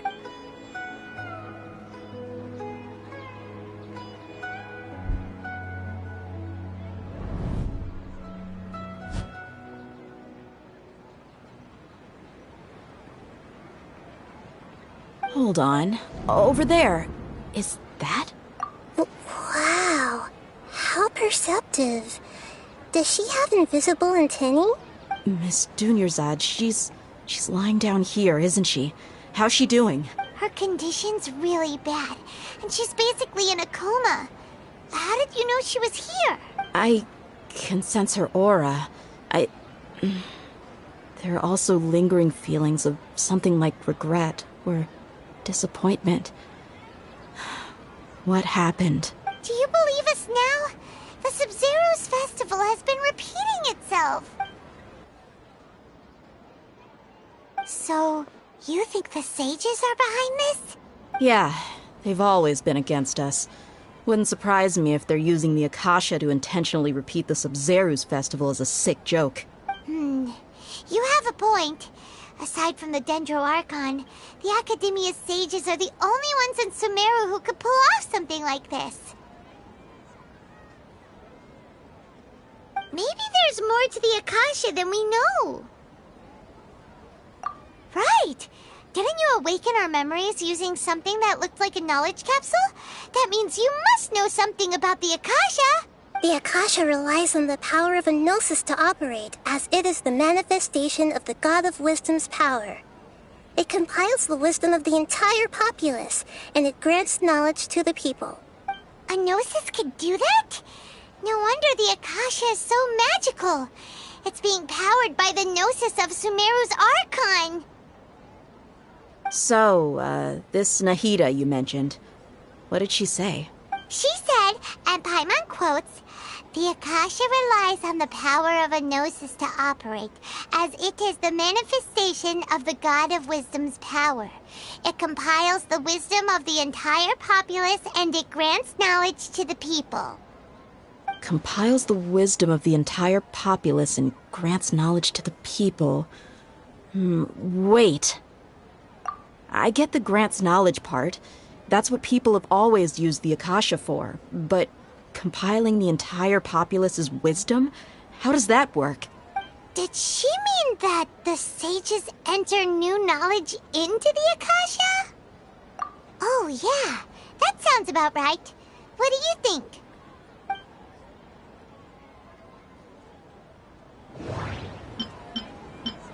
Okay, Nahida said the Akasha relies on the power of a gnosis to operate, as it is the manifestation of the God of Wisdom's power.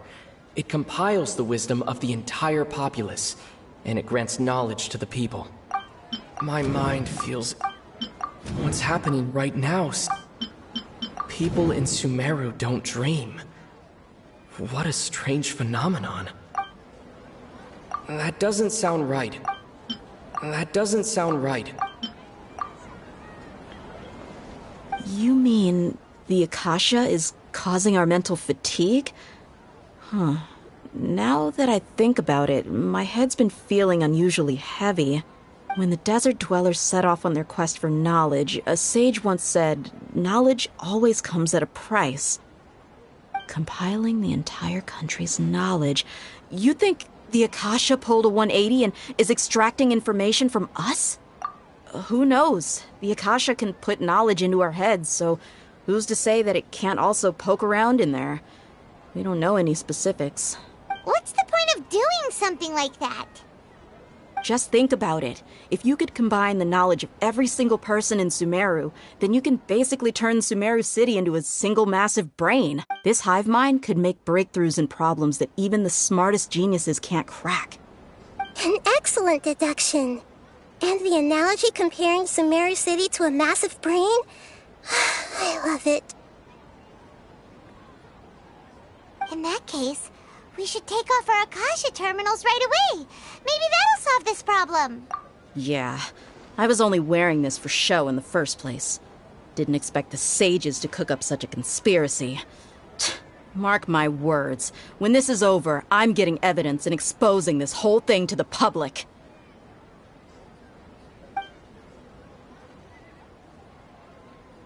How does everyone feel? Huh? What is it? Oh, that! Paimon knows what you're talking about. It's a single soft beep that sounds like it's coming from the Akasha terminal. The sound of a beep. Could it be a prompt tone for when the Akasha is operating? That's probably an important clue. We weren't using our terminals, but we heard a beep anyway.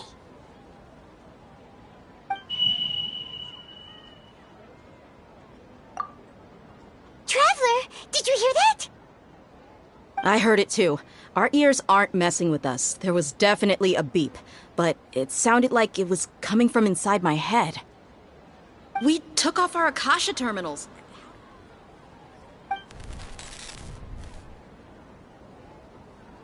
Phase runtime has exceeded its expected length. At this rate, there may be casualties. But we cannot lose all of our progress.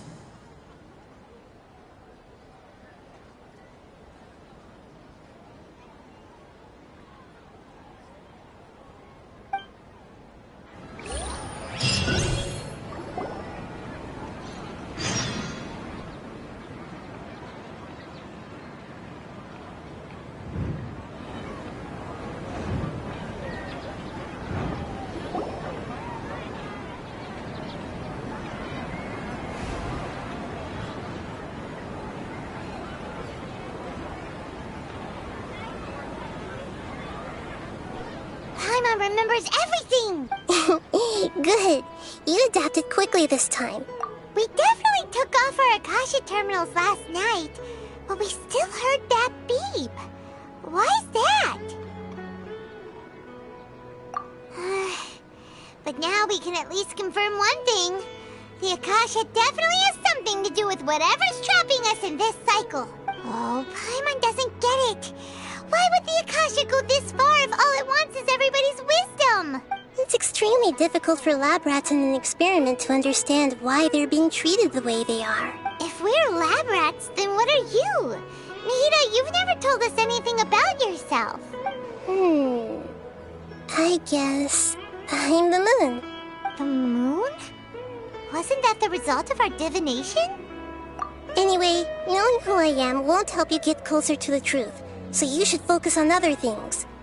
Don't get distracted and miss any clues. Okay then. Dia helped us a lot yesterday, so let's go find her. If Paimon's reading the time correctly, those kidnappers should be showing up soon.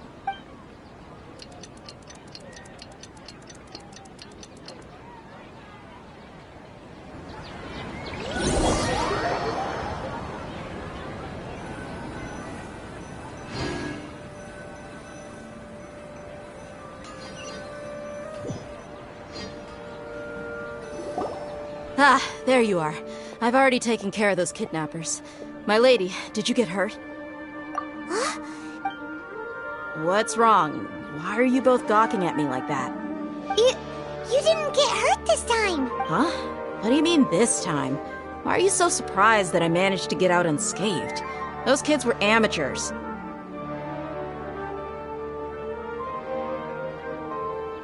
Shh! How did you know about my greatsword? I haven't told anyone about it. Please, don't tell Miss Dunyarzad. So Dia's lost her memories after all. Anything strange? You already know that I got a new greatsword. If I had to say something, it's weird how such a new weapon could feel so familiar. It's as if I've already used it to fight a countless number of battles. You're saying that although you don't remember using it, your body feels like it does? That's right. Both mercenaries and warriors heavily rely on muscle memory. Only knowing the theory of battle won't get you anywhere. Traveler, what do you think? Yeah, Paimon's feeling really hopeful. Oh, you're right! Earlier in the Samsara, something like this would have never happened. I have no clue what you two are talking about, but it's still dangerous here, so... So you want us to take Dunyarzad somewhere else to rest while you check if there are still more kidnappers around, right? How did you know what I was gonna say? Can you read minds? Forget it. Go and do your thing.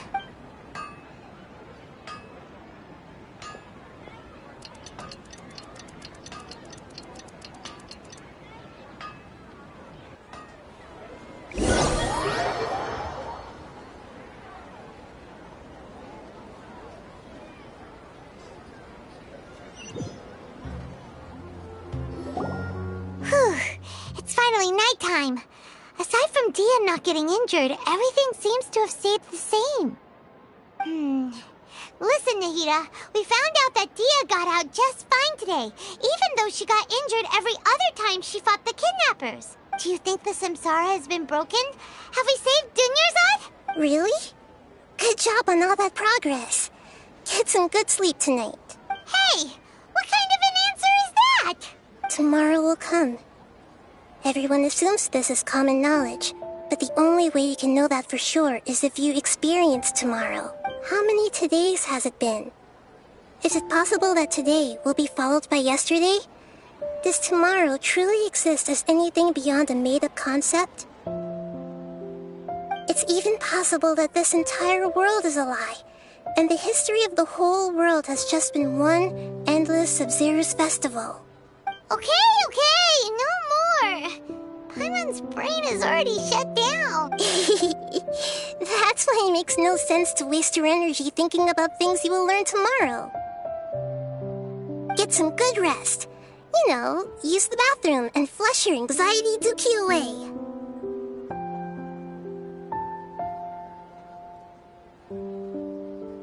Huh?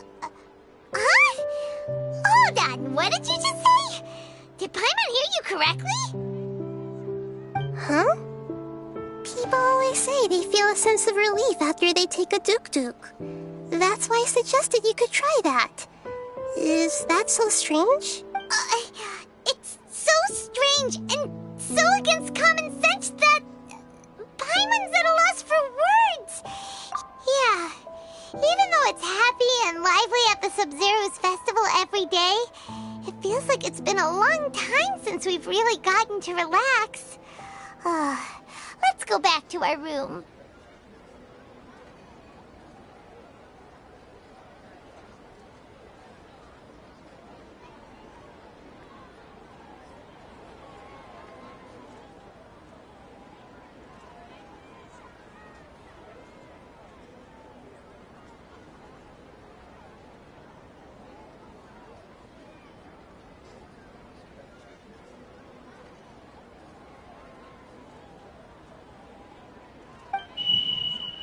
Continue the harvest. Compared to what we stand to achieve, these sacrifices are trivial.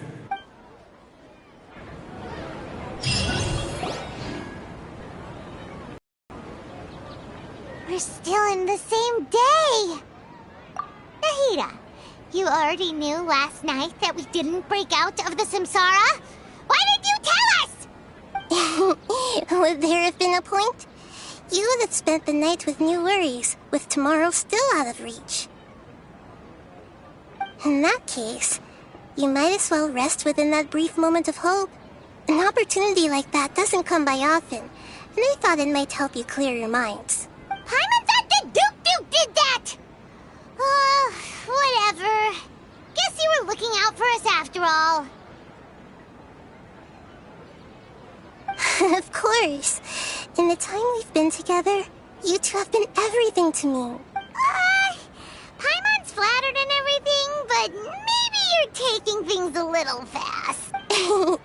What I mean is, even though I had asked you to solve this puzzle, you two are still the only ones who can see me and sense my presence. In other words, if you weren't here, I may as well not exist. That's why you two have been everything to me. Get it?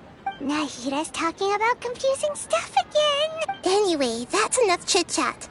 So, Traveler, did the new clues yesterday help you gain a new understanding of the situation? Huh? Why are you scrapping your previous theory?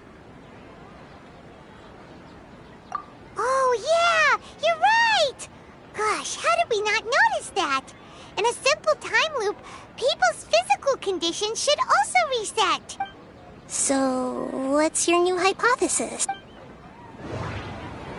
Mercenaries rely heavily on muscle memory, and Dia was able to use her experiences to avoid injury in later samsara cycles. The beep is a prompt tone for Akasha operations. We still hear it every night, even though we removed our Akasha terminals. Okay, Nahida said the Akasha relies on the power of a gnosis to operate, as it is the manifestation of the God of Wisdom's power. It compiles the wisdom of the entire populace. We've already experienced the Sub-Zerus festival the moon.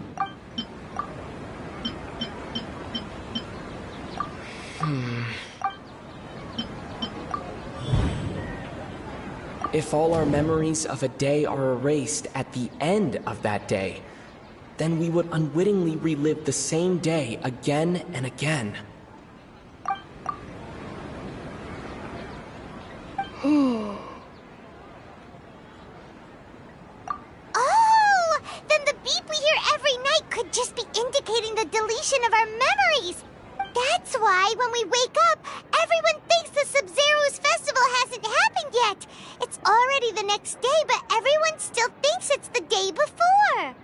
But muscle memory can't be erased. That's why Dia has been getting better at using her greatsword. A brilliant deduction. Nahida, tell us if we're right or wrong. To put it simply, it's as if you've mistaken a pyro crystal fly for a firefly in the night. You lost sight of its true nature because you focused too much on your perception that it glows. That isn't simple at all! Why don't you go talk to Miss Dia again?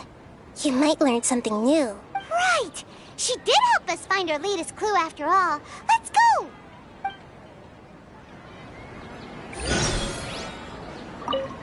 We don't have many more festivals to waste. Hurry and find the truth.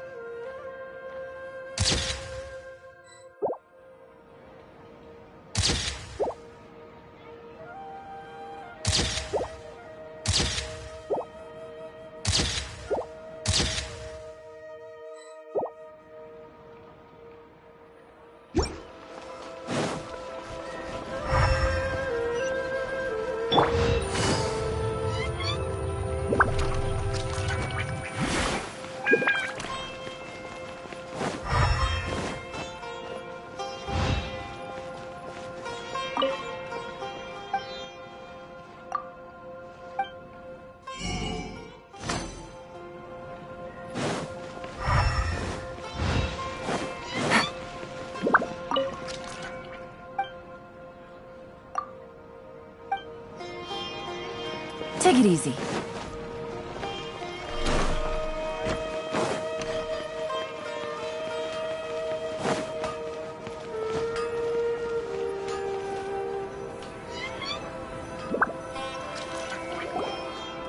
There you are.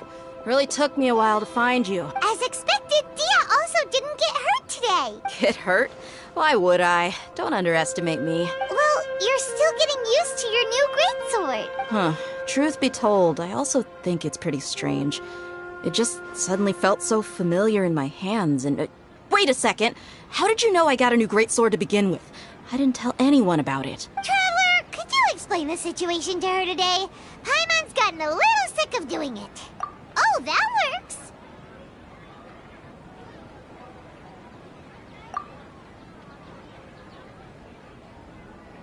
What happened to you guys while I was gone? Did you get brainwashed by some cult? Don't think too hard about it. Just take what we're saying at face value. All right then, let me get this straight. You're telling me that my body's already gotten used to this greatsword, but my brain just doesn't remember it? Yes, your memory's being erased every day. Then I'd have to disagree. That's impossible. Oh? Why do you think that? If we've actually been reliving the Sub-Zeru's festival day after day, then what happened to the things we used, the money we spent, the food we ate? Common sense says my wallet should have emptied itself a long time ago. There's no way I wouldn't have noticed that.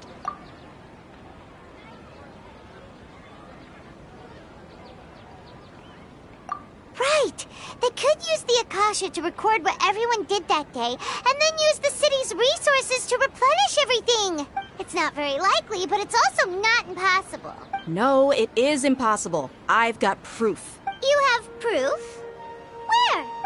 You two are surprisingly serious about this nonsensical discussion.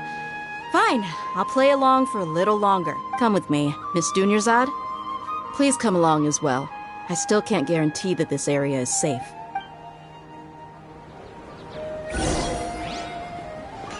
Paimon can't believe it's Dia who wants to show us something this time. 2 days ago, we were the ones taking her to see Dunyarzad.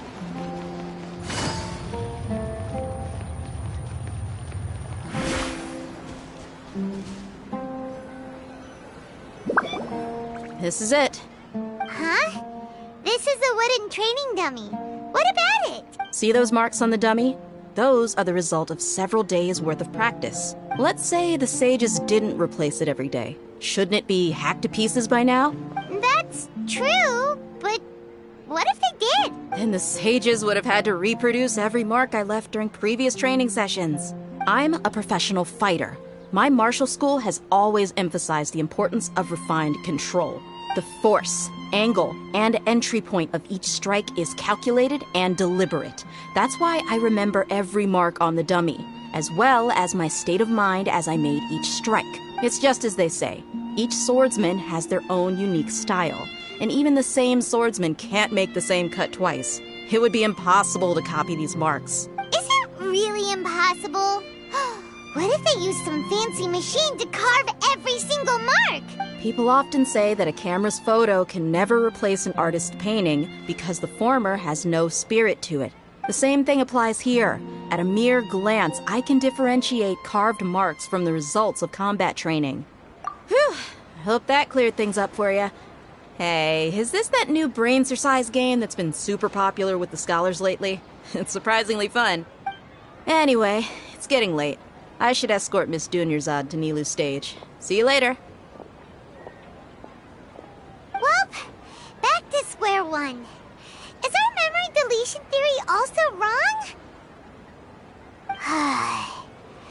But at least we've reached some other conclusions in the meantime. Yep, that's true.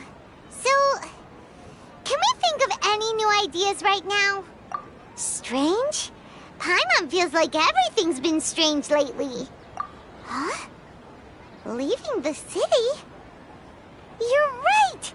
It's really strange how we never thought of such a simple solution! Many things should become clear if we can confirm the flow of time outside of the city. Paimon can't believe it! Did we miss this because we're tunnel visioning too hard on our other theories? Or because we're just too tired? How about we go back and ask Nahida. Maybe we've forgotten something about leaving the city.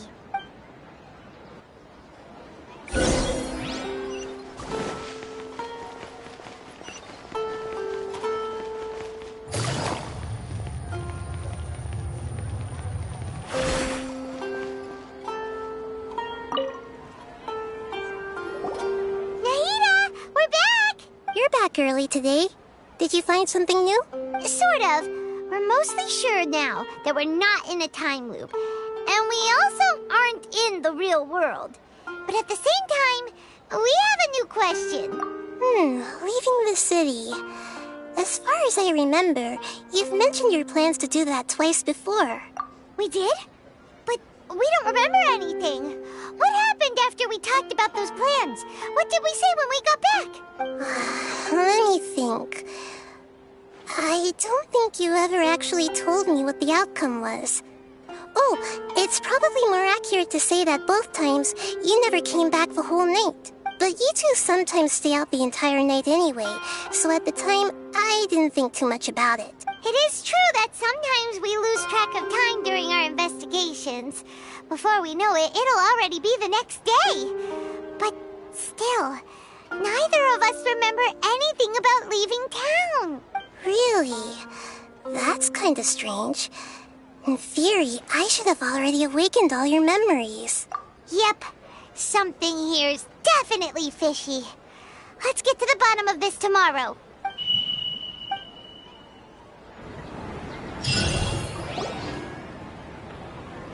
Our memories are back!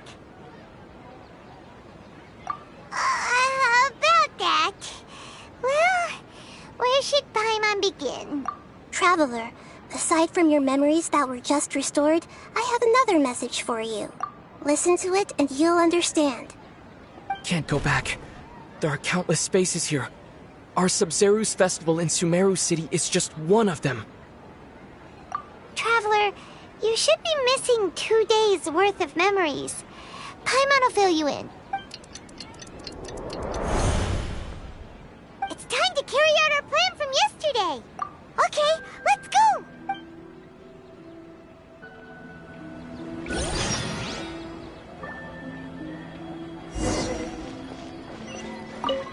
We don't have many more festivals to wait.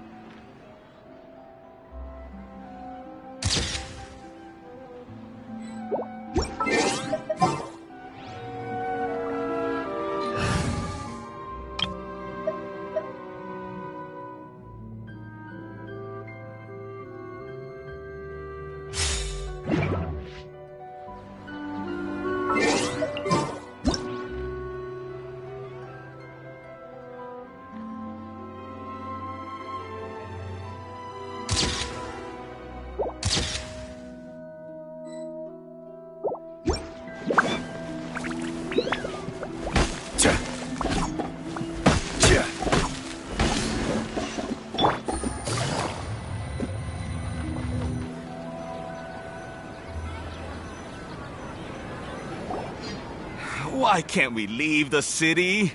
What is the Academia up to now? Don't ask me. It's not like I can tell you anything. This is a direct order from the Grand Sage. Just wait until tomorrow. I have a real emergency.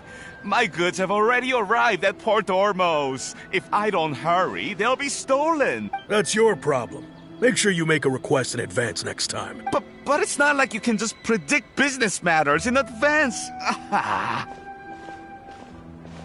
It looks like the Academia already announced a lockdown for Sumeru City today. Let's go and quit. Hello, sir. I don't know either. We just received an order that no one is allowed to enter or exit Sumeru today. They didn't tell us anything else. Angering me won't get you any. It looks like he really doesn't know. If we can't get anything out of him, let's take matters into our own hands. Why don't we climb over the walls? Those guards can't be everywhere at once. This is a good spot, and the guard hasn't noticed us at all. Let's hurry! Huh? Why? Are you going to leave Paimon behind? But what if things get really weird out there and you get into some trouble? Then Paimon won't be able to help you. Oh, Paimon knows that Paimon can't do much, but we've always been together, haven't we? Okay.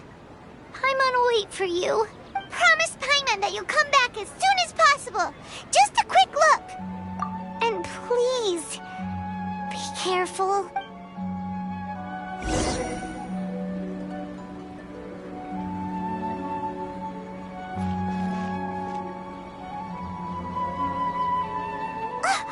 Memories! Traveler!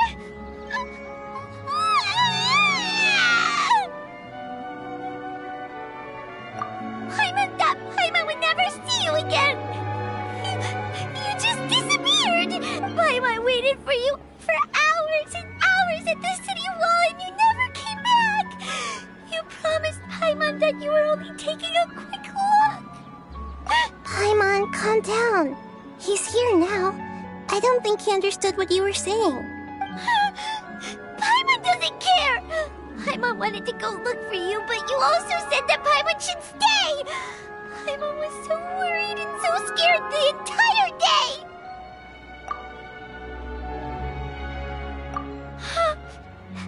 Okay. Paimon will forgive you. The most important thing is that you didn't actually disappear. Oh, Paimon was so scared that you had gone into another world! Okay.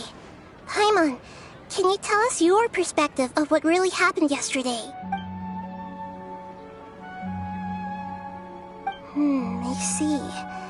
Using two people's different perspectives. After that, you left the city.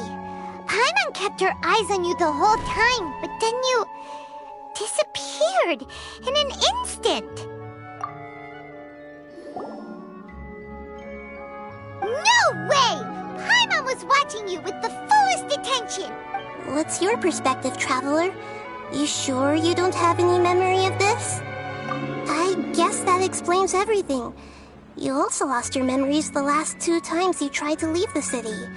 Those days' memories can't be awoken. So, if we leave the city, our memories will be completely erased?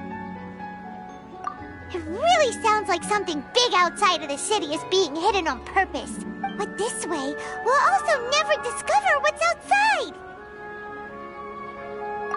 Something like a message? But how can we send it back? Don't look at me like that. I'm not used to being stared at. Well... Okay. You want something that can pass on messages, right? Give me some time and take care of Dunyarzad for me. Yep! Now we're talking!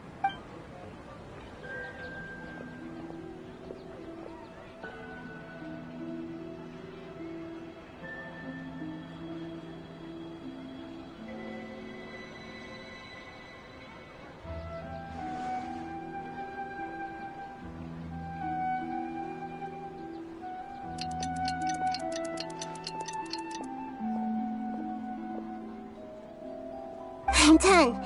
Here you go. What? Isn't this just an Akasha terminal? I made some little changes. Akasha terminals are already capable of sending messages.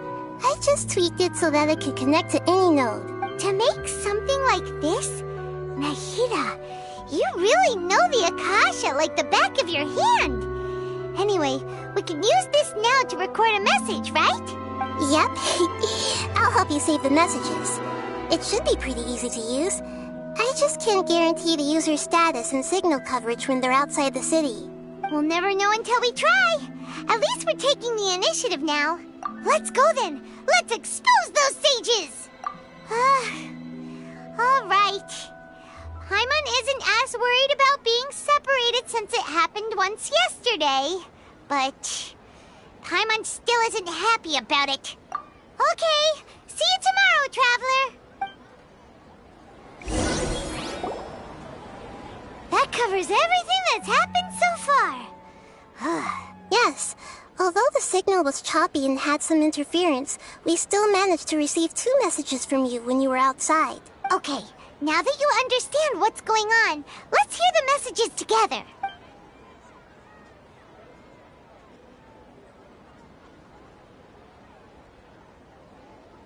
Can't go back. There are countless spaces here. Our Sumeru's festival in Sumeru City is just one of them. I've entered another space. Before me are flowing sandstone and howling fish. Impossible and surreal sights. All these spaces are empty except for the occasional ones that contain mute puppets rather than people. I can't sense any human presence.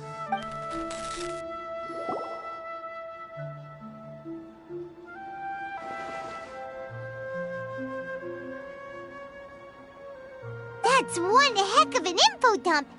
It sounds like you left the Sumeru city space when you set foot outside of the walls. But everything looked completely normal when Paimon was looking out from the inside. That's unbelievable. And if we take your word for it, the other spaces all had very weird contents. There's another part here. We only received it last night. These spaces have been disappearing one after the other, absorbed by something like a sun in the sky. And now, even also disappeared. Behind me, a lot of spaces just appeared again from thin air. Those spaces are actually...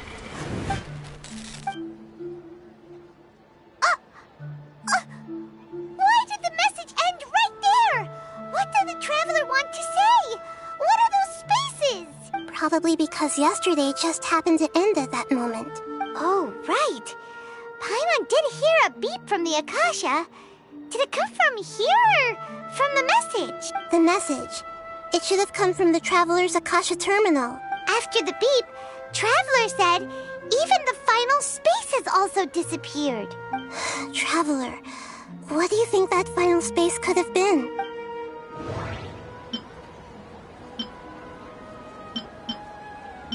All the bizarre spaces I saw outside the city had one thing in common: a lack of human presence.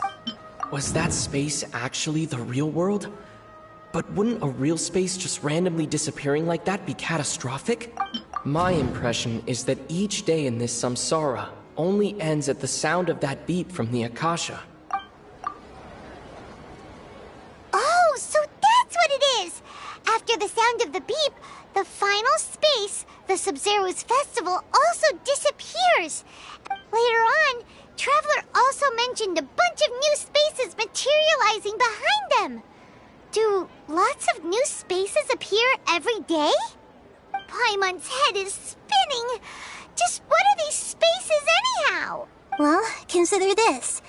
For all the horrors of the Archon War, at its heart, it was just a game where a bunch of gods fought over 7 seats. So no matter how strange or spooky things may look on the surface, maybe all they point to in the end is a small and simple secret. Wow, the Archon War, huh? That's an analogy and a half.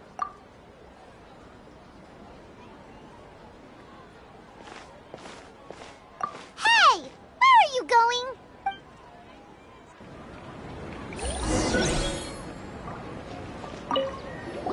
Well, consider this. For all the horrors of the Archon War, at its heart, it was just a game where a bunch of gods fought over 7 seats. So no matter how strange or spooky things may look on the surface, maybe all they point to in the end is a small and simple secret.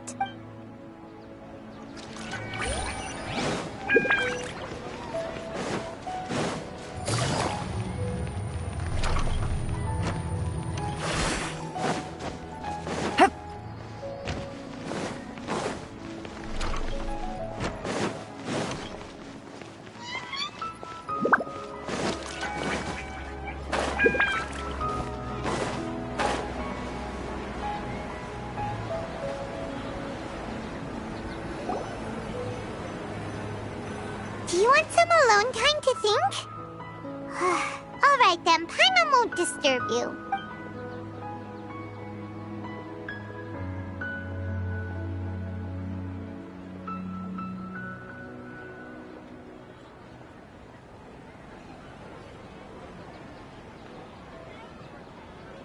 The dance of Sub-Zeros is about to begin. I'm going to go watch it. Okay. Why don't you go ahead, Dunyarzad? We still have some other stuff to do first. Okay, then. See you later. Have you figured it out yet, Traveler? Time is ticking away. Awesome! What is it? Paimon wants to know. Oh, wait, no. Let's meet up with Nahida first. You can tell us both together. This time, we're gonna get to the truth.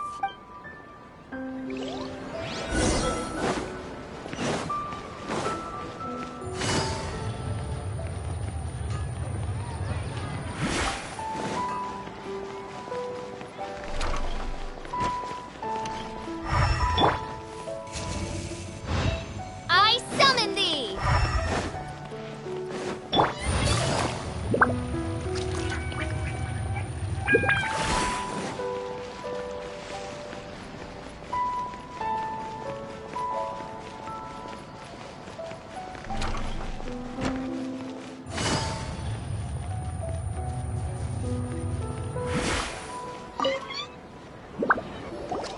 You're back! I've been waiting forever for you two. Judging by the looks on your faces, are you ready to take your Sub-Zero's exam and graduate from the festival? Okay, first off, have you discovered the hidden truth? All the bizarre spaces I saw outside the city had one thing in common: a lack of human presence. Those spaces remind me of dreams, like the one I had in the Avidia Forest, except these have no sign of human presence. That doesn't sound right. The moon... People in Sumeru don't... Those spaces remind... We are all in a dream. It isn't that the people of Sumeru don't dream. Rather, the Akasha is taking their dreams from them. People in Sumeru think they don't dream, but the truth is the Akasha steals their dreams without them knowing it. And those spaces with no human presence are stolen dreams without their host. That would explain why they sounded so weird when he was trying to describe them. Huh. So people in Sumeru do dream after all. In fact, we're all in one big dream together right now. Correct answer. Now, how did you conclude that the Akasha is capable of this? The Akasha relies on the power of a gnosis to operate. It is the manifestation of the God of Wisdom's power. It compiles the wisdom of the entire populace, and it grants knowledge to the people. That doesn't sound right. That doesn't sound right. It is the manifest... Oh, okay. Those dream-controlling creatures in the forest also get their power from the Dendro Archon, right? That would explain why the Akasha has the ability to control people's dreams, too. But is stealing everyone's dreams really how the Akasha compiles their wisdom? Isn't there anything more to it than that? Dreams are fantastical, complex, and full of imagination. People's brains are the most active when they're dreaming. In other words, dreams are rich bundles of human wisdom. So in other words, the complete opposite of how Hypatia understood it. Paimon remembers her saying that the sages think dreams are foolish delusions, and the fact that no one dreams is a blessing from Greater Lord Rukkhadevata. So it was all a dirty trick? The real story is that the sages from the Academia are using the Akasha to steal people's dreams for their own use, huh? Oh? By the sounds of it, you understand the current situation pretty well. So then, what about the Samsara? We've already experienced the Sub-Zero's festival many times, and the day of the festival seems to be in a perpetual samsara. The Grand Sage said, "Go celebrate the birth of that god to your heart's content." Did he mean something more? Those spaces kept disappearing before my eyes. But as soon as that beep sounded, many more spaces materialized. Those dreamscapes kept vanishing. But as soon as that beep sounded, more new spaces appeared. Those spaces kept... The beep is a...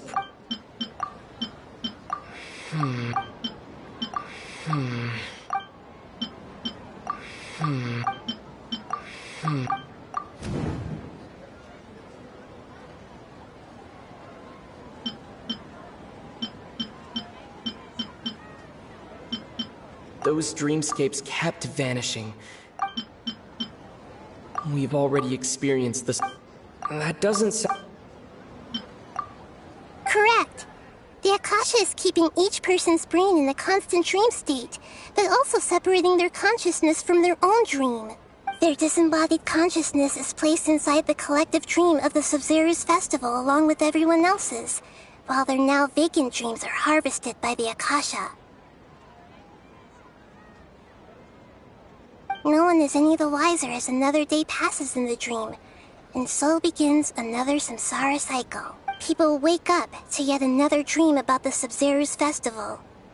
The dreams that belong to them are once again harvested by the Akasha, and so it continues.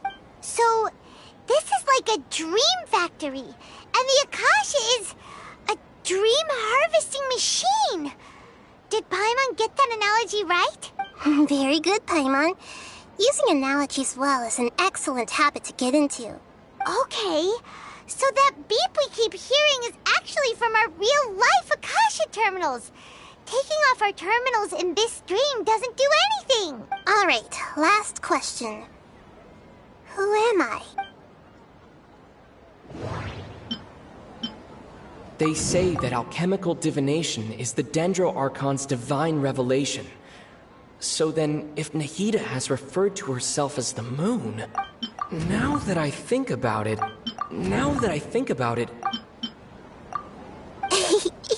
So you noticed. I thought that one would be the hardest question. That's why I put it last. That wasn't hard at all. Even Paimon guessed that. Everything about you is different. We just didn't want to expose you is all. Now that you mention it, Nahida, you've been hinting to us since the very beginning. It's funny. Thinking back to when we were asking all over the place for info about Lesser Lord Kusanali, Paimon didn't expect to meet you like this. Yes, those can wait until we're back in real life. On the other hand, I'd be happy to answer any more questions you have about here and now.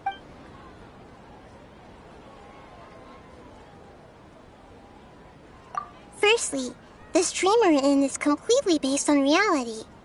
People have already experienced this Sumeru festival, so it would be very difficult for them to find anything that strikes them as surreal. Secondly, you're probably wondering why people don't have any memories from earlier samsara, right? That's because people don't remember their dreams most of the time anyway. And in any case, their actual dreams are being taken away from them by the Akasha. So whenever they wake up in this dream of the Sumeru festival, they don't remember anything from their previous identical dream. That reminds Paimon. Traveler had a dream when we were in the Avidia Forest, but couldn't see what it was about after waking up. Is that an example of what you mean? Yes. Only after receiving the blessing of Dendro can a person gain the Dendro element's dream-enhancing power. That explains the feelings of deja vu. Meanwhile, everyone else has no idea that they are in the Sumeru festival samsara, while their dreams are stolen from them over and over again. You asked me this question before. My answer was, it would literally blow your mind. Now that you know this is all a dream, this answer should hopefully make more sense. Have you heard the saying, don't wake a sleepwalker? Likewise, if someone suddenly had told you all this instead of you learning it on your own, your notion of reality and dream would be thrown into irreversible confusion. I couldn't expose you to that kind of risk. That's why I could only give you very subtle hints and some suggestions. Long story short, I'm really sorry I had to keep you guessing. Can humans really keep dreaming forever like this? Will it ever end? And if so, when? You might say your mental fatigue has already answered this question. Eventually, there's only so much that people can tolerate, especially those whose health is compromised to begin with. like Dunyarzad. This relentless exploitation takes an even harder toll on them. People's lives are at stake here, and nobody knows a thing! We've got to put a stop to this! I know, right? Why did they have to base this dream on my birthday? Could it really just be a coincidence? Even you don't know the reason? Wow, now that's strange. The Academia sages are determined to harvest lots of dreams in a short time, no matter the cost. They have to be up to no good. Unfortunately, I don't know anything about it. Traveler, do you have any information? The Grand Sage said, "Go celebrate the birth of that god to your heart's content."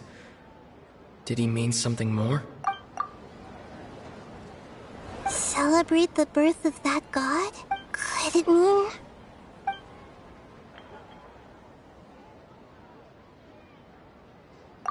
deceiving the people of Sumeru with no regard for their safety? No matter what they're trying to do, this is unforgivable. After we end the Sabzeruz Festival Samsara, we have to look into them. How can the sages of the Academia do this behind their Archon's back? This is ridiculous! In the end, I'm just the moon. The real sun is long gone. A sun and a moon? Nahida's talking in riddles again. Oh. Samsara tomorrow. See you then.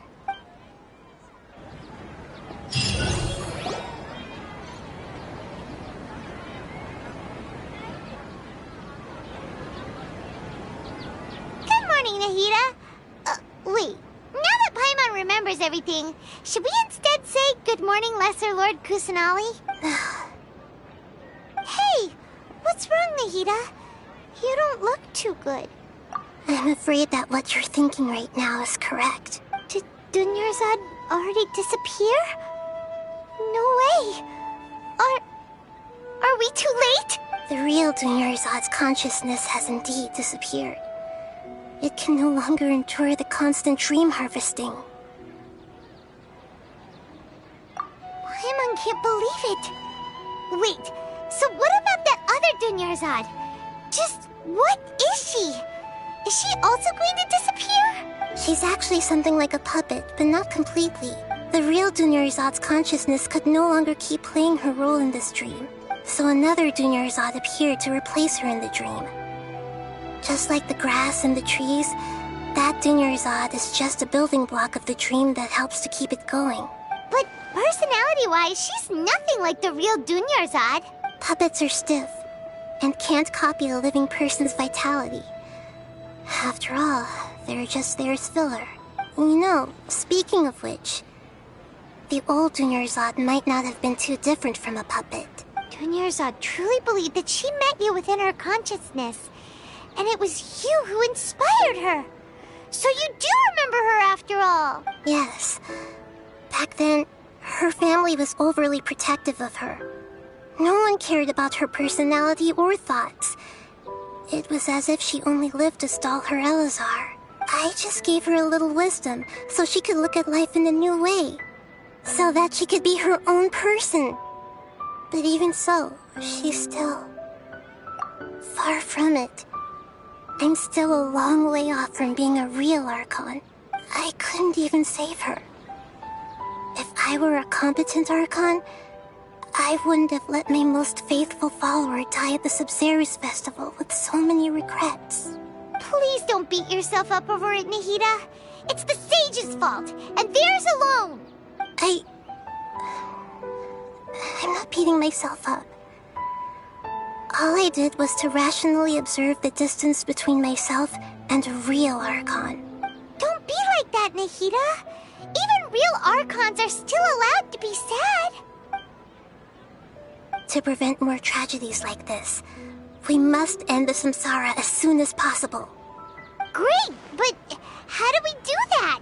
Although the Sabzeruz Festival dream is under the Akasha's control, only humans can dream.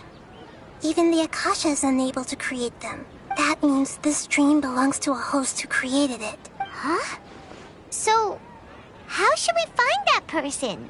Well, if this is someone's dream, then everything here must come from deep within their consciousness. Which means, with the power of imagination, they can change anything in this dream. Imagination? What do you mean by that? Imagination means breaking through what you perceive as normal. Like when the server at a tavern brings a plate to you, you'd naturally assume that food is on it. However, if you're the dream's host and you become aware that you're dreaming, when you imagine gold and mora on the plate, the dream will respond in kind, and the server really will bring you gold and mora. But right now, our host is unaware that this is a dream. No matter how many times they're served, it will always be food. Find some way to make that person realize that they're dreaming. Usually, once that happens, the person will wake up and the dream samsara will be broken. How are we going to find them, though? If it could be anyone, it'd be like looking for a needle in a haystack. And even if we did find them, how are we supposed to make them realize they're dreaming? After all, like you said, don't wake a sleepwalker. It's extremely difficult, yes. But the only ones who can do it are you two. Remember, everything you've achieved up to this point has all been for the sake of finding the host and ending the samsara. As for me, during this time, I'll be out of town. Out of town? Are you going to that place full of dreams where the traveler went? Yes. I want to try something.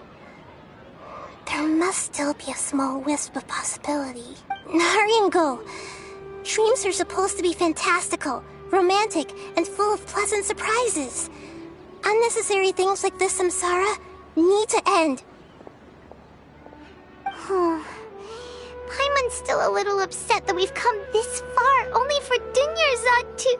She was such a good person, with such a simple wish. But fate was against her. Yeah. Saving Dunyarzad is what kept us going this whole time. But we mustn't lose hope, Traveler. Dunyarzad would definitely want to see us save everyone else. So let's break the samsara for her sake. Paimon's wondering, do you think the sages would get one of their own to be the host of this dream? Feels like it would be easier to control it that way, no?